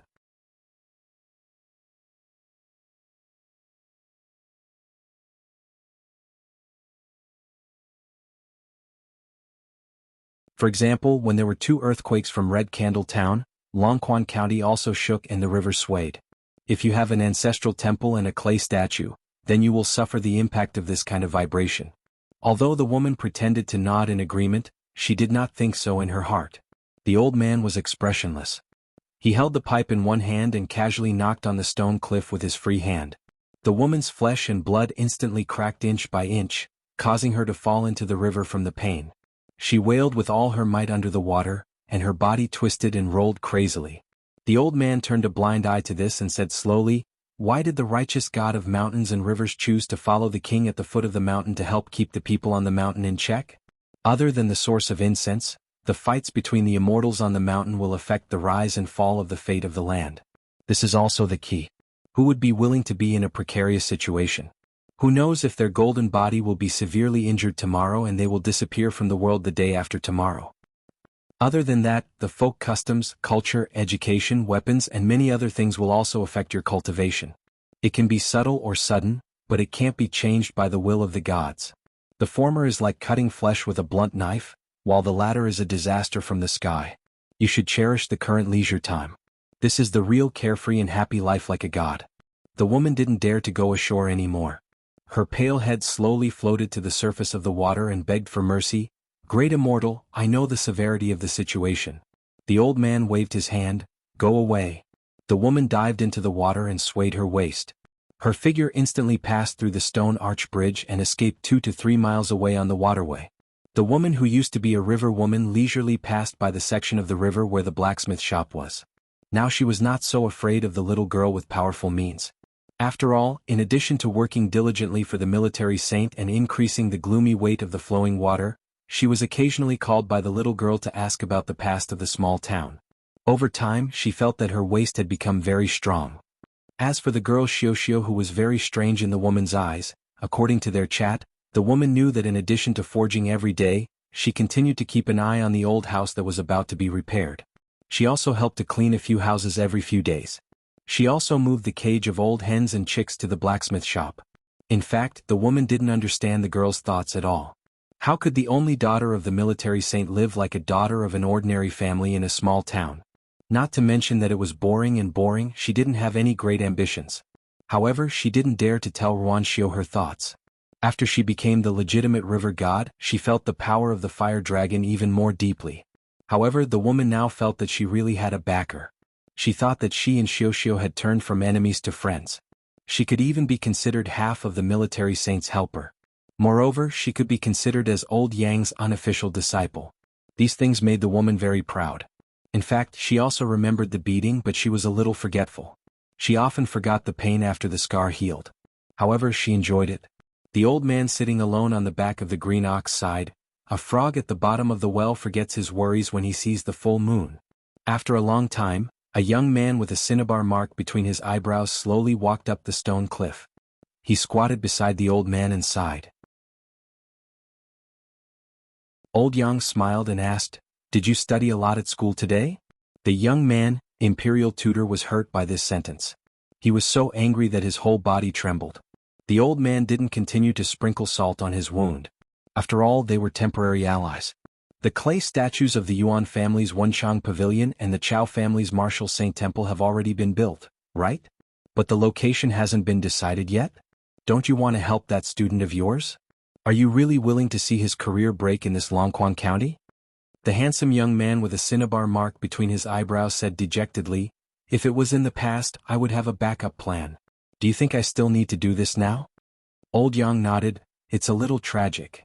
The young man said angrily, "Hey old Yang, it's fine if you didn't help me at that time, but you still have the nerve to mock me?" Old Yang was unmoved. "At most, I'm being sarcastic. It's not called mocking." The old man thought for a while and said, "I'm willing to put down my old face and plead for you. Is it useful?" The young man stammered, "I have to speak up for justice and say something." The young man leaned back and lay on the uneven green cliff. Looking at the deep night sky, he muttered to himself, "Did you and Song Jianqiang have a private alliance like me?" Old man Yang smiled and said, "Yes, and he didn't try to hide it. Otherwise, Li Er wouldn't have made such a big fuss with Song Changjing. Instead of letting your emperor worry, it's better to put it on the table and let him see it himself. That way he'll know what's going on. However, I reckon that with Song Jianqiang's unruly personality, when he arrives in the capital, he will definitely tell us everything." The young man said angrily, "My luck is just not as good as Song Jianqiang's. I shouldn't have come to this broken place. What kind of paradise is this? This damn place is my Chui Dong's land of calamity." The old man smiled. For the other half of the imperial tutor Chui Dong, that might not be the case. The young man sat up and said angrily, "Old Yang, if you talk like that again, I'll fight you to the death." Old Yang turned to look at the young man who had suffered one disaster after another. He stopped adding fuel to the fire. "Have you realized that after you were cut off, you've changed a lot?" The young man frowned and wondered, "Have I?" The old man nodded and said seriously, "Yes. Your temperament has gradually changed and your soul has gradually stabilized.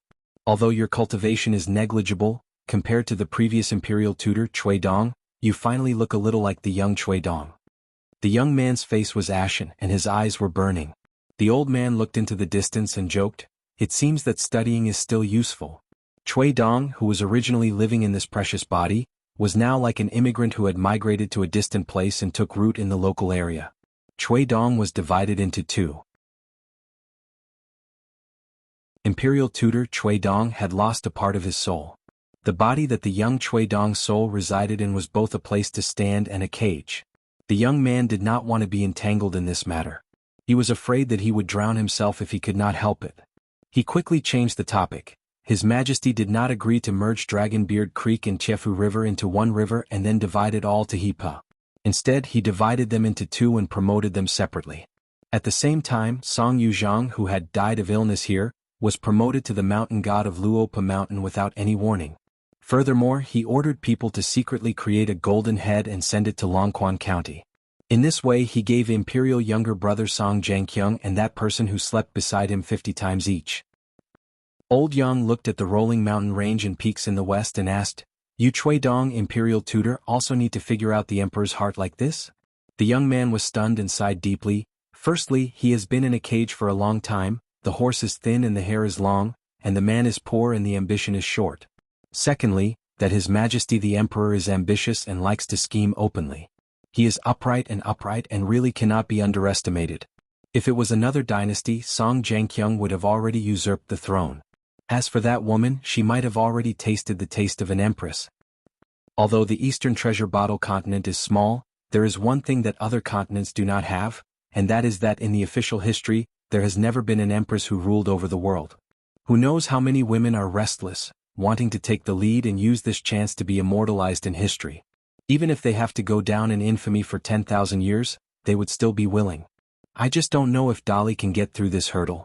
Even if he does, who knows how many years he will be pushed back. However, in the world only I know what Alliance wants to do and can guess what he will do. As he finished speaking, the young man suddenly became spirited. Old Yang asked, "The capital's Chui Dong also does not know?" The young man sighed and said with a complicated expression, "About that, I don't think I know." The young man used all his strength to rub his cheeks. That Dragontail County's Chen family suddenly opened a school here and taught all the children in Longquan County for free. They hired 3 teachers with a large sum of money, and all of them are great scholars and literary heroes whose names shook the county. They are all guests who have close relations with the Chen family. Is there any incitement from the Yingyin Chen family? Is it their scholarly faction that is plotting something in the Aquarius continent? Old Yang chuckled, "I know about this karma, but I will not tell you. Anyways, you are about to roll out of here.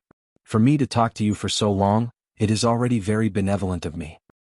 The young man Chui Dong was not angry this time. "It's good that you left." After the young man stood up, his face instantly changed. He was so angry that he stomped his feet and scolded, "Good my ass. Bringing along 2 troublesome burdens is fine, I can bear with it. But to want me to be that brat's disciple, what is going on? Old man, what are you thinking? Is it because without your cultivation, without your status, you have lost all your knowledge? If you dare to stand in front of me now, I guarantee that I will scold you until your head bleeds. Old man, you are shameless, you are a scoundrel, do you know that? As a person you have to have some conscience and reason." Old Yang gave a thumbs up and clicked his tongue. "Young man is chivalrous and courageous." The young man suddenly stopped scolding and asked in a low voice, "I didn't mention any names."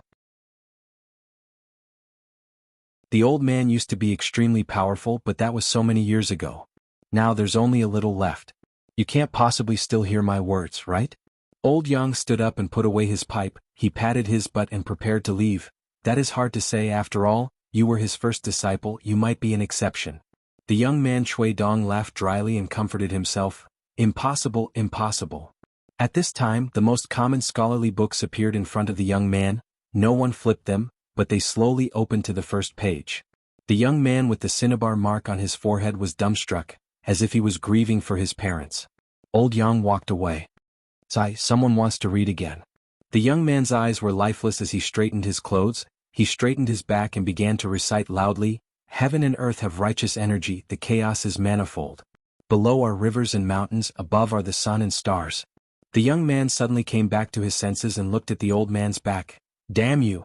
Did you deliberately leak my secret and pass my words to the old man? Old bastard, how can you bully people like that? I only exposed your identity. Do you have to bear a grudge? The young man's hand trembled for no reason. He was in so much pain that he shuddered, as if there was a strict teacher standing at the side, beating a naughty student with a ruler. The young man continued to roar, "To people, it is vast and abundant, filling the sky. The royal road should be cleared of barbarians." Hanha spits out the court. At the entrance of the Pillow Inn in Red Candle Town, the courier who had spoken ill of a poor old man probably felt that he couldn't fight with an old man. In the end, he cursed and told the old man the answer, saying that those people had left by boat during the day and were heading south along the Embroidery River. When the courier saw the old man turn and leave, he spat on the ground fiercely, only later remembering that it was at the entrance of his relay station. He resentfully wiped it off with the tip of his foot. Since those children came to the Pillow relay station, strange things had happened one after another, and in the end they even caused the kind posthouse official to lose his official position. They were really a bunch of jinxes. The old man walked on the street with a bag on his back. After thinking carefully, he decided to give up on the spot. The road was long enough to know people's hearts. The old man quietly reached out, grabbed a jasper hairpin and put it back into his sleeve. Those children went south to the Great Sway Kingdom and the old scholar went west. The road was facing the sky and they went on different sides. Whether they would reach the same destination by different routes he did not know. But the road under his feet had to be taken step by step. On a large ship, Chin Pingan and the other three could only stand at the bow because of an eyesore of a white donkey. They could not sit comfortably in the cabin. Fortunately, the four of them were already used to the hard life of living in the open. Li Huai was a little angry at the ship owner for looking down on them, but he soon smiled and asked Lin Shui to help lead the donkey. He climbed on the donkey's back, sat on the boat and rode the donkey, which made Li Huai smile from ear to ear. The passengers on the nearby large ships looked at the young men and children as if they were idiots. Lin Shui held the reins and the river breeze came slowly, gently blowing the young man's hair. The young man touched his chest, where the yellow paper talisman and cloud gem book were. Chen Pingan squatted at the side, skillfully chopping the green bamboo with a hatchet. He had promised to make 2 small boxes for Lin Shui and Li Huai. The little girl in the red cotton-padded jacket, who was squatting and unwilling to take off the emerald green box, suddenly said in surprise, "Young martial uncle, your hairpin is gone. It was still there before we got on the boat." Chin Pingan was stunned and touched the bun on his head, a little confused. But during this period the young man was used to all kinds of accidents. Although he was disappointed, he still smiled and said, "It's okay, I remember the 8 words. I will make one for myself and engrave the same words on it."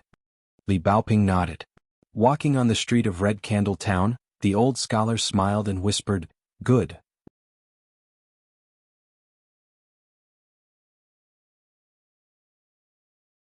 (119) The Embroidery River was very delicate with green waves.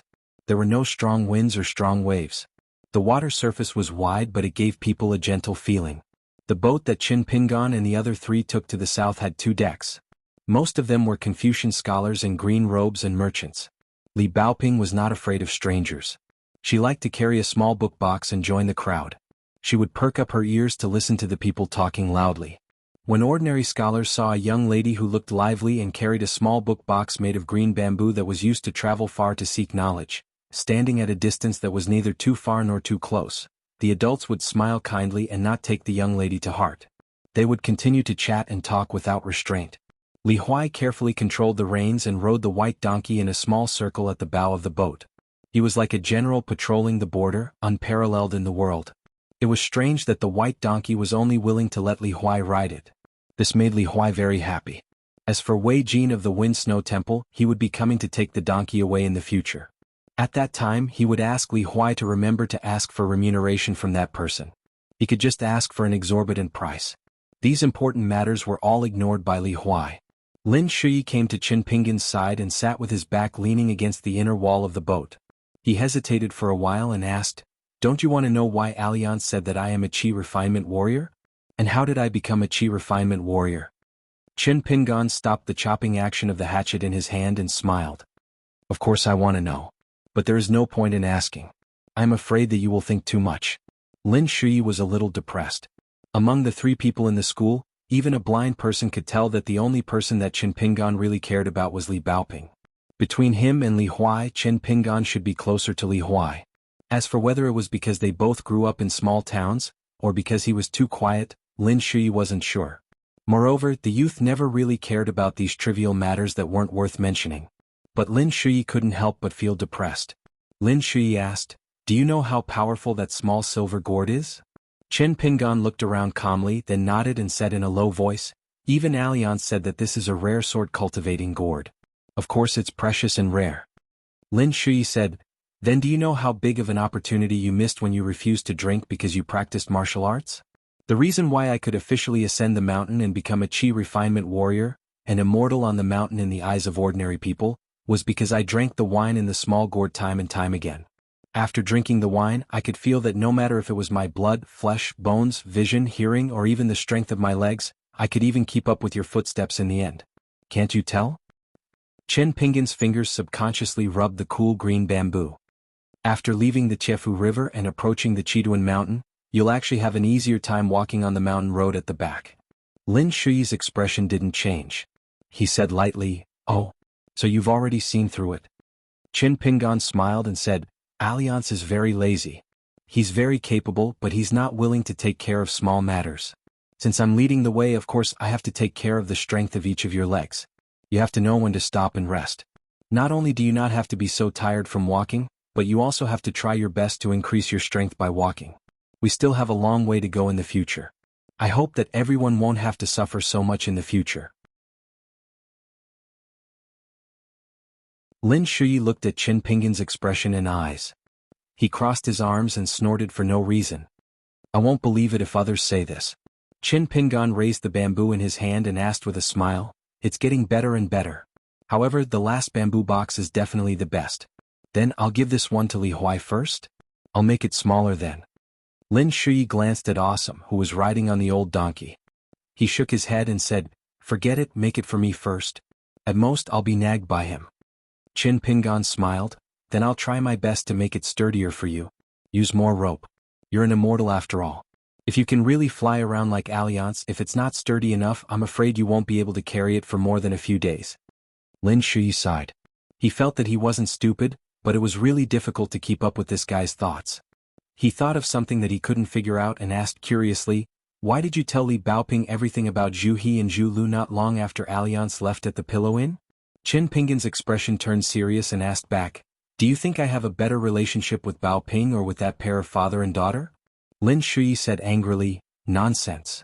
Chen Pinggan nodded and said, "So I have to let Baoping know clearly what the people who came out of her house did. I have a rough idea of what kind of person Zhu Lu is. When Alliance deliberately set a trap for her, she wasn't just hesitating.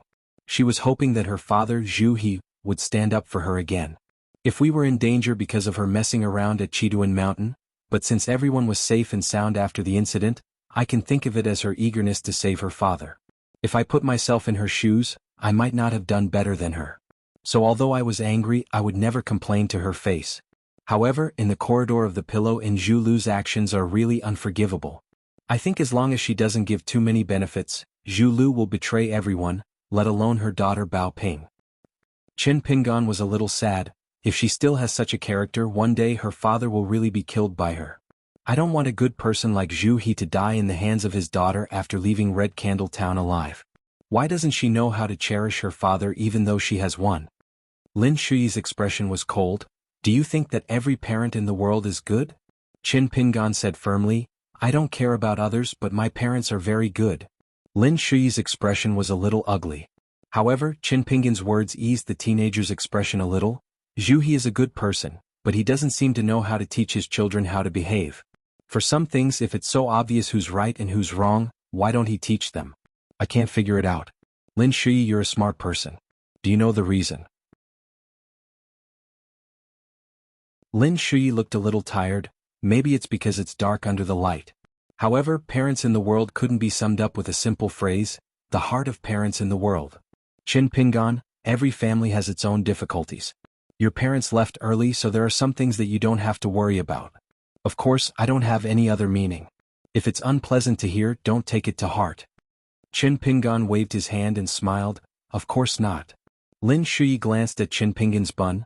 "The hairpin is gone just like that. Aren't you going to look for it?" Qin Pingan lowered his head and continued to forge the small box, shaking his head. I can't find it. Do you think that a greedy person like me will lose such a valuable thing? Lin Shuyi's expression suddenly became strange. Could it be that Alliance said that I should change my name with yours? Qin Pingan asked curiously, is there a reason behind this? Lin Shuyi had already changed the topic. He leaned forward slightly and gestured to Qin Pingan, who was an expert. Can you make a little curve here? Otherwise it's too square and rigid. It's better to have a degree of roundness.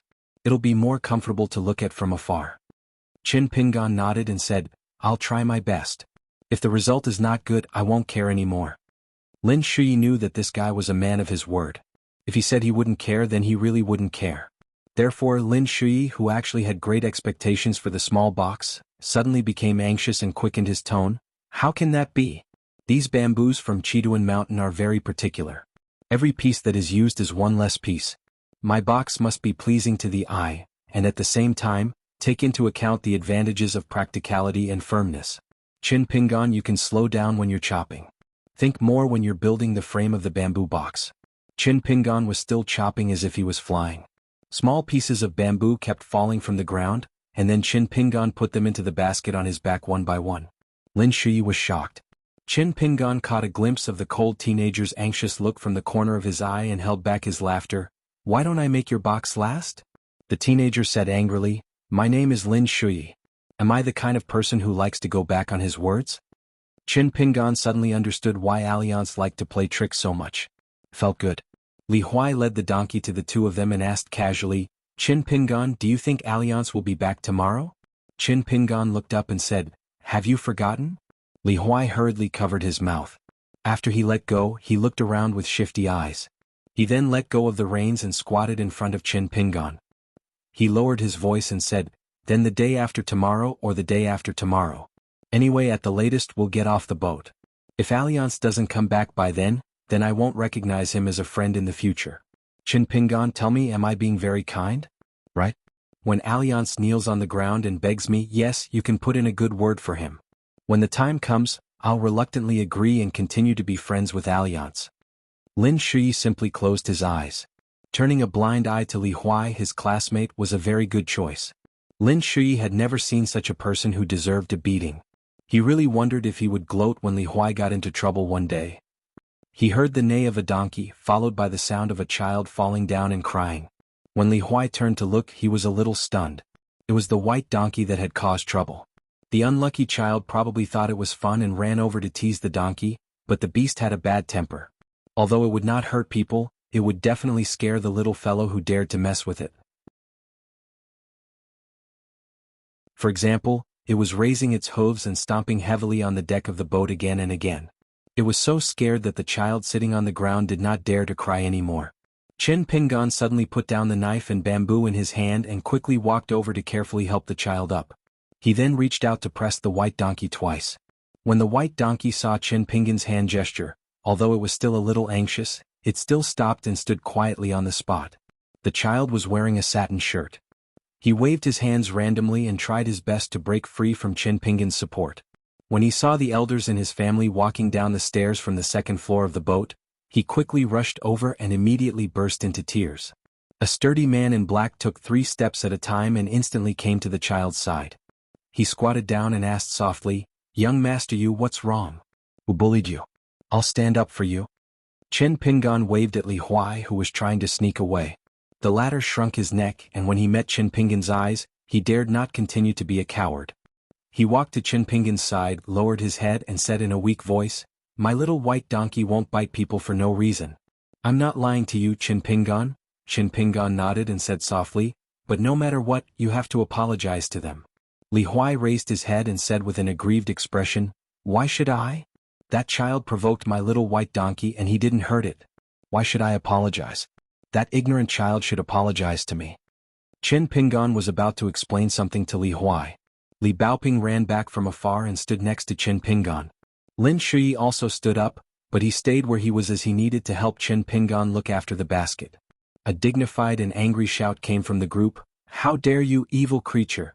How dare you hurt people! It turned out to be a middle-aged man with an official's aura. His face was gloomy, and his eyes swept across the 4 people. Where are your elders? Come out. Qin Pingan's face was calm and he said softly, Li Huai. Li Huai, who was half hiding behind Qin Pingan, said timidly, I scared your child. It's my fault for not controlling my little white donkey well. I'm sorry. After apologizing to the strangers in one go, Li Huai choked with sobs. Alliance had once teased this little brat that he only knew how to be a tyrant at home, a master at home and a grandson outside. He didn't wrong Li Huai. Qin Pingan gently rubbed Li Huai's head, and then looked at the middle-aged man. Is there anything we can do? The middle-aged man sneered, What a big brat. What a big tone. Let your parents and elders come out and talk. A graceful woman with a distressed expression picked up the child and listened to the child's complaints. Her eyes became sharper, especially when she heard her child say that the donkey was bumping around and wanted to bite him whenever it saw him. It was very fierce, and if she hadn't run fast enough, one of her arms would have been bitten off by that beast. The woman was so angry that the corner of her mouth twitched. She said angrily, You don't care? You've been sitting on the cold bench in the capital for so many years. Now that you're here, you're being bullied by a beast. You don't think it's embarrassing, but I'm a woman. I'm embarrassed for you. Qin Pingan took a deep breath and looked at the middle-aged man with an uncertain expression. He said slowly, Our elders didn't go with us. I can make all the decisions. The woman shifted her gaze and looked coldly at Qin Pingan. She sneered, If you can't control a four-legged beast, how good can a two-legged one be? A bunch of bastards without parents. Li Baoping was so angry that her lips were trembling. Her face was red as she said, My little white donkey is very obedient. If it did something wrong, we'll admit it. If it didn't do anything wrong, you're not allowed to slander it. If you have the ability, you can ask that child again. Ask clearly the cause of the incident and then spout nonsense. Lin Shui's expression was malicious. He raised his arm and reached into his chest. Among the stack of yellow paper talismans, there was a great disparity between the ranks. With Lin Shui's body and mind that had just started cultivating, he could only control the three lowest talismans, the beads on the plate. Qin Pingan quickly looked at Lin Shui and gave him a subtle questioning look. The latter nodded and signaled with his eyes that the Yin spirit was not far away. He had already contacted it and the Yin spirit could appear at any time. After Qin Pingan retracted his gaze, he said to the man seriously, I hope that Madam can apologize to us. That scholarly middle-aged man seemed to feel that it was beneath him to compete with a group of children. He more or less knew his son's temper. When the anger from before subsided, he somewhat realized what was going on. After hearing the absurd words of the youth with straw sandals, he only felt that it was funny. He only thought that it was a common youth who didn't know the immensity of heaven and earth. He said disapprovingly, Since you have apologized and you are in a situation where your elders aren't around, I won't make a fuss about it. However, to prevent that beast from hurting people, I think it's best to kill it. Otherwise, if it really hurts people, the consequences will be really difficult to deal with. It's not something that you children can bear. The woman sneered, Respect. Don't you know the principle of death when the master is humiliated? The man in black looked a little embarrassed. He quickly turned around and bowed to the woman. The child suddenly whispered in her ear and pointed at the young lady who was carrying the small bamboo chest. The woman nodded and said with a smile, That's right, after killing that beast and throwing it into the river, remember to teach those three little fellows a little lesson and that will be enough. As for the little girl in the red cotton-padded jacket, I think she's quite pleasing to the eye. It's not bad for her to be Mayur's personal maid. It's also a blessing for her. Li Huai was extremely terrified. He grabbed Qin Pingan's sleeve with all his strength. It doesn't matter if they beat me or scold me, but the little white donkey can't die. I'll apologize to them again. I can compensate them with the book. Didn't you tell me that the book was very valuable and not to lose it? Qin Pingan reached out and pressed the child's head heavily, not letting Li Huai continue. Apologize my ass. You're not wrong now. Li Huai was stunned on the spot. Qin Pingan pressed Li Baoping's head with his other hand and said softly, I'll try. It's hard to say whether young martial uncle can help you vent your anger. We'll only know after we try. Lin Shui was about to speak when Qin Pingan gently shook his head at him. Finally, he looked at the seemingly reasonable middle-aged man and asked, Is it because you can't reason with me and there's nothing to talk about? The man was a little upset. He narrowed his eyes and said gloomily, Do you know who you're talking to? The man waved his sleeve and ordered the retainer in black beside him, Kill the donkey. Qin Pingan took a deep breath. The young man's momentum changed completely. Allianz had once taught him a method to circulate chi for 18 stops. Qin Pingan had tried it many times. At most, he would be in unbearable pain after 7 stops. It should be known that Qin Pingan's tolerance for pain was far beyond his peers. The only time he made it to the 7th stop was when Qin Pingan almost rolled on the ground. Only in the first 6 stops could Qin Pingan, who only had the physique of the second realm of martial arts, complete the 6-stop journey relatively smoothly. It was obvious that there was an extremely crucial divide between the 6th halt and the 7th halt. But for Qin Pingan being able to compare notes with Zhu He, who was at the peak of the 5th realm, on Chiduan Mountain, he still had the strength to fight. The two sides fought back and forth. Although Zhu He had said in advance that he would suppress his chi operation to the level of the 3rd realm, Zhu He had never really entered Jianghu, so he didn't quite understand the meaning behind it. Only the military swordsman from Martial Mountain in the small town could tell at a glance that the young man's extremely crude walking stance by the river was already filled with the intent of the fist. If you don't practice the truth, you'll be possessed for 3 years.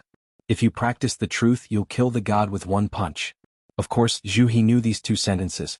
But because he had not reached the 6th realm and had not experienced the higher levels of martial arts, he didn't really understand the truth. Zhu He didn't even know that the limit he firmly believed in was the 9th realm. But above this there was the legendary 10th realm. To reach the peak of the mountain, I am the peak. On the path of martial arts, after crossing the threshold by chance and talent, one would enjoy as much fortune as one could endure. It was the most fair. No matter how much the chi cultivators on the mountain looked down on the pure martial artists of the lower 9 classes, when their fists really landed on the heads of these immortals, it was really painful. The strong man in black strode forward and walked out from the side of the family head. He said casually, "I advise you to get out of the way." Qin Pingan didn't say anything and took a step forward. The sound of the ship's boards was dull. To outsiders the momentum was ordinary. At most it was the young man who had some brash strength. The Hans Han manual boxing technique had a total of 6 staggered steps. After Qin Pingan memorized the 18 stops, he tried to stop 1 step at a time. Once Qin Pingan started to compete with him, there was really no saving him.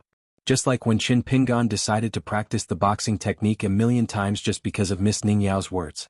After that he didn't slack off every day. As a martial artist of the 3rd realm, although the strong man in black was surprised to see a poor young man who he met by chance walk a decent boxing stance, he still didn't take any precautions. Instead he felt a little lucky. After all, if he only bullied a few children after killing the donkey, he didn't know where to put his face. There were many people on this ship who were the retainers of the family clans. After the 6-step boxing stance, Qin Pingan exerted force on the last step. The ship's boards creaked under his feet. His whole body was like an arrow, instantly arriving in front of the strong man in black. The stunned man could only take a deep breath in a hurry and protect his chest with his arms. A sharp pain came from his arm as if he was hit by a hammer. His whole body was knocked back and he could only stagger back. Just when he managed to stop himself from falling back and was about to let his almost paralyzed hands relax a little, a black shadow leaped up high like gangrene and hit the man's chest with his knee, which was slightly open in the middle. This time the man was seriously injured and he flew out with a bang. When the blood rushed to the man's throat, his mind was completely clear. His mind was even clearer than before when he had been careless. He was a true 3rd realm martial artist. Thinking of the young man's unexpected ruthless attack, he was most likely an arrow at the end of its flight. As long as he used this momentum to fall in the distance, he should be able to quickly get up and face the enemy. But the young man in the straw sandals was like a cool breeze. His speed did not decrease but instead increased. He had already arrived at the side of the man who had not fallen to the ground and punched down on the latter's head. Bang! The body of the strong man in black was hit straight to the ground. Because the momentum of the fall was too great, he even rebounded slightly on the ship's boards. After vomiting a large mouthful of blood, the 3rd realm martial artist who had not made a single move or punch completely fainted. Fortunately, when he saw that the man had fainted, the young man's straw sandal that was about to step on his face suddenly stopped and retracted. Everything happened in the blink of an eye. The middle-aged man did not have time to turn around. He could only maintain the posture of turning his head. His expression was that of a scholar who had fallen into a cesspool. The woman's face was white as snow. The child in her arms had his mouth wide open. The group of servants and maids had not recovered from their shock. Qin Pingan glanced at the man in black at his feet. After confirming that there was no possibility of a sneak attack, he looked at the man in the scholarly robe. Finally, his gaze rested on the woman. He slowly opened his mouth and said, "Does reason make sense now?" The frightened woman suddenly screamed at the middle-aged man, "Ma Jingfu is a good-looking but useless good-for-nothing. You are a dignified Dali official. Do you want to be a good-for-nothing as well? Hurry up and reveal your official identity." The man turned around and pointed at the young man in the straw sandals. He shouted, "How dare you? I am the Wanping County Magistrate at the end of this embroidery river. I am currently on my way to take up my post." Qin Pingan did not even look at the angry man. He stared fixedly at the woman. The woman said that he was born without a mother. She also said that she wanted to kidnap Li Baoping to be her family's maid. Qin Pingan remembered it very clearly.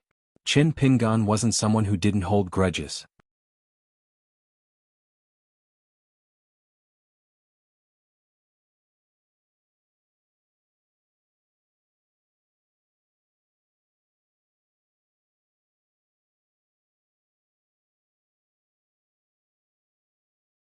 Lin Shui glanced at Li Huai from the corner of his eyes. He sneered and said, "I would rather stay in the Chiduan mountain to cultivate the method of longevity than leave the book box to you." Li Huai said, "Oh, then you should continue to follow me to the Great Sui Kingdom." Lin Shui rubbed his glabella. He felt that only Alliance could deal with Li Huai. No, Li Baoping could do it. Qin Pingan seemed to be able to do it too. Was he the only one who could do nothing to Li Huai? Lin Shui, who was in a bad mood, stared at Li Huai, making the latter's hair stand on end. He quickly expressed his loyalty and said, "What are you doing?" "Lin Shui, I actually want you to go to the Great Sui Kingdom with me. I am just a little covetous of your book box. I can't help it. It is bigger than mine. I don't deny that. But if you really want to get off the boat and go back to the Chiduan mountain, I will certainly not be happy. Think about it. Among the four of us, you are the most sanctimonious, but you are the most evil. In the future, if we meet a bad person who does not have the word evil engraved on his face, such as the kind who harbors evil intentions, you must be the only one who can see through it at a glance. Am I right, Qin Pingan, Li Baoping?" Li Huai looked around looking for help. Qin Pingan lowered his head to build the book box. He was so focused that he turned a deaf ear to him. Li Baoping was thinking about some strange questions. Her mind was wandering thousands of miles away without any distractions. Lin Shui was a little heavy-hearted. "Do you think our trip to the Great Sui Kingdom to study will be easy? In addition to the dangers of the mountains and rivers, there must be a lot of trouble that we can't even think of." Li Huai blinked. Lin Shui slowly said, "Our Li dynasty was founded on martial arts, and our influence in Jianghu is not to be underestimated. There are very few scholars who are expelled. Before Mr. Cliff Academy was established, it had always been scolded as a barbarian land by the entire eastern Bottle continent." Li Huai nodded and said, "I know that. Our Mr. Qi has never avoided talking about these things. It's not like he hasn't talked about the situation of Dali."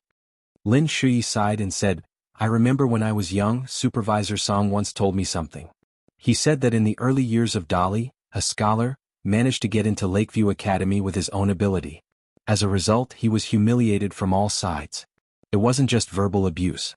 According to Supervisor Song, 2 scholars from the Great Sui Kingdom and the Lu dynasty worked together to set up a series of traps. The scholar from Dali had his state of mind shattered and became insane. Many years later, when he finally regained his sanity, he was stabbed in the back by love affairs. Then he committed suicide by jumping into the lake. Because of this matter, our Great Li was enraged by the entire nation, which was why we started a war with the Lu dynasty. Before that, the Great Li had always tolerated the Lu dynasty, who used to be the Great Li's upper nation, for making things difficult for them. Now, of course, the situation has changed a lot. Now, there are more and more scholars in Dali. The Qi trainers on the mountain have also started to go down the mountain to serve the Dali imperial court. They are fighting bravely at the border. Then a new pattern has emerged. That is, the literati in the Li dynasty are very noble. When scholars become officials, they will think highly of themselves. For example, the man who claimed to be the Wanping County Magistrate is most likely someone who was sent to other places from the capital and has a formal background in the imperial examination. So now I'm worried that after the man gets off the boat at the border crossing of Wanping County, he will choose to reveal his true intentions to us, whether because of his scholarly spirit or because he wants to be a new official." At this point, Lin Shui smiled and said, "Fortunately, he is a civil official who used to be a scholar. But among us there is also a mountain immortal, who has never shown up. Maybe he can be deterred. After all, no matter how noble scholars are in Dali, they can't be compared with chi trainers. But I am afraid that the county magistrate is not smart enough. Or even if he is from the capital, he has never really seen the power of chi trainers. Then we will have a series of troubles. Li Huai was very worried. He turned around and slapped the white donkey lying on its side behind him. He scolded angrily, "Troublemaker, little white donkey. Do you think you are a virgin who throws a tantrum just because someone touched you?" Li Baoping suddenly said, "Now, that old man must be the distinguished guest of the Wanping County Magistrate. They are complaining to each other. I believe that the higher the old man's status is and the better the swordsman's swordsmanship is, the more the Wanping County Magistrate won't dare to do anything openly. My big brother said that a scholar can't rebel for 3 years. As for making trouble secretly, we are not afraid. As long as that guy doesn't dare to use the power of the imperial court, we can deal with whatever comes our way. Lin Shui, what are you afraid of? Don't be confused." Lin Shui thought carefully and nodded, saying, "That should be the case." After Li Baoping finished speaking, she asked with a serious face, "Junior uncle, right?" Qin Pingan said helplessly, "How would I know the tricks of these scholars and officials? Anyway, if you encounter any trouble, you can discuss it with Lin Shui." Last time, when the scholars' coachman entrusted the children, not only were they able to return to the town safely, but they also fooled the coachman who claimed to be a Dali spy. In fact, Lin Shui was the one who started it. Li Baoping set the general direction and Lin Shui found out the details and filled in the gaps. It was flawless. His maturity far surpassed that of his peers. Qin Pingan suddenly stopped what he was doing. After thinking for a while, he put down the hatchet at his feet. When he was not calm, Qin Pingan would not do anything. He would rather let it go first. Hippy-pap.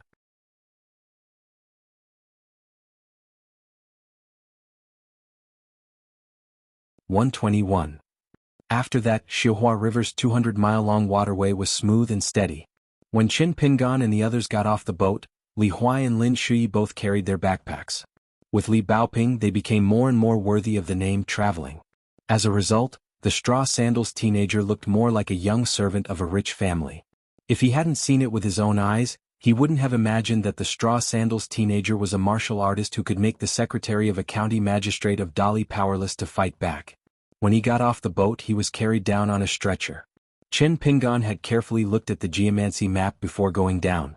He didn't plan to go through Wanping County. After going south, he would have to go through a mountain range which would probably take more than half a month. Qin Pingan had asked the locals on the boat. There were mountain roads, but compared to the Qingshe Road of Chiduan Mountain, it was much more difficult to walk. It couldn't be used by horse carriages and most of them were carried by donkeys.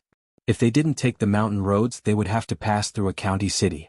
Lin Shui said that he hadn't figured out the method of pure yang talisman, so he couldn't let the yin spirit hide the innate yin qi. It probably couldn't enter the city openly. According to Alliance, the city god pavilion, Wenwu temple, and a general's mansion in the county city would probably have innate rejection of the yin spirit. If there was a master in charge, it would be easy to cause problems. The group asked for directions as they moved forward. During this time, Qin Pingan also asked the villagers and women tentatively if there were any strange legends in the mountains and whether there would be mountain ghosts. When the local people saw that the 4 children were young and were carrying bookcases, they thought that they were scholars from rich families who had gone out to play. They laughed and told Qin Pingan about the mountains and rivers there. They didn't even have a name and they had never heard of any strange things like that before. In the end, most of them didn't forget to recommend the Jiangshin Temple at the Xihua River to the 4 of them. They said that it was very effective to pray to the gods there, and that there might really be a river deity there. Every year, the county magistrate would bring people to the riverside to offer sacrifices. Firecrackers filled the sky and it was very lively. Before the 4 of them entered the mountain, it was noon. Li Huai stood at the foot of the mountain and bowed 3 times. When he looked up and saw that Qin Pingan did not move, he asked curiously, "Qin Pingan, last time at Chiduan Mountain, you also bowed and said that you were bowing to the mountain god. Why are you slacking off this time?" Qin Pingan hesitated for a moment but still answered, "I used to go to the mountains with the old man, so I learned a little bit of the ability to observe the mountains and eat the soil. When the old man was in a good mood, he would talk about the direction of the mountains and where the mountain god would place his golden body. He was very particular about it. Generally speaking, whether a mountain has a mountain god's seat, you can look carefully before entering the mountain, and you can see a little bit of the signs. In addition, the locals said that there was no such thing here, so we can roughly be sure that the mountain road we are going to take is not the territory of the mountain god. Lin Shuyi's mind moved slightly and he said, Senior Yin Shin said that there is a limited number of mountain gods in a dynasty. It is impossible for there to be gods everywhere. Otherwise, there will be a disaster and the fate of the place will be in a mess. In addition, the competition for mountains and rivers is similar to the competition for land and water at the foot of the mountain, which is disadvantageous to the dynasty.